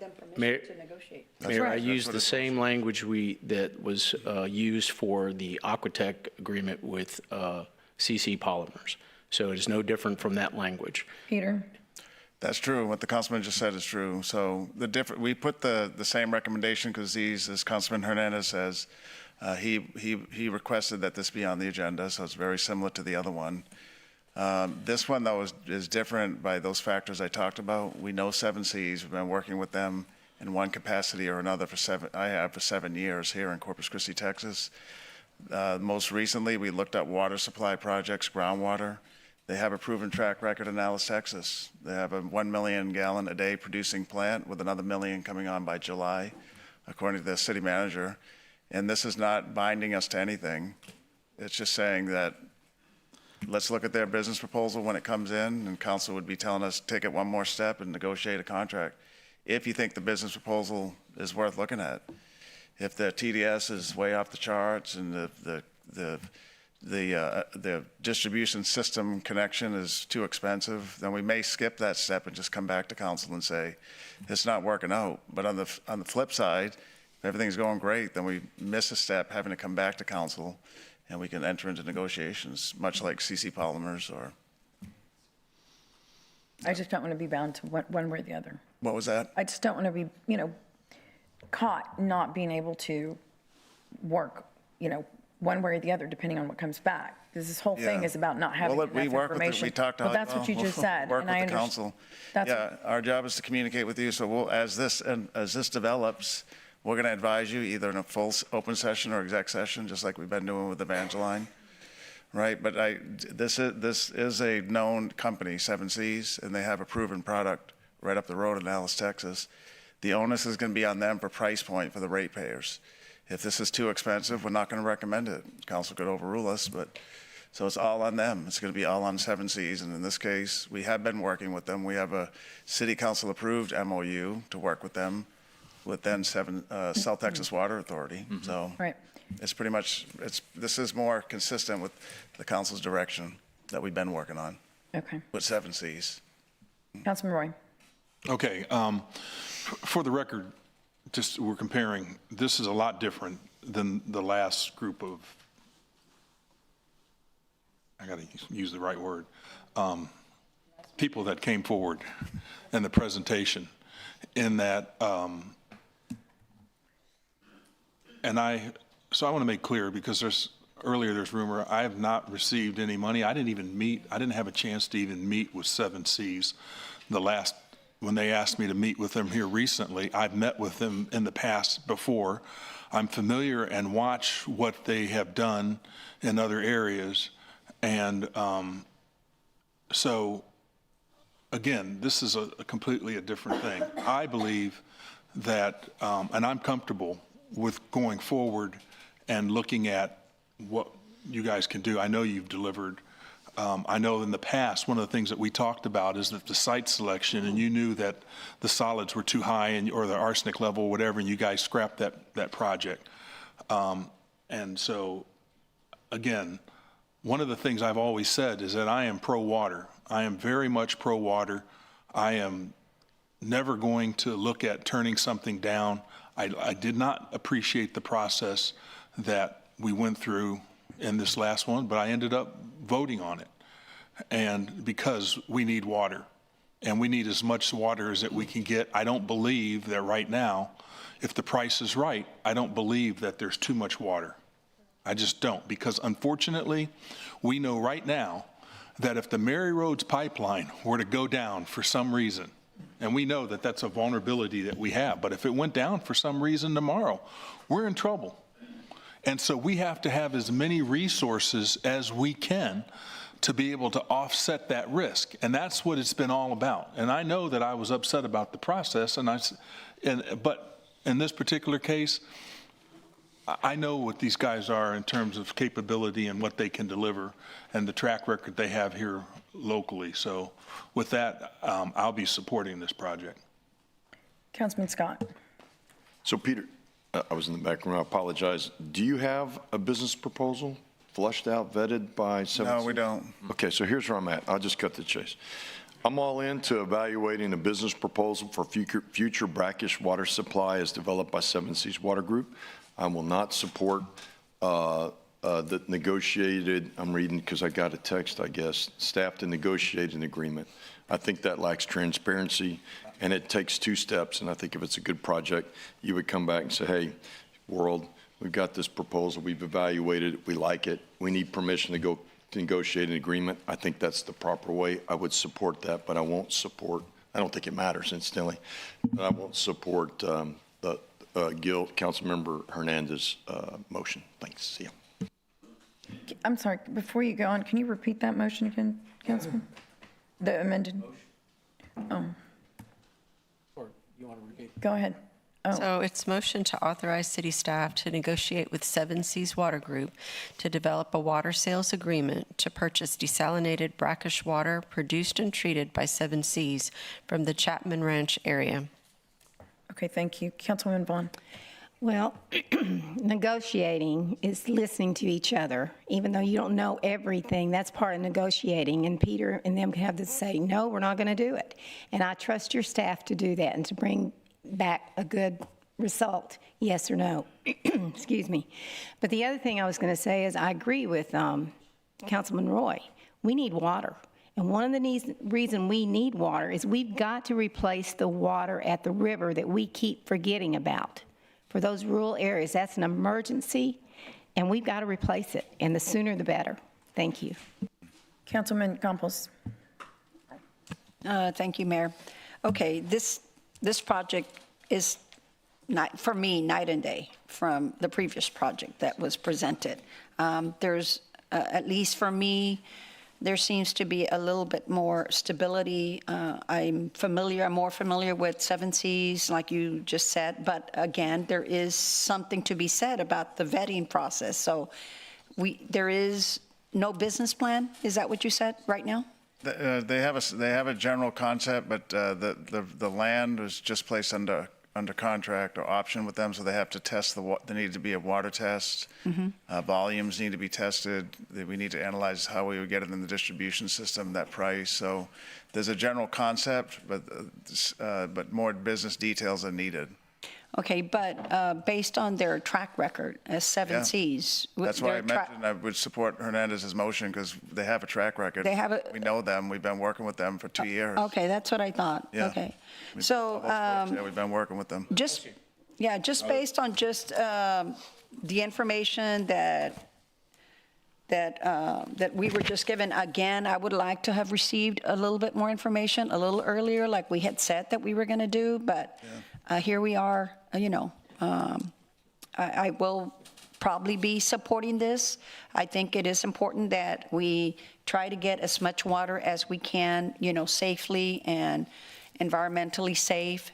So, and I think that it's something that I think we can get sooner than later than some of these other projects. So that's just my opinion. So let's hope that that comes to fruition. Thank you. Councilman Barrera. Thank you. I obviously made the motion. I support that. I just don't know. I always feel uncomfortable when we move on something that is not on the agenda. Buck, I just feel it's not very transparent. It's a surprise to all of us. And that's the whole thing. All of a sudden, if nobody's watching, they look at it, and then they'll come back and look at it later.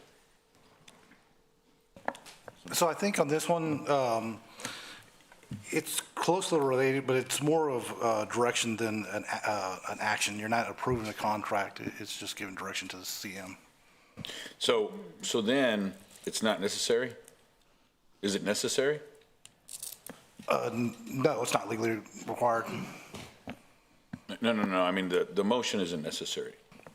Right, it's not legally required. Yeah. So once again, the circus. Like I said, I'll move forward with it just because of the same thing. I'm willing to kick the tires, and if it helps their financing, it helps their financing, helps their board approve it. So that way they can move forward with it, and they want an area of good faith. I'm willing to do that, reluctantly so, but I'm willing to do that. And, it's just that I just, that's the thing I said. It's just, okay, Captain Obvious, let's go ahead and move forward with what you're going to do, what you're recommending. And, but I just want to make sure that it doesn't one way or another. Right. Anyway.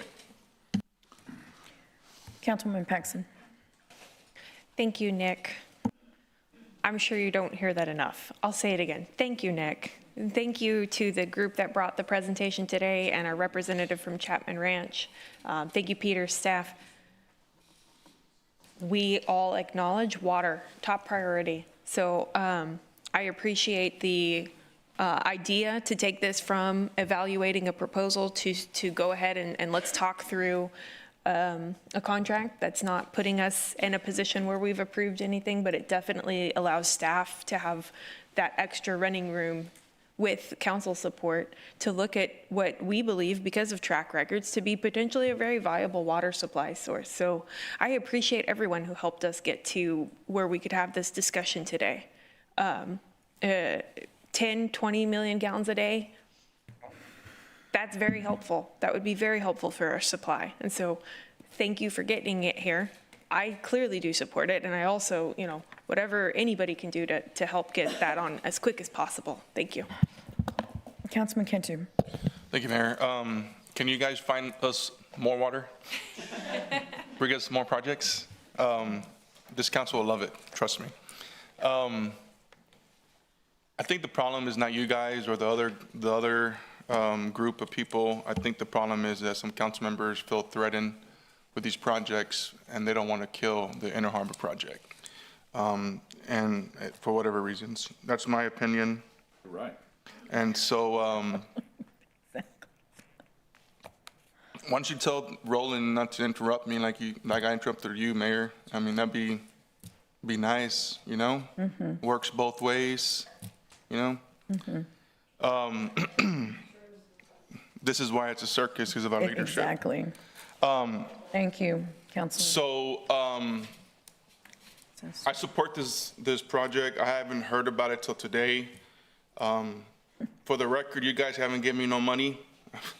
Oh my gosh, are we gonna? So, you know, I'm supporting it, and I'm hoping and praying that the test well does good, so we can get some water for our residents and for our refineries and businesses here. Hopefully, on a side note, hopefully the ones that say they were anti-desal 5 or whatever, we just voted for something a little while ago, so, and one abstained. So, thank you. Yes, thank you, Councilman.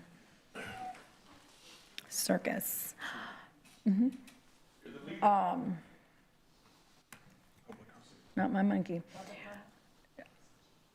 Buck, is a water sales agreement a binding contract? A water sales agreement? Yes, it's a binding. It is a binding contract. If we enter it. Well, explain that. Here's my concern, is taxpayer dollars.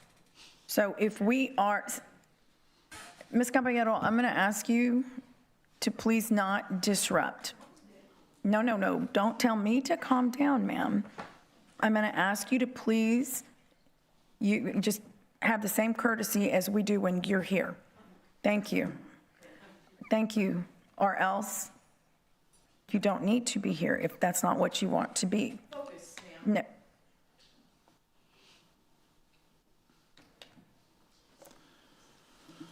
That's a warning. It's a warning.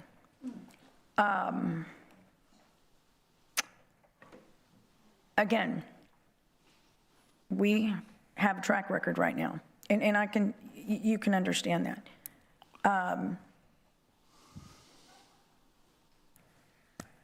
We have to make certain that there is a plan, that there is a model, that there is a recommendation, or we're moving forward as we have with prior projects, because someone sounds great at the podium, and that's not against you all. But that's my concern. People make comments about politics and use this dais as a political platform. That's not what this is. Is it dysfunctional? Absolutely not. I think every person up here knows why, and they know that's the case, and it's very sad. And I apologize for that, because everyone here has had to endure this just because of what's going on up here internally. Nonetheless, when it comes to what's important, in their own way, everybody's trying to do what's best. And you have 9 different, and I appreciate it, whether I agree with one or the other or not, it is whatever your perspective is. So what I'm saying in this moment is, if this is a binding contract, Buck, I just need to know that, because what should be behind a binding contract is not today, right? The information, the recommendation, the all of the model, everything, or is it? Maybe. The ultimate goal of negotiations is to reach a I'm sorry? contract. I said the ultimate goal of negotiations would be to reach a contract. I know, but is it binding? Like, we can still, if it doesn't make sense. The item is not to approve a contract, because we don't have one to approve. I understand, Yes, but to is develop it one. binding? Is a water If we sales bring one forward. agreement binding? Yeah, if we bring one forward and the city council approves it and they approve it, then it's binding. Okay. But until the 2 parties approve it, it's not binding, because there's no, right, so. Right. We have to, 1, develop it, 2, if it gets developed, if the business works out, bring it to council, their board would have to approve it, then it becomes binding. Okay. Yeah. You're nodding your head. Yes, that's correct. Okay, thank you. Councilman Hernandez. Yes, I wanted to give the opportunity for 7Cs to kind of give their, just a quick brief comment. I know you're not prepared to give a presentation or anything like that. I just want to give you the opportunity to say a few words. Also, I wanted to state that, this was my commitment to find water, right? Not just every opportunity that comes along that is viable, because I don't bring every single project up, right? I get approached all the time with projects. I'm sure other council members do too, but if it's not, viable on the front end, like Peter had said, this is a company that's been around for a while. They have local history here in Alice. I believe they have a contract with South Texas Water Authority for their project as well. So it's not, and they're here, they're local, they have local representation. It's not, this is not something that's unvetted, right?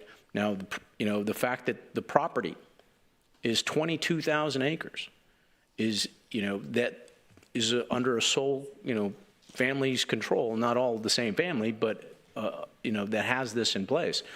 This is an ideal situation.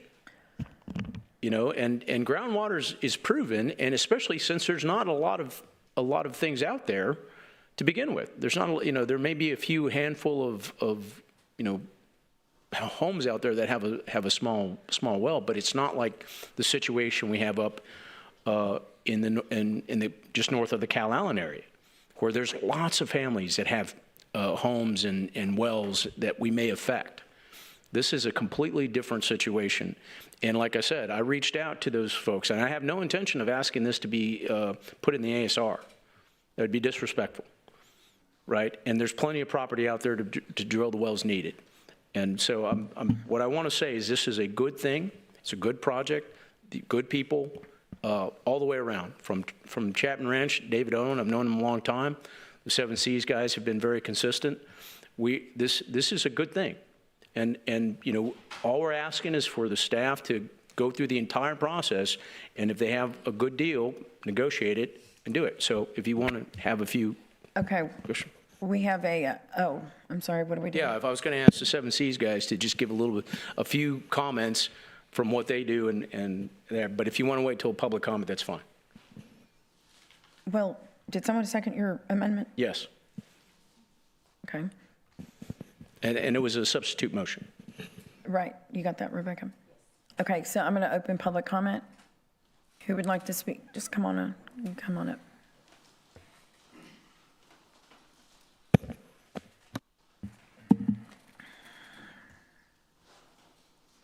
Chris Quayer, Nueces County. Couple things. Number one, Councilman Hernandez did reach out to Trey and I. We were open to have discussions with anyone. And we've had many of those conversations with council members, with community leaders, and with industry. Recently, we've had industry reach out to us with proposed desires to possibly need to drill groundwater production wells, and are interested in our engagement and our knowledge. We bring certain aspects of groundwater conservation districts to these individuals, and we engaged with them. Doesn't mean that we are supportive of all those actions, but we're open to have a conversation. Unfortunately, unlike the CCASRD that's appointed and is for what it is, right? Number two, the numbers I mentioned to you earlier, that was 42 million gallons a day and 85 million gallons a day on the max.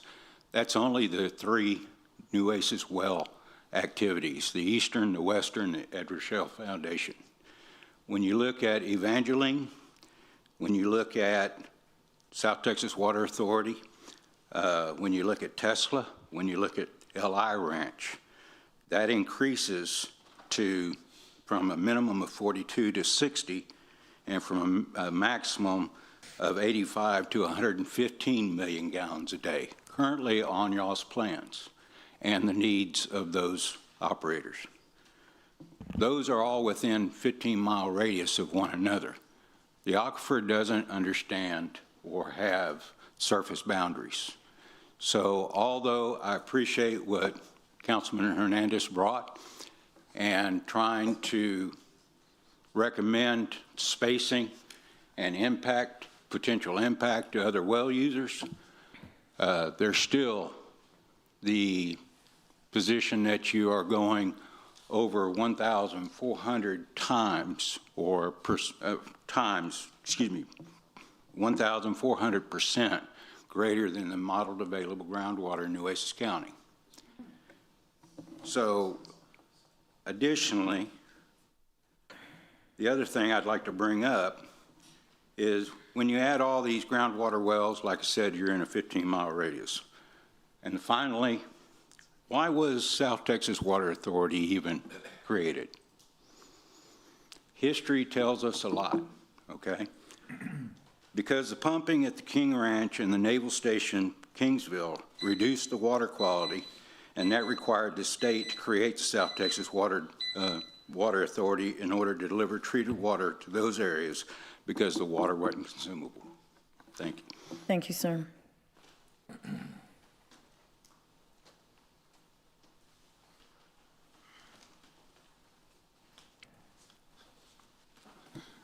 Julian Hernandez, D3.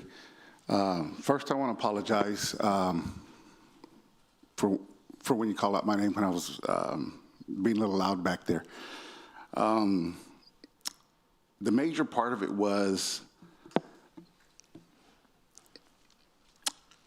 when Mr. Barrera told those gentlemen to sit down.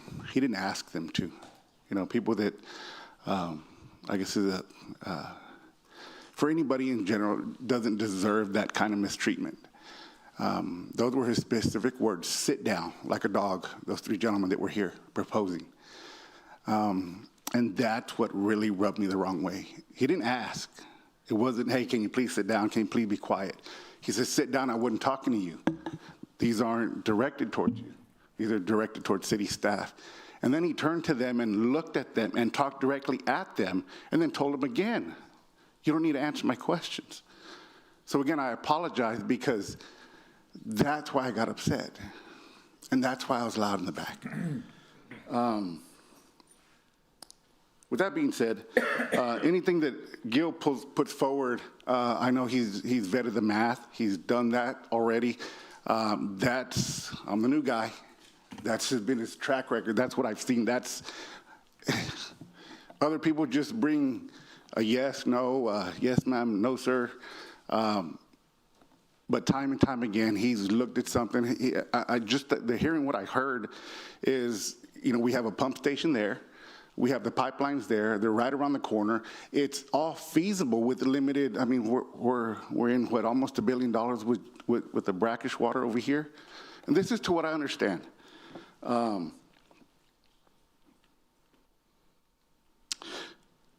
spoke last week when my best friend came out.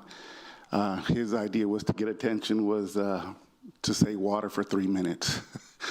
I said, Lefty, it's probably not the best idea, but I texted him when I was back there earlier. I was so upset. Not upset, I was just aggravated. And today should have been the day after, you know, if we're going to let other people talk about nothing, I mean, hell, he can say water for 3 minutes, and if y'all let him. I think that's all I got. Oh, last thing. We were talking about, it's always mentioned the taxpayer dollars. And again, that deal that was put on the agenda last week for a year contract to do some improvements or do some exploratory on the Mary Rose pipeline, not to exceed $3 million. I couldn't understand that. When are we going to turn it off for them to do that within a year's time frame? Thank you. Anyone else? Okay, sir, you can come up if you wanted to say some words. Just very briefly, Madam Mayor, council members, city staff, Henry Sharby, I'm the CEO of Seven Seas Water Group. It's a pleasure to be here, and just to confirm of some of the things that were said, Seven Seas Water Group owns and licenses the name Water as a Service. So whatever we provide is at our dime until and unless we deliver water to the quantity and quality that we'll be contractually obligated to deliver. Obviously, if the council so decides to move forward with this motion to negotiate, we would be honored to negotiate with city staff, but it, of course, would come back, as was mentioned by the city manager, to the city council and, of course, to our board to approve. We have the land. We have the financing, Councilman Barrera, so we don't have to go out for that. This is our business model. We own and or operate more than 220 plants, and so we're very delighted to go forward with you, and Councilman Cantu. If we can find more water, we will deliver it. Thank you, sir. I'm going to go ahead and close public comment. Has anyone spoken to the King Ranch, being this is the same aquifer? Gentlemen, anybody? No? Has anyone spoken to the King Ranch, being that this is the same aquifer? We'll have to ask them. Chapman Ranch. Yeah. That's fine. And David, it's okay. You don't have to, I mean, if no one has spoken to the King Ranch, it's a concern I have because it's the same aquifer. I just wanted to know. I just wanted to know. Pardon? Sure. Yeah, Mr. Owen can answer that. You don't have to, well. Yeah, thank you for the question. So the concern you raised with the aquifer is one that I had as well. For the what? The aquifer? The aquifer, yes. Yes, is one that I had as well because it's our property. It's been in my family for over a century. We're good stewards of our land.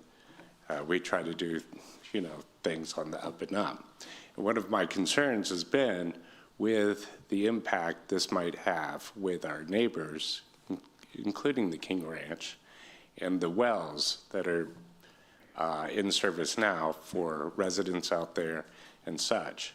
And one of the reasons I went with Seven Seas is because they are going to a deeper aquifer than the surface.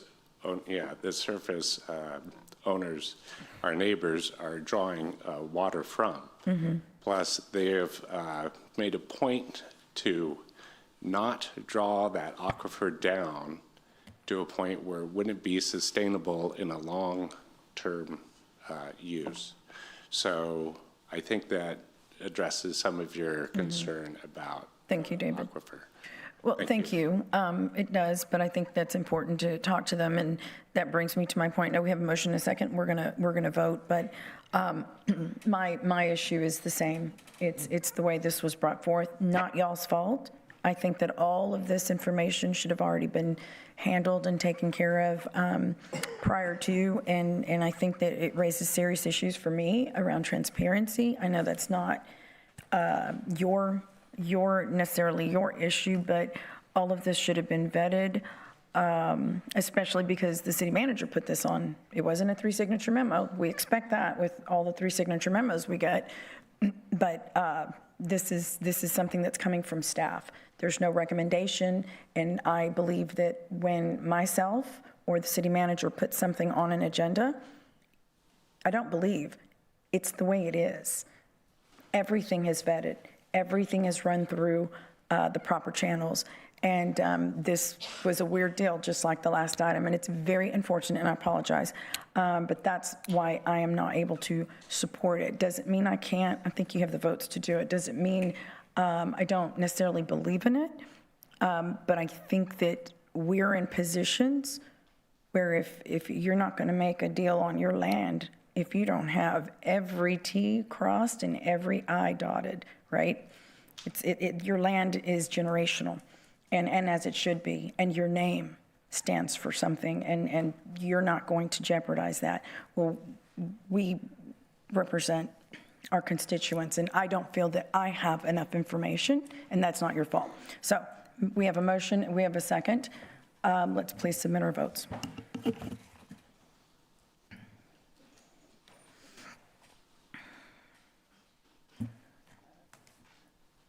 Okay, the motion carries. So with that, the council, pardon? Well, you can tell Rebecca. Yeah, I can't change it on here, but for the record, we'll record that in the minutes. Okay, so what we're going to do, thank you for your patience. Yeah. The council will go into executive session on item 26 per Texas Government Code Sections 551.071 and 551.072. We will return. Let's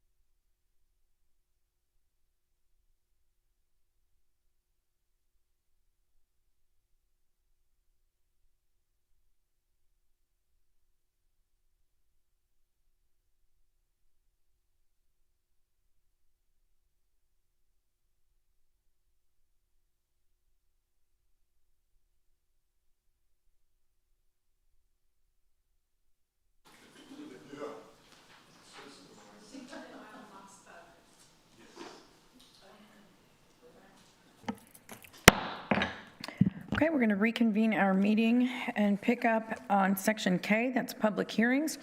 Item numbers 21 and 22. Item number 21 is a one-reading emergency ordinance approving the 13th Amendment to the Tax Increment Reinvestment Zone number 3, or TERS number 3, Project and Financing Plan to create a program specific to the demolition of the 1914 Nueces County Courthouse for total payments of $2 million to Nueces County as approved by the Board of Directors of Reinvestment Zone number 3, City of Corpus Christi, Texas, on May 5th, 2026.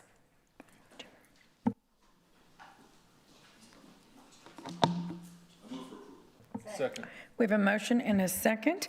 I'm going to open public hearing. Is there anyone in the audience that would like, Joshua? Anyone in the audience, Joshua, that would like to make public comment? Where's Julian? Yeah, where is Julian? Okay, there's no one, so we will close public hearing. Please submit your vote.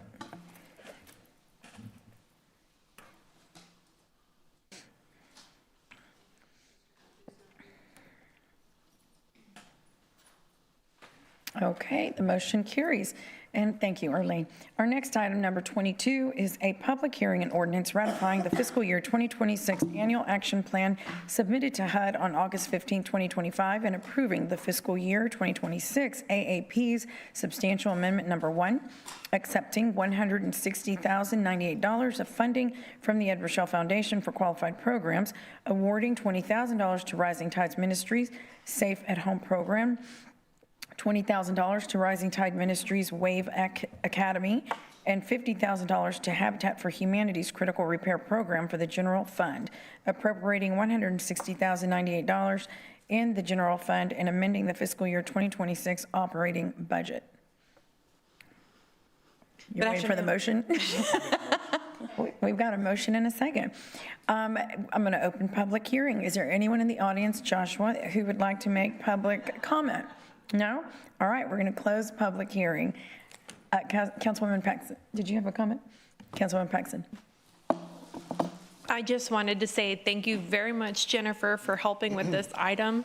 I know seeing it for myself in black and white, I had to like double and triple read the item because I was so excited. So thank you for seeing this to completion today. Well, thanks for bringing it back up. And I wanted to make the motion, but so in spirit, you have the motion for me. Okay, please submit your vote. Thank you, Jennifer. Thank you. Okay, the motion carries. Section L, individual consideration items 23 and 24. Item number 23 is a resolution amending financial budgetary policies adopted by Resolution 033727 and providing financial policy direction on preparation of the fiscal year 2027 operating and capital budgets. Who is presenting on this, Peter? It should be Sergio and Michael. Okay. Okay, Mr. Geis. We're awesome. This is Finance Director Sergio. Damn it, man. I saw this, I moved for approval.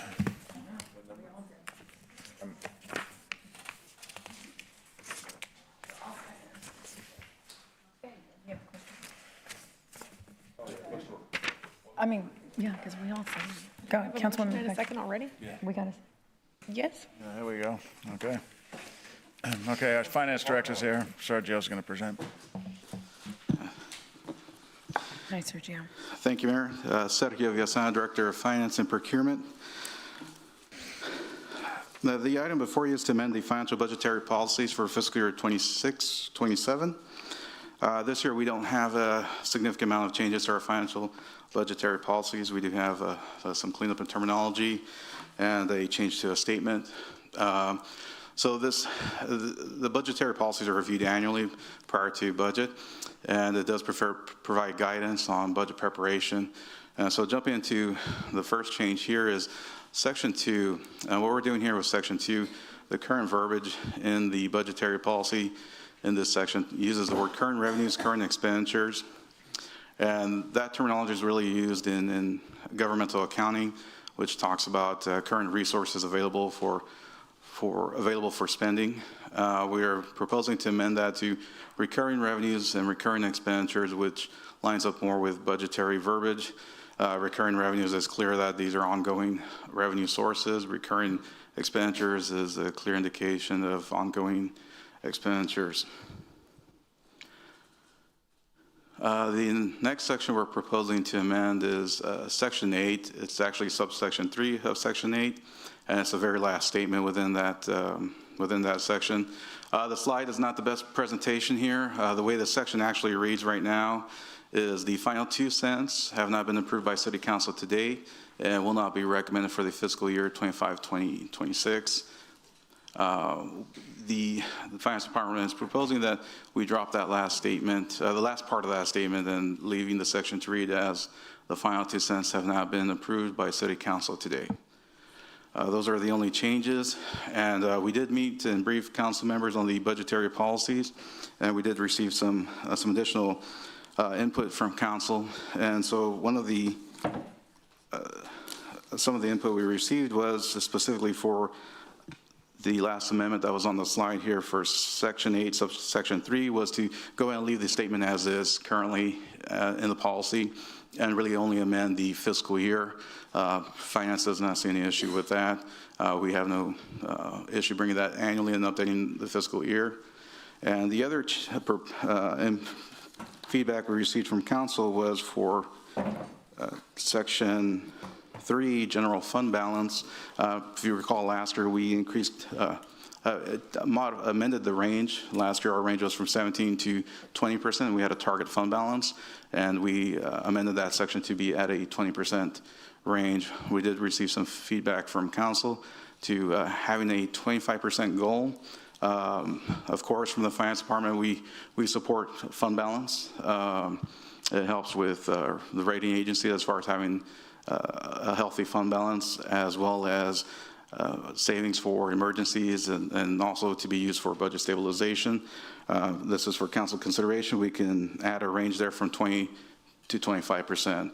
We understand budgets can be hard at times, and so during those tough times, we may not be adding to that bottom line.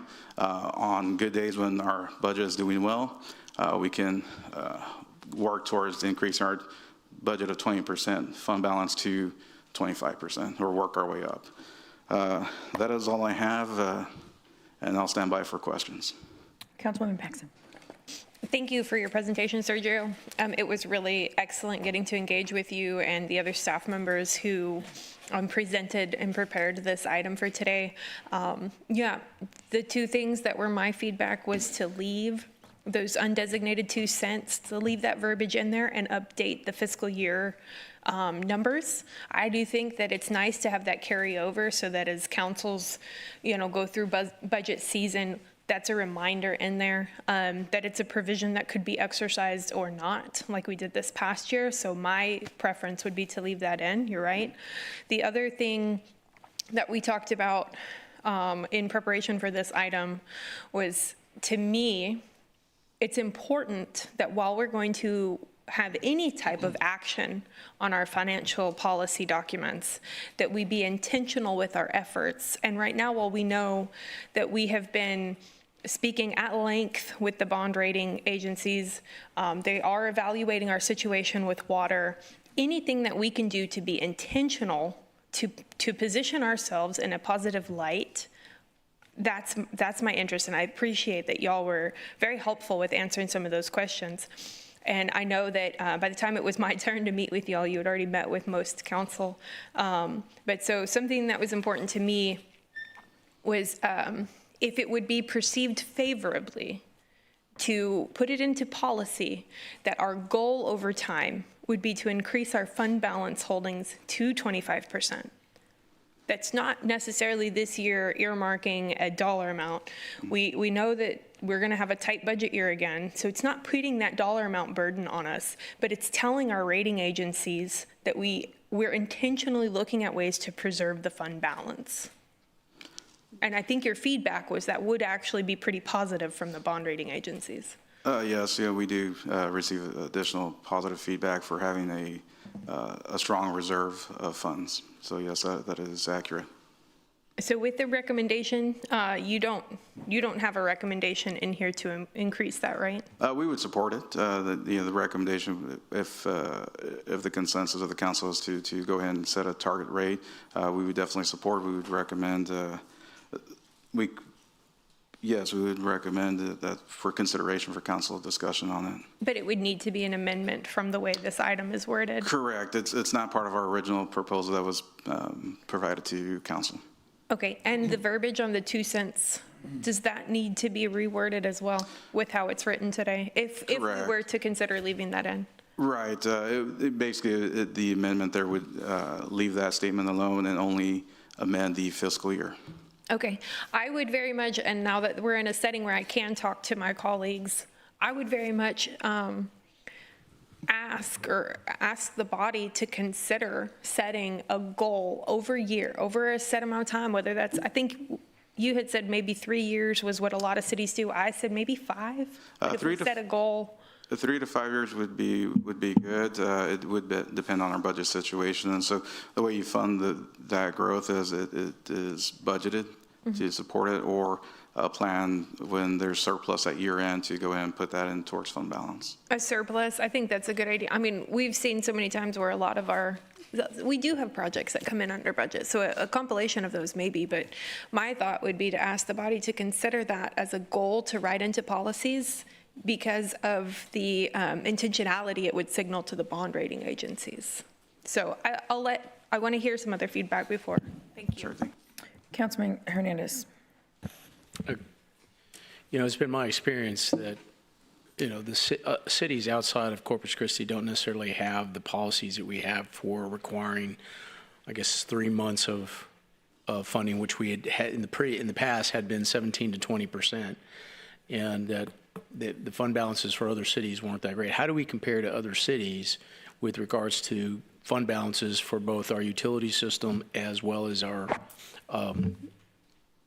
tax-supported? Sure thing. So I haven't looked recently at other cities' policies, but in my experience working in local government, past practice in other cities I have worked at, and as well as the county, target was 90 days, so 25%, right? And that is also recommended by GFOA. Now, as the entity gets bigger, there is an exception to between 17 to 20% is acceptable. There's nothing wrong with that. But being a coastal city with the potential of hurricanes and other emergencies, it would be positive for us to have a larger fund balance than 20%. Okay, because I mean, we eliminated the 17, the range, so we could get to 20%, so we can have that for that. Now we're suggesting to do more? Not suggesting to do it now, but opening up a range for consideration. And so maybe it's not something you do this budget year, but it is set as a target or a goal of the city. Okay, our budget policy has 20% for the general fund. We have 25% for our utilities, and then 5% for our internal service funds. Are we going to do that to 25% as well? Not the internal service funds. I'm not sure exactly how that was determined. That we are already at 25% for the enterprise funds. For what? Enterprise funds, so your right. utility funds. So, I mean, we've had that policy in place for a long time, the 25%, ever since I've been on council. Correct. And, I've been participating in rewriting our budget policy pretty strenuously for the last, 6 and 7 years. Yeah, so on your internal service funds, that's money passed in internally, and you don't want to build up a fund balance. That means your internal systems are overcharging the departments are providing services to. So having a 5% fund balance makes sense for contingency. Having 25% 90 days for utility funds, we'd be good to benchmark that, really, to kind of see what other utilities are doing to see if it's higher. Okay, we'll talk more about that during the budget management policy. Yes, sir. Okay, so the 2 cents that you're talking about, I know it says it's not recommended or it has not been accepted, but I think we have a shortfall in terms of our funding for streets. Is that correct, Mr. Zanelli? It's maybe not a shortfall, but we won't be at the level that we're at right now. Okay, so this 2 cents is specifically for streets, right? Yeah, and we went through this last year, so you could increase, that 2 cents is in the debt service side, or what is it? No, the maintenance and operations side. Okay, so we could increase the tax rate by 2 Okay, cents so for each, yeah. and during our conversation with, when we had this discussion about budget policies, that 2 cents we can actually vote on ourselves because we banked a certain amount of funding difference between what is required by state law. Is that correct? Yes, to give you some solid numbers here. So on the 2026 budget, our property tax rate is 0.599774. The voter approval rate it was 0.660677. So you got So basically it's about 5 cents? Yeah, a little more than that, a little almost 6 cents. cents. Okay, so I know nobody on council wants to say they want to raise taxes, and I agree with that. Right. But is there any problem with putting that up for the voters to decide whether or not we want to take those last 2 cents? And this is a question now. Well, it's dedicated. That last 2 cents is already dedicated to streets. Because we were supposed to take 6 cents. We've gotten 4, but that, it would be, for me, it would be up to the voters to decide whether or not they want that last 2 cents for streets. So if we're using last year's tax rates or the current fiscal year tax rate numbers, in order to take a property tax out to vote or to get an election going, you would have to set your tax rate above the 0.66. So essentially, you would be going from 59 cents. No, this is not a requirement from the state in terms of our tax rate. It's a choice. We can do it in terms of a choice, not as a part of the no new revenue tax rate. Understood, but I'm not an attorney, but speaking to our bond counsel, in order to call an election for a property tax rate increase, we'd have to exceed the voter approval tax rate. And so last year it was about 6 to 7 cents higher than our adopted tax rate. Okay, I don't think that's correct. Maybe we can get some legal advice on that, or if we don't have that answer, bring it back to us to say, I don't think we have to, follow a certain rule to put something on the for voters to approve or not.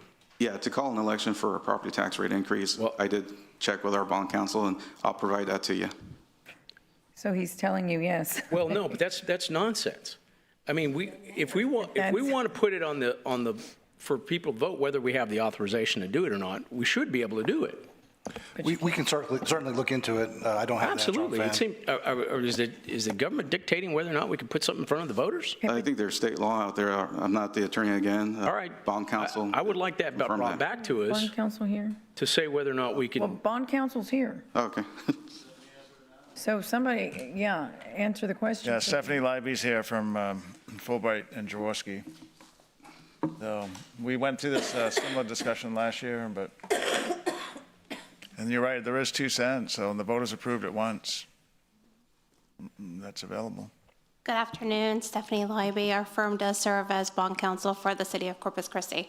So under state law, the legislature has to grant the city authority to call an election. So there are instances in which you are authorized to call an election. You can call an election for bond elections.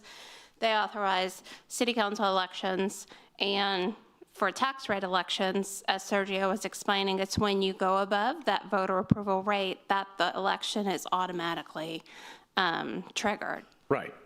But if it's a choice, like we want to ask the voters to vote for it, for a specific item, I don't think we have to, that there's anything that prevents us from putting it on the, I didn't see anything that would prevent us from doing that. There's nothing that prevents it, but there's also nothing that authorizes it. The calling of the election has to be legislatively authorized.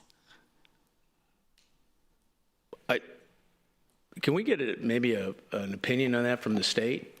Because that doesn't sound right. It seems like your hands are tied to, it's the onus is on the elected official to raise taxes. We can certainly research it and get back to the council. Yeah, I mean, I'm happy to research it as well, or I can work with the city attorney's office. Look, but you're moving into the area of straw polling and whether or not your election is binding, or if it would be a straw election. And I mean, that's always the guidance that we've been given. It's the guidance we've been given in the public finance arena from the Texas Attorney General's office. But again, I'm happy to. I want to make sure, because we went to the voters before to increase the 6 cents. Initially, we were going to do it, 2 cents this year, 2 cents the following year, but the law changed on us to the no new revenue tax rate scenario before we could get that final 2 cents. But ultimately, the voters approved it, but all that was before the law changed. So we need to, if we want to do this, I want to make sure that the citizens have the voice, because this is a specific use for this tax, for this 2 cents. And we've already called out 4 cents specifically for streets. So I want to make sure we understand that I'd like to give the voters the option to say, we'll increase it by 2 cents. Otherwise, it's just us wanting to increase taxes. But that doesn't make any sense to me, because it has nothing to do with bonds. It has to do with operating funds for a specific purpose. Okay, so if we can get some feedback back on that. Yeah. Because, we are going to have a shortfall on streets. Even though a lot of focus is turned over to water, we still have a lot of streets that we need to fix. And so we need the funding for that. It's not, 2 cents is not a huge amount of money. What is it, about $3 million? I think every 1 cent. 6 million? Yeah. 6 million. 6 okay, million. It's 3 million %. Right. Okay, and we're short, what, 12? And 12 plus, yeah. 12 plus? Yeah. Okay, so I just want to make sure that we have the option there. It's been sitting there since I've been on council. Yeah, that would be a great option. Okay. Sir. I'll leave it at that. Thank you. Okay, Councilwoman Vaughn. Quick question. Where are you at on the fund balance? 20, 25? Right now, we're at 20%. Yeah, but what's your position on it? I think 20% is good, but it would be good to put in there with an aspirational goal to get to 25%. Just as a goal, don't say we're going to do it. We can just say an aspirational goal. We don't know what's going to happen. I mean, last year we looked, Sergio may not have the data, but I remember from last year, the coastal cities that we looked at have a high fund balance, like 30%, because they're by the coast. And so 25%, 20 is good for inland, but 25 probably for us is better. But it would just be a goal, and we'll recommend it if there's funding available. And I'm okay with that as long as it's 20 and 25 recommended. I would hold on 20, but there could be an aspirational goal to get to 25. We don't know what's going to happen. We got a lot of expenses. Yeah, because it helps with the bond rating. Mm-hmm. And, it's not saying we have to do it, but we have an aspirational financial goal to get there if able. Nothing wrong with that language, yeah. Councilman Scott. Swallow my cookie. So, yeah, my issue is going to be, if we set an aspirational goal of 25, but we don't move the needle, are the rating agencies going to go, hey, man, what happened to this aspirational goal of yours? Is that a hickey? We can ask Victor. I don't know. Victor, what do you think? I don't think so, but if they're okay with it's 20 with an aspirational goal at 25, but if we don't move the needle this next fiscal year, then I'm okay with that. Good afternoon, Victor Quiroga, Specialized Public Finance. Yeah, I think if maybe you could do a range where you have a minimum of 20% is what we're shooting for, but if we have an aspirational goal of higher amount, that would be good, and the rating agencies wouldn't penalize you if you're not quite at the 25% mark. And also, we have language that over time we seek to go up to that. Yeah, and I get that. We're not going to penalize us if we're not at 25. I don't want to be penalized if I say 20 to 25, but I don't move closer to 25. Mm-hmm. Are the rating agencies are going, hey, man, you said 25. You need to be moving in that direction. And if we're not, does that hurt us? Yeah, so most of the analysis that the rating agencies are going to do is going to be based off what's audited and what's been achieved already in terms of what you have already in fund balance. And so any policies after that, that's just a guideline and a goal that you're after. So I think if we have a minimum of 20 and we're already past that or at that, and then have an aspirational goal a little bit more than that, that would be beneficial overall with your credit rating agencies. I think what they're looking for is that they know the city has a lot of capital needs coming up, but they also want to make sure you have enough cash set aside too for emergencies. Mentioned liquidity or cash in our Standard & Poor's conversation this week. So having liquid cash, is a good thing. Yeah. That was one of the things they talked about, right, Victor? Yeah. Okay, Councilwoman Paxson. Thank you.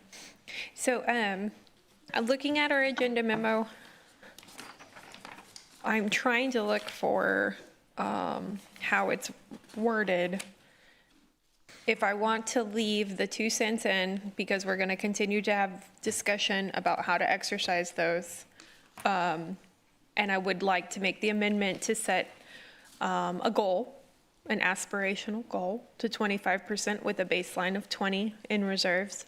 What do we need to do to change the wording on this caption to make those amendments?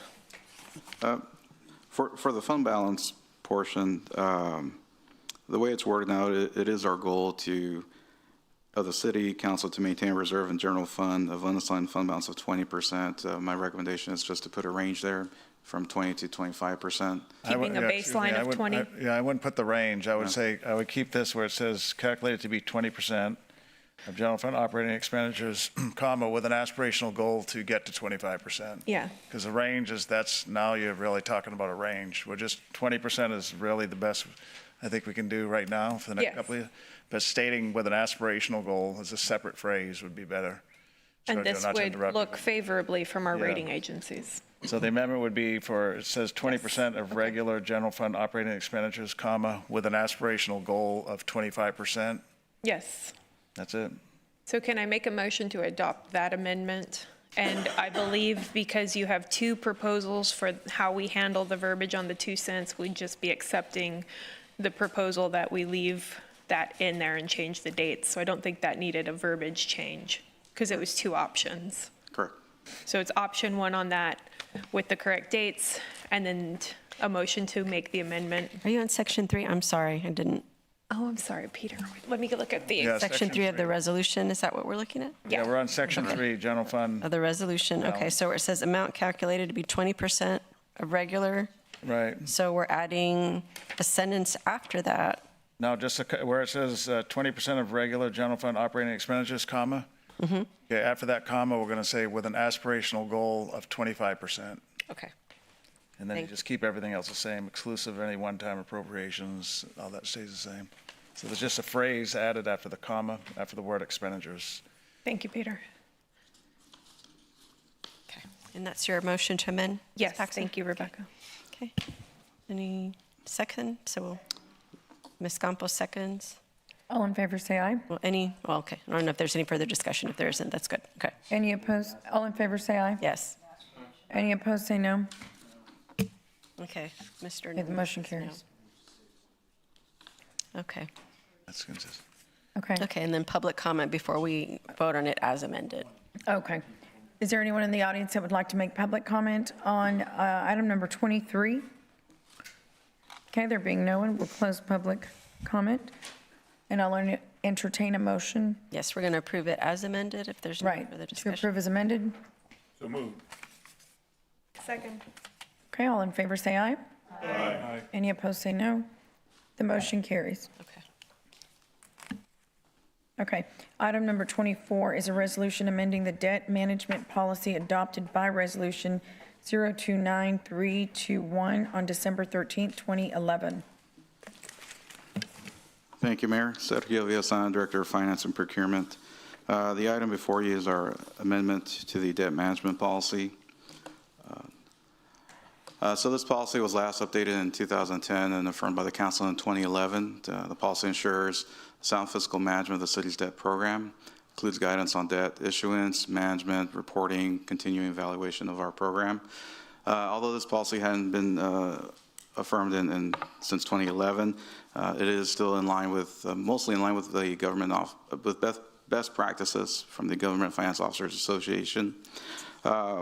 We don't have a lot of significant changes to the policy. Like I mentioned, it is in line with best practices. There is a large list of changes, including the agenda memo, specifically a lot of housekeeping, since it is an older policy. And those housekeeping items include staff titles, the city's website address, and other minor edits. The most significant update in this policy is in Section 10. There was a change to federal law related to the Tax Cut and Jobs Act of 2017. That change in law prevents cities from advance refunding tax-exempt bonds with tax-exempt refunding bonds. Cities are still allowed to do advance refunding, but now with taxable bonds, which are a little more costly. That is the only changes we are recommending at this point. We did meet with council members and received some feedback. So additional consideration for council from the feedback we received was adding additional debt limits to to our certificates of obligations.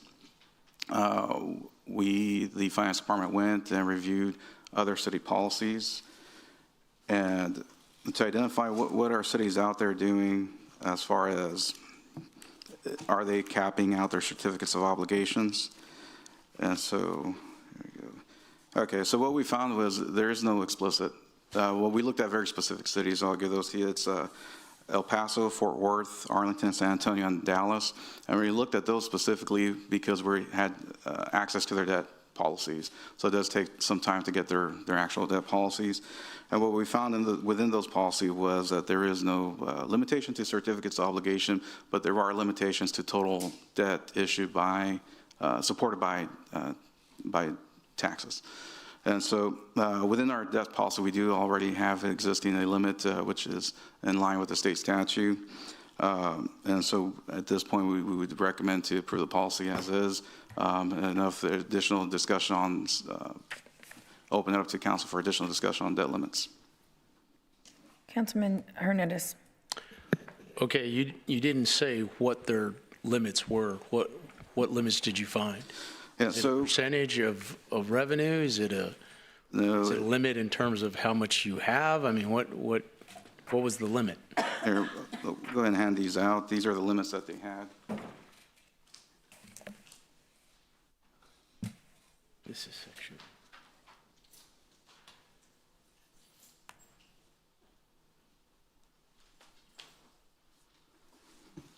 And so we start with the city of El Paso as those are getting handed out. Their limits are really limited to property assessed value. So El Paso is set at 10% of total assessed value. Fort Worth follows the state limit, similar to the city of Corpus Christi. Arlington sets a 2% on total assessed value. San Antonio has 10% of total assessed property value. And Dallas has 4% of property market value, which is going to be a higher number than your total assessed value. So El Paso and Arlington have 20% of their debt service as a 20% of their operating expenditures, right?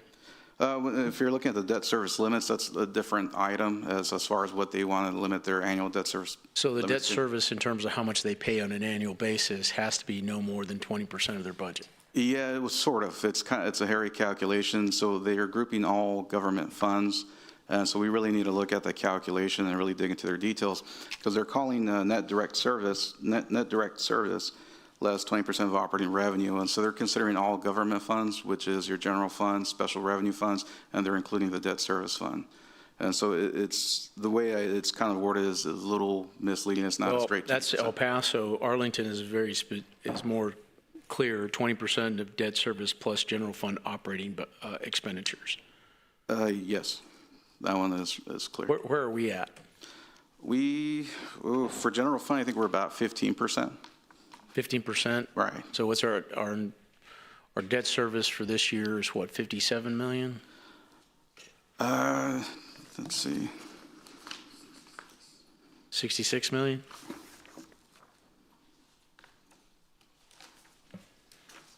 And our budget's 350 million? What? So, yeah, 350. Yeah. Yeah, so looking at the 2026 budget before we issue new debt, our debt service, that's budget is 53 million. Our operating budget is 343 million. And so we're right at 15%.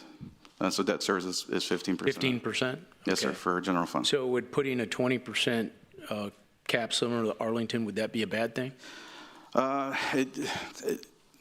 When we're benchmarking against other cities, it is difficult to say, is 20% good, is it not good? I wouldn't recommend it at this point because we're going to continue to issue debt service for general fund. We're going to issue about 115 million here soon for voter-approved bonds. What's a good limit for you? I mean, we should just spend into oblivion? Is that what you're recommending?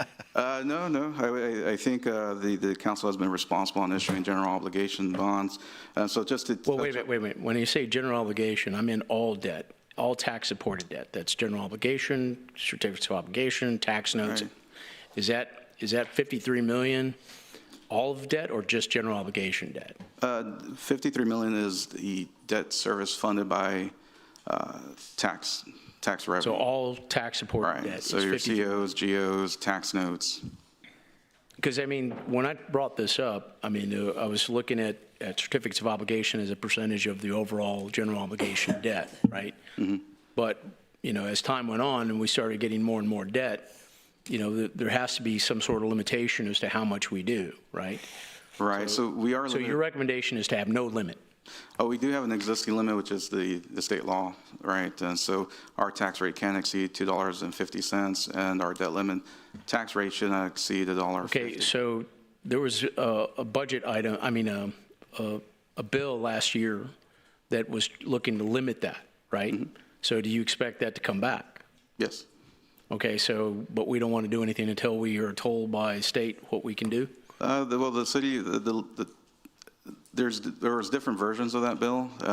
Well, the concern that we saw right away was the limit on certificates of obligations that we had reimbursement resolutions for. So we had existing contracts, existing expenditures, negative cash that we needed to replenish. And so we issued all our COs. And, you know, the state really forced our hand to issue those COs. Okay, so we talked about a little bit about. So anyways, since then, if you look at our current budget, we have about 5.6 million of COs that aren't issued. So management has not budgeted additional COs. So we have that under control. 5.6 million additional ones that we have not approved? Correct, for solid waste. And what's our percentage of debt, of tax-supported debt that's COs? Tax-supported debt, with the issuance of the current bonds, we'd be at 31%. Currently, we're at 41%, and I do have some comparatives to other cities. So San Antonio's at CO to GO as a percentage is at 46%. Austin's at 31%. Dallas is at 20%. Fort Worth has 11.9%. El Paso's at 47%. Arlington is at 5.7%. And then you have the city of Houston, who recently paid off all their COs and have 0%. But I would caution benchmarking. I'll hand these out so you can see.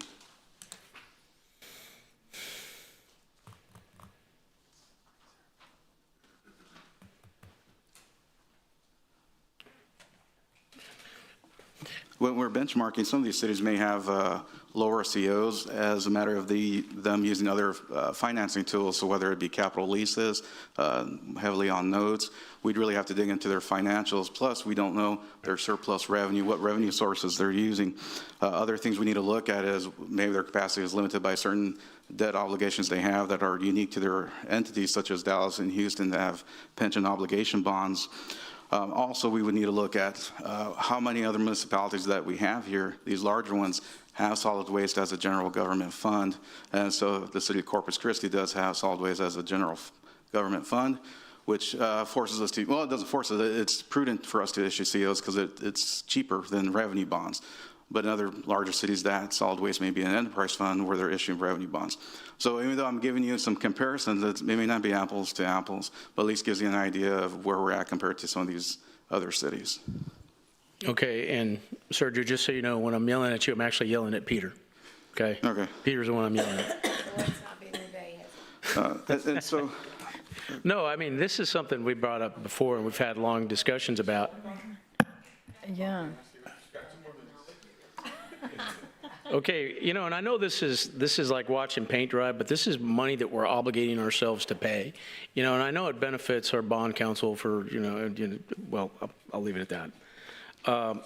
It just, you know, there's got to be some controls on our debt.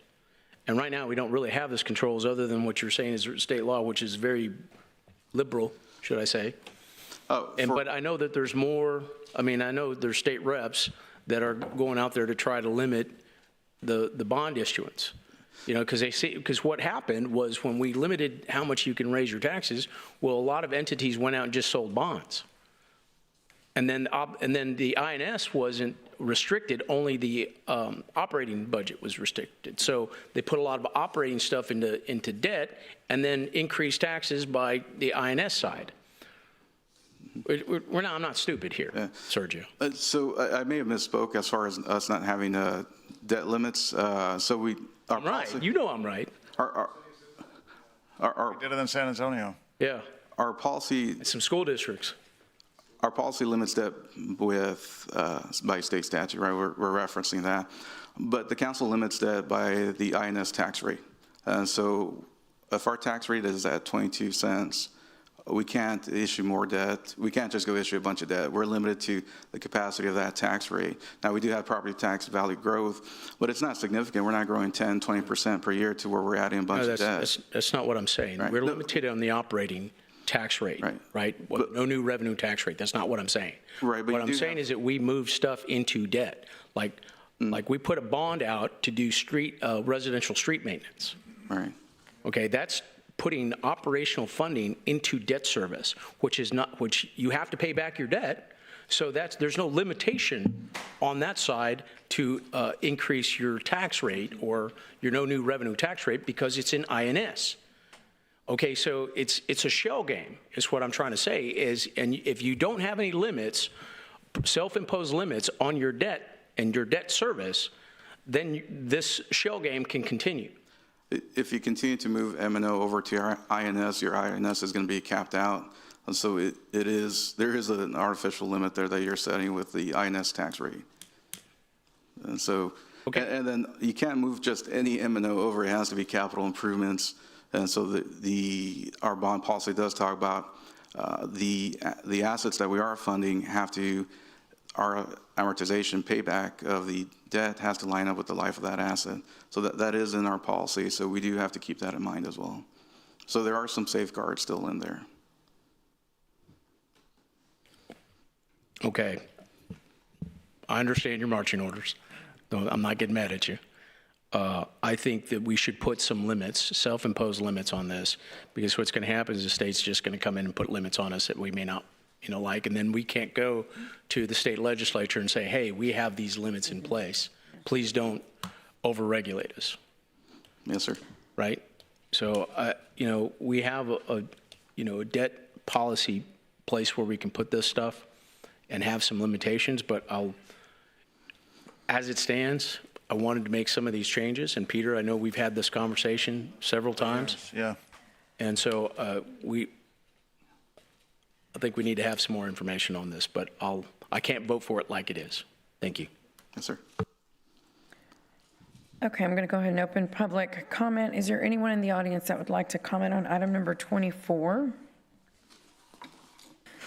Okay, we'll close public comment. Did we have a motion? I move for approval. Second. Okay, I don't know. Everybody's disappeared. Okay, so we have a motion and a second. Please submit your vote.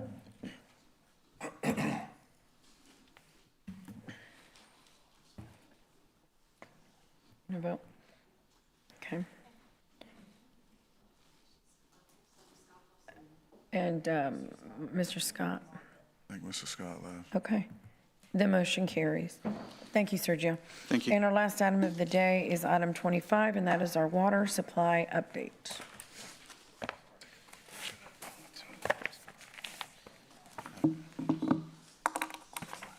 The same, right?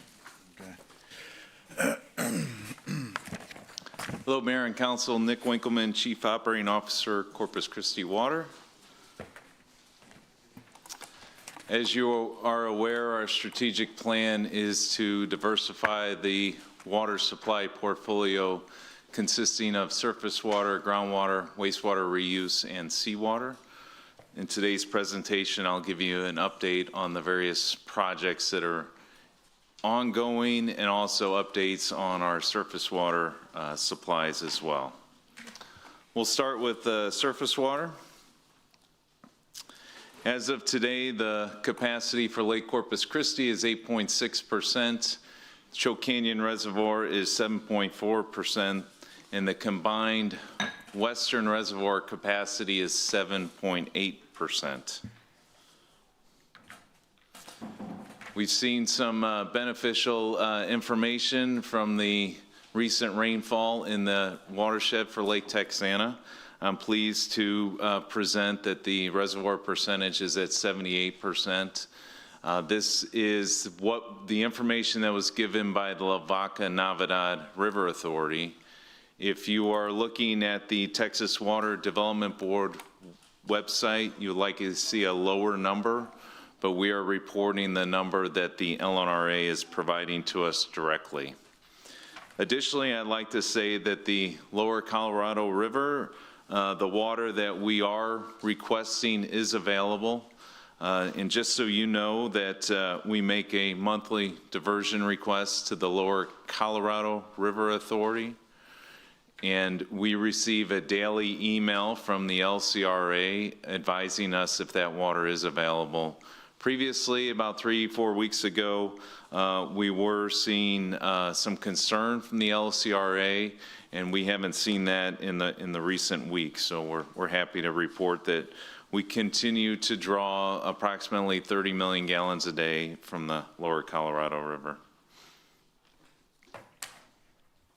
In terms of our groundwater projects, the first project I'd like to talk about is the Evangeline Groundwater Project, located in San Patricio County.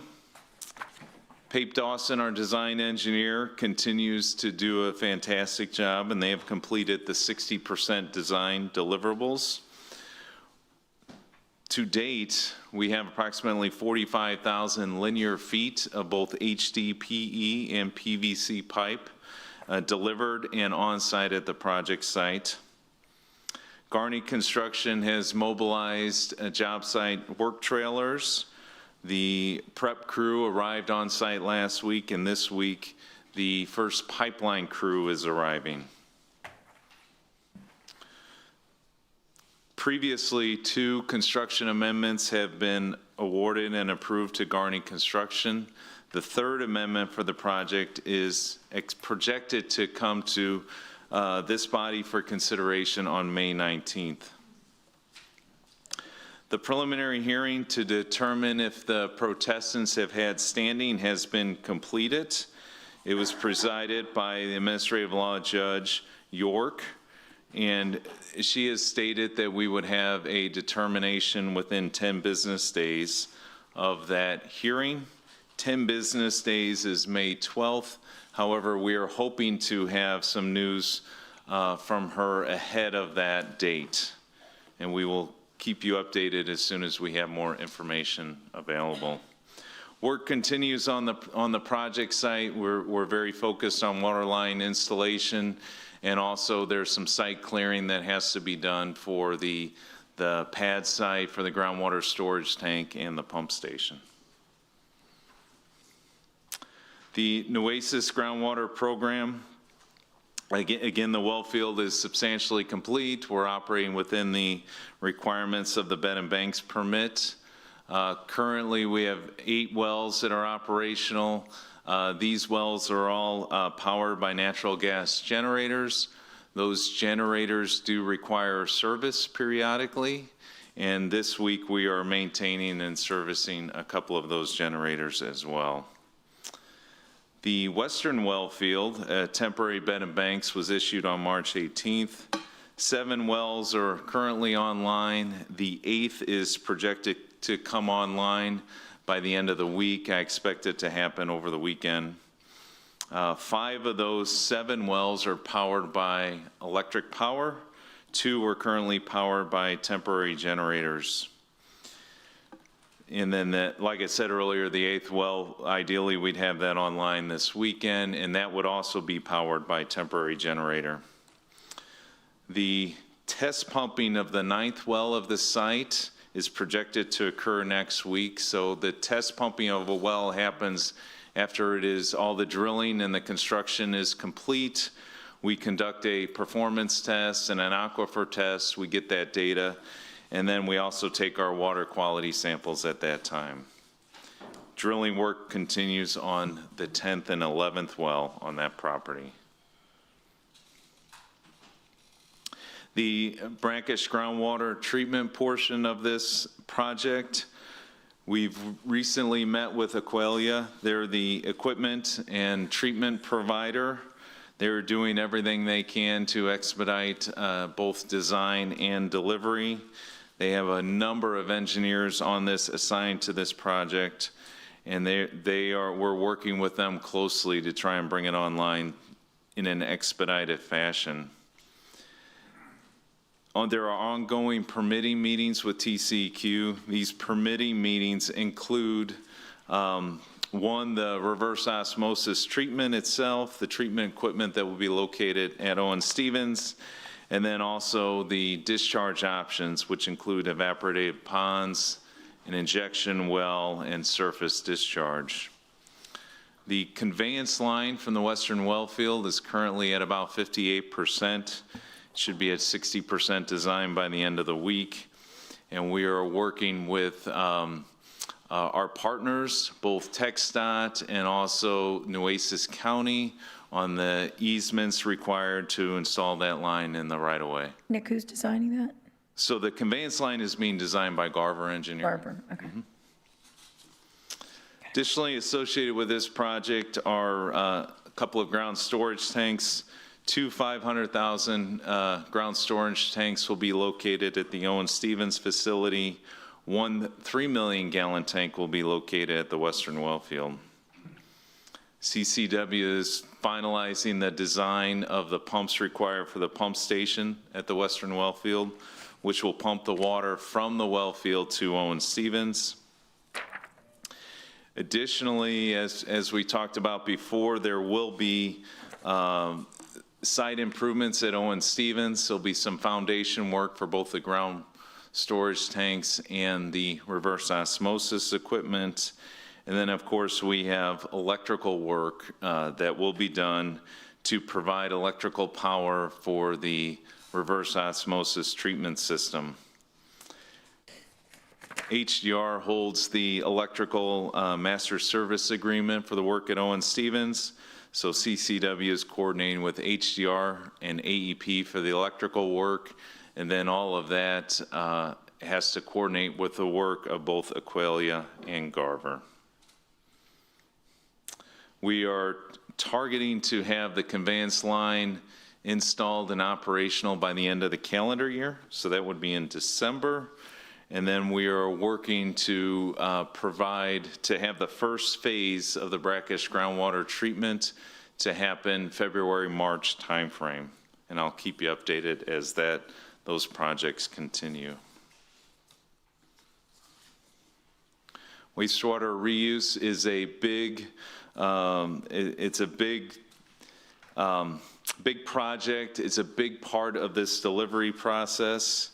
As you all know, we have existing contracts with both Valero and Flint Hills.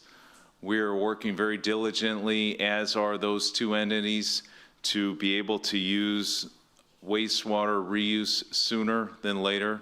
They're working very fast to expedite their schedule. The phase one of the Valero project was up to 3 million gallons a day from the Greenwood plant.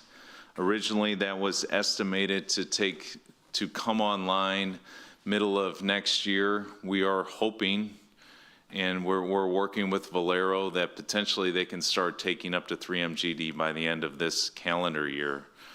Working with them and waiting on some more confirmation before we can dial that in, but there's a lot of work going on to move that up. Additionally, Flint Hills is expecting to take 1 MGD, which is their phase one. That's from the Allison wastewater treatment plant. We are working with them closely, and ideally that'll start sometime this summer, maybe June, July timeframe. And I'll keep you updated as we learn more from both of our partners there, both Valero and Flint Hills. There are additional companies that we're working with on additional effluent reuse contracts. And once we have the details of those ironed out, we will bring those contracts to this body for review and approval. A large portion of this project is getting the effluent water from Oso to Greenwood to make it more available. We have approximately 10 million gallons a day from Oso that would be available. Ardura is completing the design for the conveyance line and pump station to get the effluent from Oso to Greenwood. They're at 60% design, and we have received proposals for CMAR contractors, that's construction manager at risk, and the projection is to bring that CMAR contract to council for consideration on May 12th. Again, why that part of the project is so important is it brings approximately 10 million gallons a day from Oso to Greenwood, where we can get it to our customers and continue to sell it and utilize it as an offset of our water demand. Seawater desalination. First project I'd like to talk about is our Inner Harbor project. As you know, this project is fully permitted. Staff is currently working with the Corpus Christi desal partners on a contract that we will bring back to council for consideration in June. There are many meetings that are ongoing, both with our legal staff for the contractual documents, but also with our technical staff as well. That includes our CCW water treatment staff and our consultants. Far field modeling, there's been a lot of work done to date. Our next far field meeting is May 7th, that's this week, followed by another one on May 21st and May 28th. We are projecting for the modeler to make a presentation to the committee on May 28th, and then they would also make the same presentation to council at the meeting in June. Moving forward with the next steps for the Inner Harbor project, after the approval or potential approval of that contract, we will make a recommendation for our owner's representative for that project. That will include the independent cost estimator as well. And then we will also, the plan as laid out by the city manager, we would develop a request for proposals for a operations and maintenance agreement for a third party to operate the plant. And then Nick, on this project here, the mayor and Ryan Skrabacek are meeting with the Energy and Water Chairman Fleshman this evening. Fleshman this evening to talk about funding, just FYI. Yeah. Very good. Yes, so we'll put in a good word. Thank you for that. Very good. This evening, you're meeting with? This evening, yeah. Yeah. Yeah, a little bit later this evening. The next project I'd like to talk about is the Harbor Island Seawater Desalination Project. This project is the Nueces River Authority project. The Nueces River Authority has issued a formal RFQ for a development partner. They are expected to select this partner at one of their board meetings mid-June. The NRA has also approved a master service agreement with LAN, Lockwood Andrews, and Newman, and they are beginning preliminary design on the conveyance line from the water treatment plant. The TCQ draft intake permit has been issued. The TCQ draft discharge permit has been issued. Both are in draft, they're not final, with a public meeting scheduled for May 27th. That'll be located at the Ortiz Center. The Barney Davis Seawater Desalination Project. Again, we talked about this a little bit earlier, but the city manager and city staff met with CPS Energy, and they are absolutely willing to collaborate with the city on the development of a project at the Barney Davis location. This would likely involve a P3 partnership or could potentially involve a public utility association, a PUA.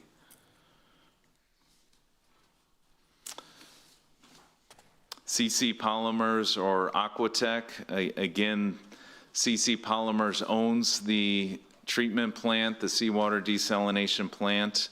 Aquatech has reached an agreement with the three companies that own CC Polymers, and they are developing a contract for us to consider.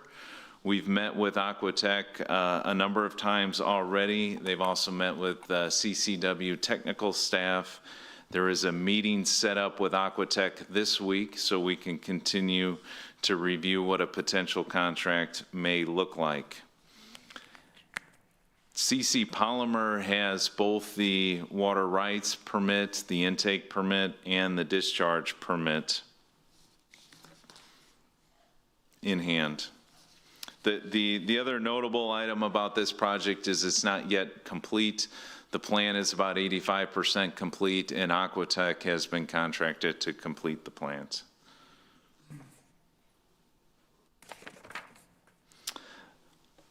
This is the projection for delivery of new water supply sources. This is just the same chart that's on my weekly memo. At last week's meeting, it was suggested to put this chart and include it on the PowerPoint so that it would be available for more people to review.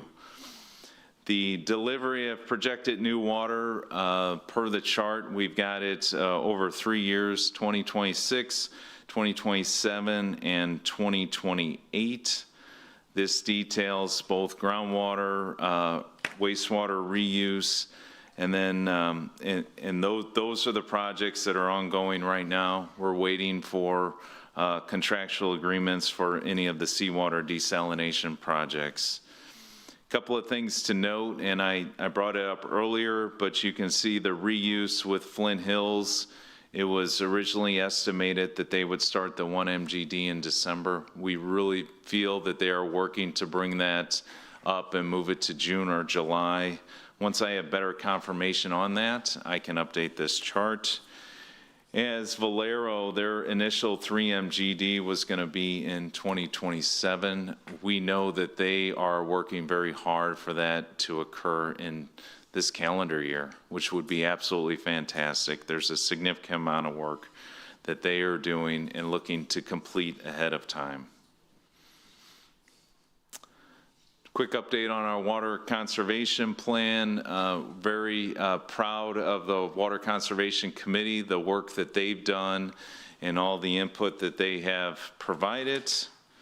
The last meeting was held on April 24th.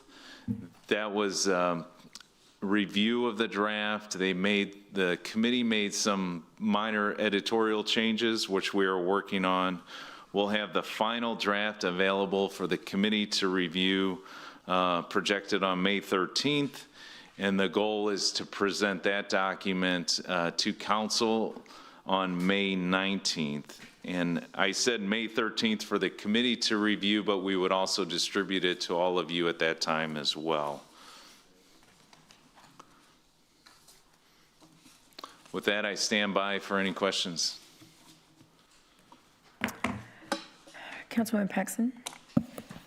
Thank you. Thank you for that presentation, Nick. Can you tell me, have we already submitted, or when will we be submitting our variance request for the western tract of wells? Yeah, thank you, Councilwoman. So staff is finalizing it right now, and we are expecting to submit it to TCEQ any day now. So I would say within the next couple of days. So this week, probably? Yes. Okay, perfect. And there was a question raised earlier about the Mary Roads improvements that we just authorized last week. One of the things on there was to evaluate it, which is regular maintenance, and that's great. But I think what they were saying is how do we do that while we're relying on Mary Roads so heavily right now? Right, so there were a couple of comments made by the public commenter. One, I do want to clarify it first. So it was a contractual amendment it was about $500,000, and then it said up to $3 million. The previous contract was $2.5 million. So you add the amendment, which all of you approved last week, that gets you to that total. There's not an open amount. It's up to that additional $500,000. But back to your more technical question, Councilwoman. So you're correct. The Mary Roads pipeline is in operation. It's critical. It has to remain in operation. One thing we know from the previous work is that there are areas that we need to conduct additional investigation, and those are the pressure exceedance areas. that could be as a result of sand and silt buildup or other debris in the pipeline. We want to understand better what's going on so that we can set a plan to address it in the future when we can. So this tool will be inserted into the pipeline. It'll travel down the pipeline while it all remains in service. But that sonar tool will provide us more information as to how big that buildup is in the pipeline or in the exact locations of that potential debris. We will not be taking the Mary Roads pipeline down for that investigation. Okay, I appreciate that. I'm looking on our website right now. I've had some people asking about a resource that they could go to get real-time updates. Believe it or not, I get a lot of requests for copies of this, and it's open here, you know, so I'm free with that. I give people copies as they ask. Is there, I'm trying to find it on our website, because what I was doing was I brought up the dashboard, and I was trying to say the dashboard is our resource. I see that there's one on here for May 6th, 2025. I guess basically like our dashboard shows that colorful chart, but if you're not listening to the narrative very regularly, it's just so information dense, it can be hard to articulate in a snapshot. Is there a spot on there that articulates our efforts in a way that is immediate water supply and long-term, kind of like how we've talked about a multi-tiered approach of water supply? How do I direct them to that, basically? So one of the information-rich area is the securingwater.corpuschristitx.gov, and that has all of the weekly memos. It also has additional technical information on each of the various projects that we discussed today. I will tell you this, these presentations are not on the website. It's the memo, which that has a significant amount of information and is basically spread throughout the region so people can get updates. But that would be a great place for anyone to go to get information. Can you send that, or somebody send that to the council?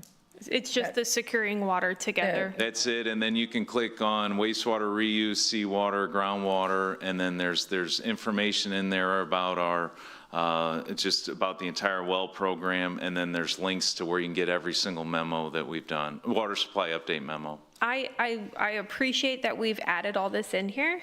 Now having this feedback in the community, is it possible to add or kind of populate with the tiers that is immediate and long-term water supplies? Is it possible to kind of have that snapshot? So when people say, what's the plan? Do we have water coming? You know, I think what all of us as a team try to do is combat that rhetoric that says Corpus Christi doesn't have a plan. We actually have a $1.2 billion immediate plan and many long-term plans. So we do have a plan, but how to best articulate that. And what I discovered this last week is, other than your printed presentations, it's a lot of steps to get to try to show that story. It is on the last page of the memo is that chart, and that shows projected new water supply coming online. That's why we created that as part of the memo. Yeah, and it's the I'm last a big page fan of of that. the memo. Yeah. We could look at doing a graphic that could be added on the website. Yeah. Because unless you go to that last page, you won't. That's correct. Yeah. So it's on the it'd be nice to have a graphic on here. If there's something that they can log in and it says securing water, and then it says immediate and long-term supplies. Right. And then we gotta go into maybe that. I feel like that would be very helpful to to a lot of different community members, and as they are branching out to people interested in our community. So those were my 3 topics. It'd be like, a header saying solving the water situation, immediate, midterm, long-term, or immediate, long-term. Yeah, I've and you notice on that chart, I've just listed the years when they come online. Sometimes people ask me about immediate and midterm and long-term, and that means different things to different people, and rightfully so. So just from my engineering standpoint, I've just provided the dates of projected when it comes online. That makes perfect sense. I see that makes sense. I think we could classify our groundwater and probably reuse as immediate relief to the water needs. And I think most of our desal plants are kind of like long-term or future. Does that still work with your engineering It's just how I look analysis? At things. It's just how I look at things. But yeah, I mean, I would, you won't have the reuse. I would say definitely yes, but we won't. I don't believe we'll have the full 16 MGD committed and providing for that till the end of 2027. So where, people ask me, well, they say, well, that's long-term. So again, that just, it gets into conversations that I just want to present the dates and people can decide. We'll give them good themselves. news twice. We'll say reuse Okay. in the immediate and reuse in the long term. Okay. I think that would be very, very, very helpful if we could look at adding that kind of a tier to that page. I'll work with the communications team and we can put something Awesome. together. Thank you so much. Didn't we have that, Nick, where we had the months, or did that never, was that just like a version? It's the, No, the it's one at the end? this page, which is the last page of the memo where I've lined out each month when it's coming online. No, but I guess it was one, remember, it was so many months, the short-term, long-term, or immediate short-term, long-term. Was that never we never used that? We sort of went back and forth trying to define what was short-term and mid-term and long-term. Right. Yeah. All righty. Councilman Roy. I just have a quick question. I'm looking at your water table here, but when you look at the Inner Harbor and CC Polymers, right? I mean, one of the things you said, it's 85% done right now, right? It's 85 CC Polymers, the plan is 85% done, yeah. What percentage, okay, the plant is, but what percentage is the actual, are you talking about the desal facility itself? Correct. So it's 85% done. That seems like that's our lowest hanging fruit, realistically, right? When you said you had meetings with them recently, what was your gauge? What was your temperature in terms of their willingness to try to expedite this and get this done? I would say they are very willing, and one thing to remember, they do have existing permits. Right. One thing we asked them to look at is potential addition of a diffuser. That came up when we were first talking about this. Yeah, I'll know more this week when we meet with them. They're working to present some good information to us this week, but they're working very hard to try and bring us something that we can implement sooner than later. I mean, from the beginning, what's the number of MGD that they could bring to the table once they are up and running? Yeah, it's about 9.4, 9.5. I rounded to 10. That's a tremendous win, and I think where we're at with this, we should be really chomping at the bit on this one, just because, we've talked about some of the other things that we may not be able to control, that we could have issues with. But this one, I think, should be one that whatever we can do to help them get over the finish line quick. Right, and so it's a water sale agreement. We'll be working on that contract and then bringing that back to council as soon as possible. Yeah, no, I'm excited. Yeah. I think that should be a top priority. It should be up here, and anyway, thank you. Sure. Okay, Nick, thank you. Thank you for the presentation, the update, the briefing. I think that's it. Thank you. Yeah, thank Thank you, Mayor you. and So there Council. being no further business, this meeting is adjourned.